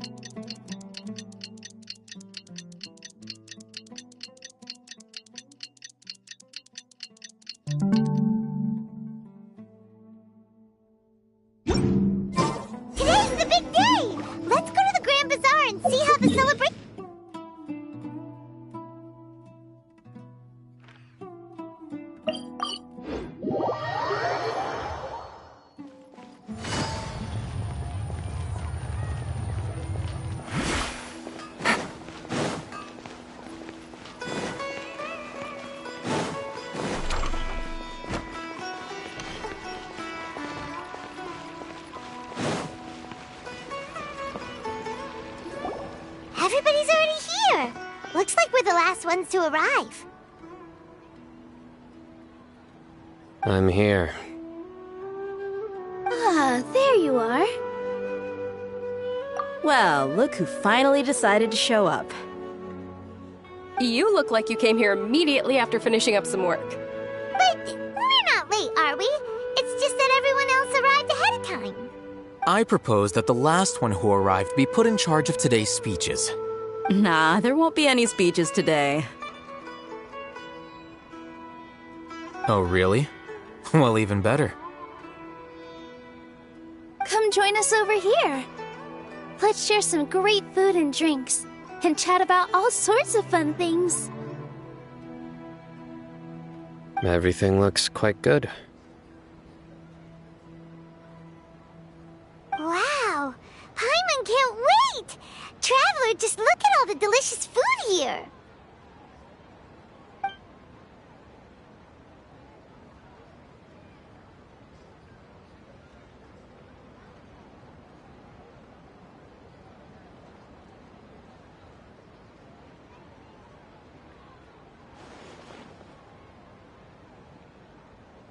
Whoa! It's so delicious! Oh, this grilled meat tastes amazing! The food was specially prepared for you by everyone in the Grand Bazaar. And we have gifts that were sent by the residents of Sumeru City when they heard we were holding a feast. Everyone that came said that you saved Sumeru, and wanted me to thank you all on their behalf. Ah, feels kinda nice to be seen as a hero. I could get used to this. Being a bodyguard is also a hero's job. You've always been amazing, Dia. My lady sure has a way with words. Thanks. I'm glad to hear it. And I'm happy to meet everyone that participated in the great plan. Don't mention it. Come to think of it, we've really done something impressive together. It's unbelievable. We owe it to our abilities. And luck. Really? Why do I remember everybody thinking that luck was against us and feeling like we hardly had a chance of succeeding? That's how I remember it too. It's luck that brought us together, and it was luck that let us form a team. Then, it took even more luck for us to formulate a plan and implement it successfully. Moreover, judging from the results, everything worked out well. Yeah, everyone gave it their all when it mattered most. It was almost like a performance. We took the stage and put on our best show. Everyone played their part, and thanks to everyone's efforts, the performance was a great success. So, would you say we're good actors too? It's such a blessing that Lesser Lord Kusanali was able to return to power at the Academia. Yes! Even after being abandoned and neglected so many times, she's finally returned. Uh-huh. Lesser Lord Kusanali once used all her power in a great disaster, which resulted in her losing all her wisdom and memories of the past. The Academia basically abandoned her because of it. This should be something everybody should remember. Huh? You look surprised. I didn't say anything wrong, did I? No, everything you said is correct. That's good. Something wrong? Yeah, what's with that face? You knew all of this already. Even if those two giants of the Academia are here, I still have to say it. Those sages really have some nerve.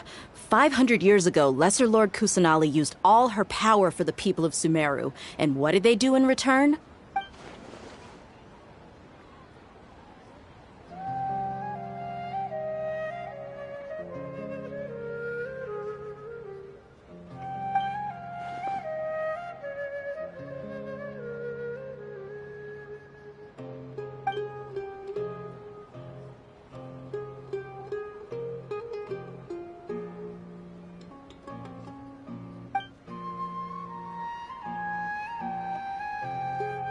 If you bite the hand that feeds you, don't act surprised when it turns into a knuckle sandwich, right, Sino? Perhaps I shouldn't say this, but their treatment of Lesser Lord Kusanali calls for a more severe punishment. You could simply tell Lesser Lord Kusanali that you wish to have Azar and his accomplices severely punished. I respect our deity's decision, and won't interfere in any way. While we're on this topic, why didn't you accept the Academia's invitation to become the Grand Sage? Are you trying to say that I'm fit to be a sage? Not at all. But every person handling the selection process has said that you are the most suitable candidate to lead the Academia right now. Why? Because he dethroned Azar from power? Could you try to put it another way? This is a good thing, yet you're making it sound like I overthrew Azar for my own personal gain. But seriously, though, I always wondered if you had some personal motives behind it. I did have my own motive, but it had nothing to do with being a sage. If the rules of our nation were suddenly cast by the wayside, then it wouldn't be long until chaos ensued. I had no intention of letting their dreams disrupt my life. By that, you mean your life working as the Academia's scribe? Precisely. Wait, is that all? So, that's the only reason why you joined us and came up with all those plans? It's reason enough. You've certainly got quite the personality. You flatter me. All right then. How about you? You've already resumed work as the General Mahamatra, right? That's right. Will you be happy with that life?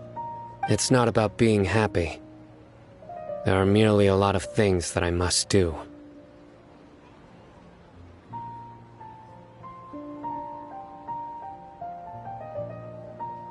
Even so, keep your spirits up and try to be happy, okay? Thank you. I'll keep that in mind.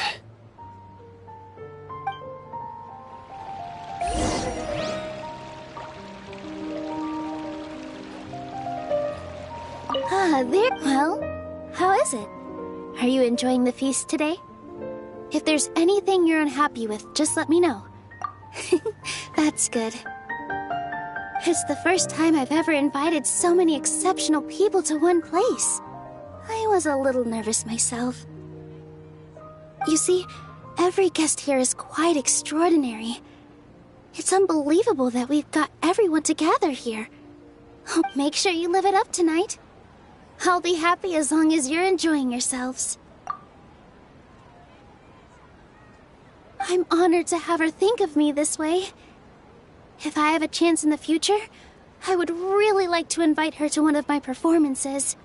I can't explain why, but I just feel elated right now. Thank you. I seldom participate in such lively gatherings, but the atmosphere here is quite good. No.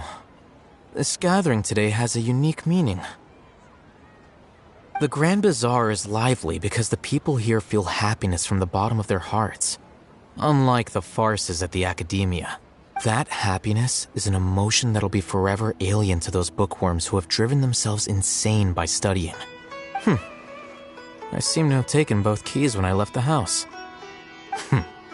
Oh well.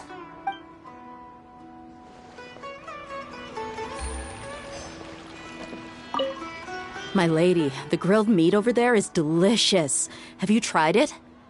Yes, I also tried some fruit just now. Oh, they're very sweet. What an amazing place to relax. No wonder everybody likes to rest at the Grand Bazaar. You said it. Oh, look who else is here. Hello! Oh, I'm so happy Nilou invited everybody. Oh, now I have the chance to meet all the heroes. Hey, less of that polite chit-chat and more eating and drinking. The feast is about having fun, not stuffy formalities.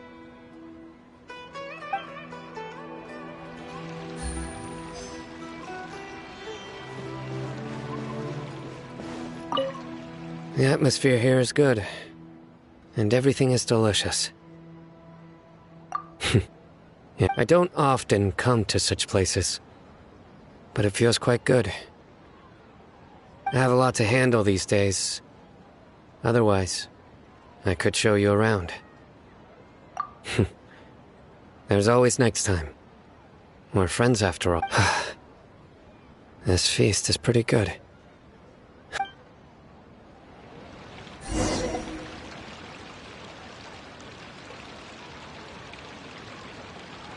Hey, what's wrong? Your head is starting to droop.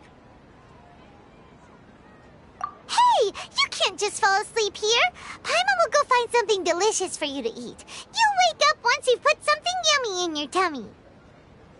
Of course, just wait here for Paimon.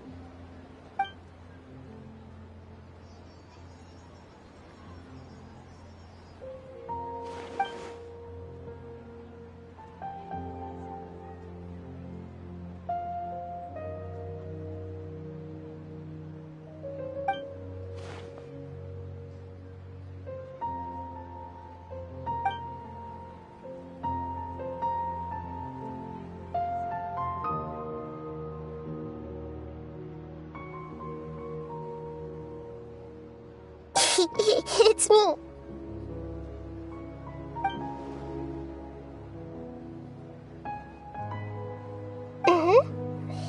You may blame me for being a bit too self-indulgent. I was thinking about talking with you, and the next thing I knew, I had made a connection with you. The connection between us is amazing. It's like flora and the fence it grows upon.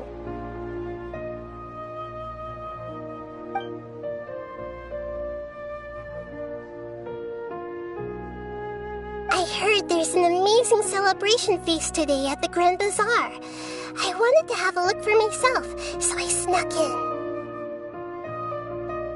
Lately, I've been so busy dealing with all the fallout from recent events, so I really haven't had any free time. Although you've already helped me with a lot, there's still one more thing I hope you can help me with. Please say thank you to everyone for me.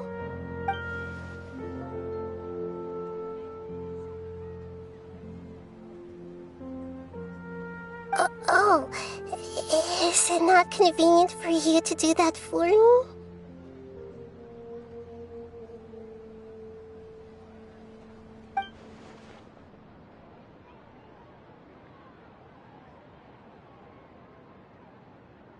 But if I just show up all of a sudden, people will become all quiet and stiff, won't they?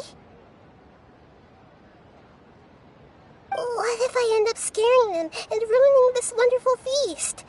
That'd be the last thing I want.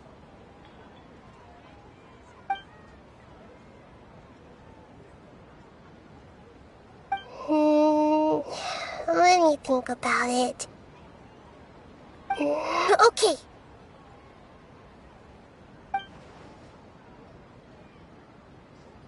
Yes, I have.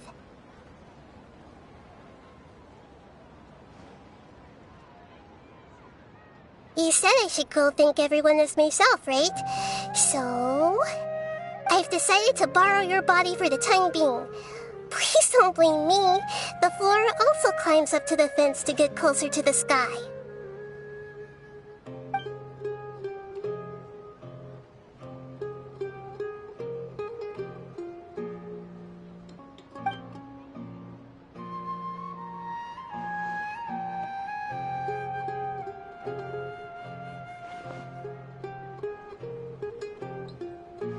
Everyone!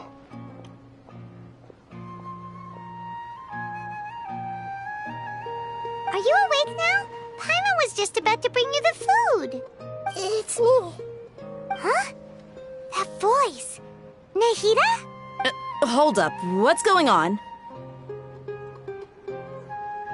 I didn't expect to have a conversation with the consciousness of Lesser Lord Kusanali in the Grand Bazaar. Interesting. Is this also a part of the feast? No, of course not. Are you? Lesser Lord Kusanali? Hello, Nilu. You know who I am? Yes, I already know every one of you. Nilu, Alhaitham, Sino, Dia, Paimon, and Dunyarzad. Lesser Lord Kusanali? I took the liberty of occupying the traveler's body so that I could thank all of you in person. Thank you so much for rescuing me, even if that meant placing your own safety in peril and taking the risk of becoming enemies with the Academia, the sages, the doctor, the balladeer, and even the entirety of Sumeru. Without you, without any of you, I would have been in a much more difficult situation. Had you not helped me to resolve the crisis, not only I, but Sumeru and even the entirety of Tevat would have suffered great misfortune. People refer to you as the heroes who managed to rescue a god. I'm quite fond of this name. It not only explains your identities, but also bears witness to your relationship with me. Please, allow me to present to you my most sincere gratitude. Lesser Lord Kusanali, you have done so much for Sumeru, and I didn't even have a chance to do anything for you. You don't have to do this. Dunyarzad, the suffering you endured during your illness is also proof of you being with me and praying for me. Thank you. You don't need to be so ceremonious. It's always been my duty to protect you.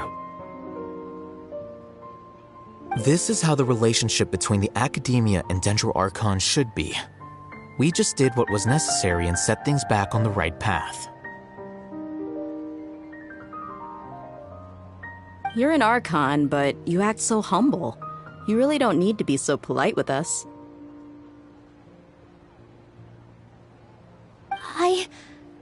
I'm honored to have been able to take part in this plan.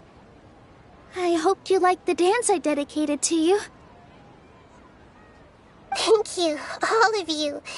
Thank you so much.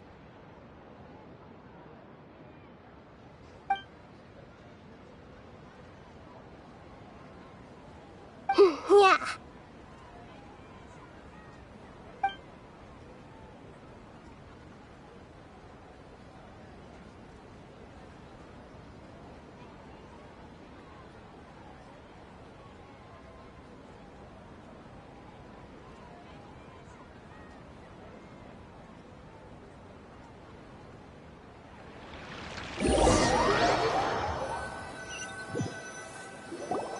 Are you awake? Did you rest well? After Nahida left, you ate a lot of food. You've become a glutton. That just means you still have a lot to learn from Master Paimon, the Sage of Gluttony. All right, since you're awake now, should we go and have a chat with Nahida? She should be in the Academia right about now. If you have any questions, now's your chance to ask.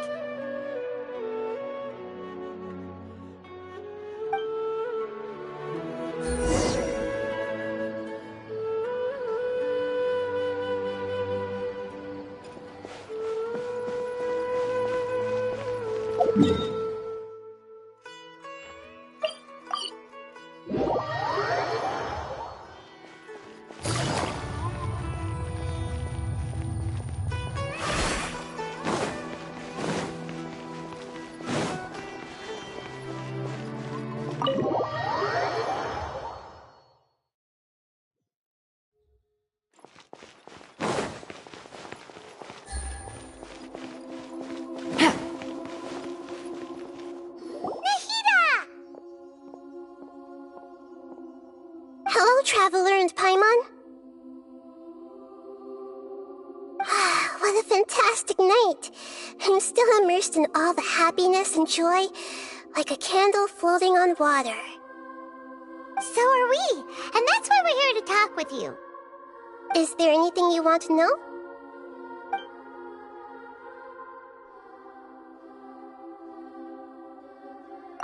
After recent events, the Akasha can no longer function as it used to. I've given it some thought, and have decided to shut it down permanently. But this is definitely not a bad thing. Even from the beginning, I've been planning to shut it down. The Akasha's centralized administration of knowledge has always restrained people's curiosity and curtailed the number of paths available to them. I don't think this is good for Sumeru. Although people may initially feel a little uncomfortable with the loss of the Akasha, they will soon understand that this life is more suitable for them. And as for the future of Sumeru, I'm preparing to regain control of the academia. The former sages have received their punishment, but the new sages have yet to be selected. I will oversee the process personally.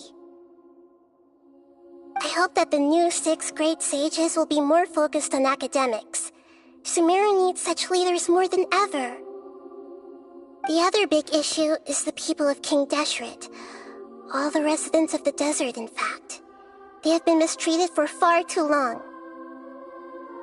I've already taken some measures to address this. It will take some time to rebuild everything, but no matter if it's culture, friendship, or trust, we will rebuild it.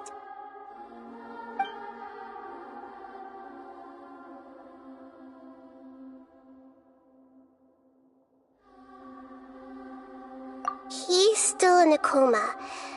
I've hidden him like how one would hide a feather. I know you have many misgivings about him, but as someone who had become a god, he has retained a number of very useful features. Don't worry, I'll keep an eye on him and make sure he doesn't do any evil. In addition, there are still some mysteries left in him. Some things may be very clear from my perspective, but he is still yet to understand them himself. His future will be determined by fate.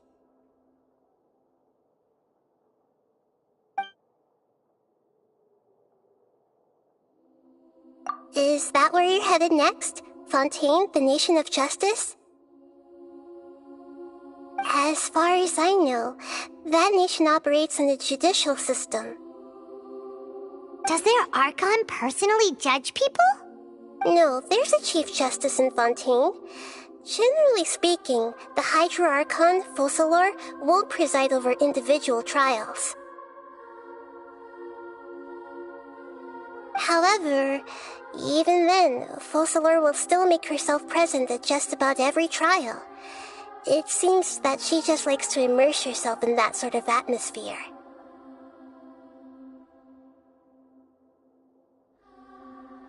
As Archon, she still reserves the right to influence the final verdict. Anyway, let's just say she's got, a very unique personality.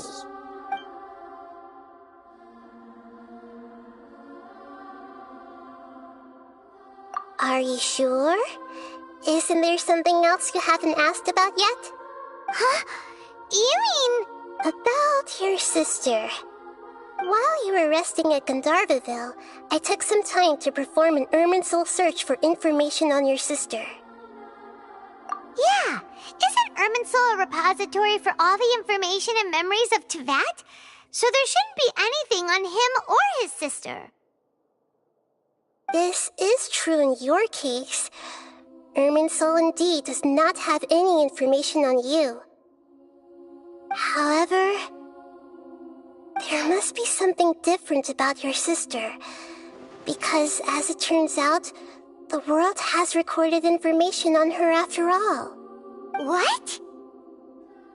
There is only one possible explanation. She belongs to this world.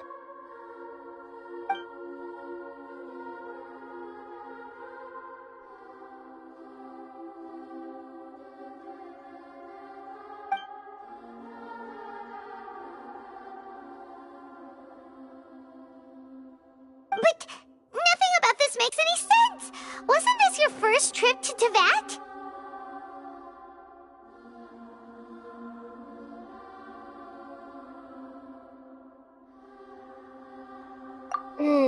According to the records I was able to access, your sibling suddenly appeared in Conria.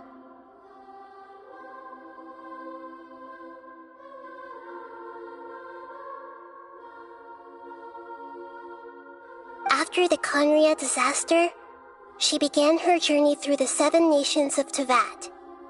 But just as her journey was about to reach its conclusion, the Irminsul records on her suddenly become fuzzy. What do you mean, fuzzy? Did something happen to her? All I know for sure is that somebody, for reasons only they can know, is deliberately obfuscating her fate. And whoever it is, if they can do that, who knows what else they're capable of.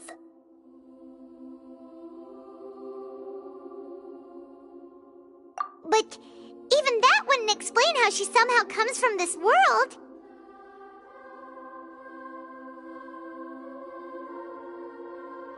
Something else I noticed was that according to these records, the Fatui have not classified your sibling as one of the Descenders. What's a Descender? Paimon's never heard of it. Look, I'm sure you must be curious about the information I received from the Fatui in return for my gnosis, right? A very important part of the intel was about this world's Descenders. External beings, ones that don't belong to this world. Traveler, you are Teyvat's 4th Descender. Huh? So the Fatui count 3 other Descenders before the Traveler, and his sister isn't even one of them? That's right. My current hypothesis is that the first Descender was likely what we now call the Heavenly Principles. As for the other Descenders, I still need to verify their existence. It could take me some time. Paimon's head's about to burst from all this crazy new information. And yet, even knowing all this, I'm sure you must still have a lot of unanswered questions. I must say, I truly regret that I can't help you more as the God of Wisdom. There are many questions in my heart as well. I will need some time to go through each one of them. And soon, you'll also begin your journey anew and depart from Sumeru. I'm very interested in your future. It's a journey that can't be observed or recorded by this world.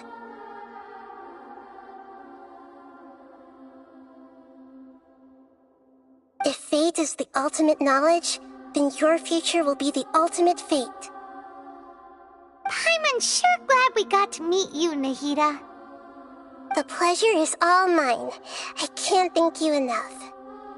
Alright, that's enough talk for today. If you ever miss me, just close your eyes, and maybe I'll appear in your dreams.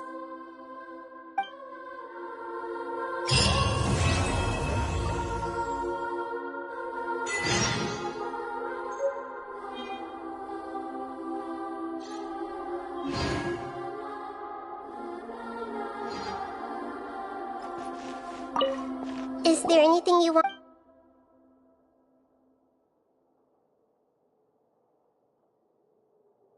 And soon, you'll also begin your journey anew and depart from Sumeru. I'm very interested in your future. It's a journey that can't be observed or recorded by this world. If fate is the ultimate knowledge, then your future will be the ultimate fate. Paimon's sure glad we got to meet you, Nahida. The pleasure is all mine. I can't thank you enough. Alright, that's enough talk for today.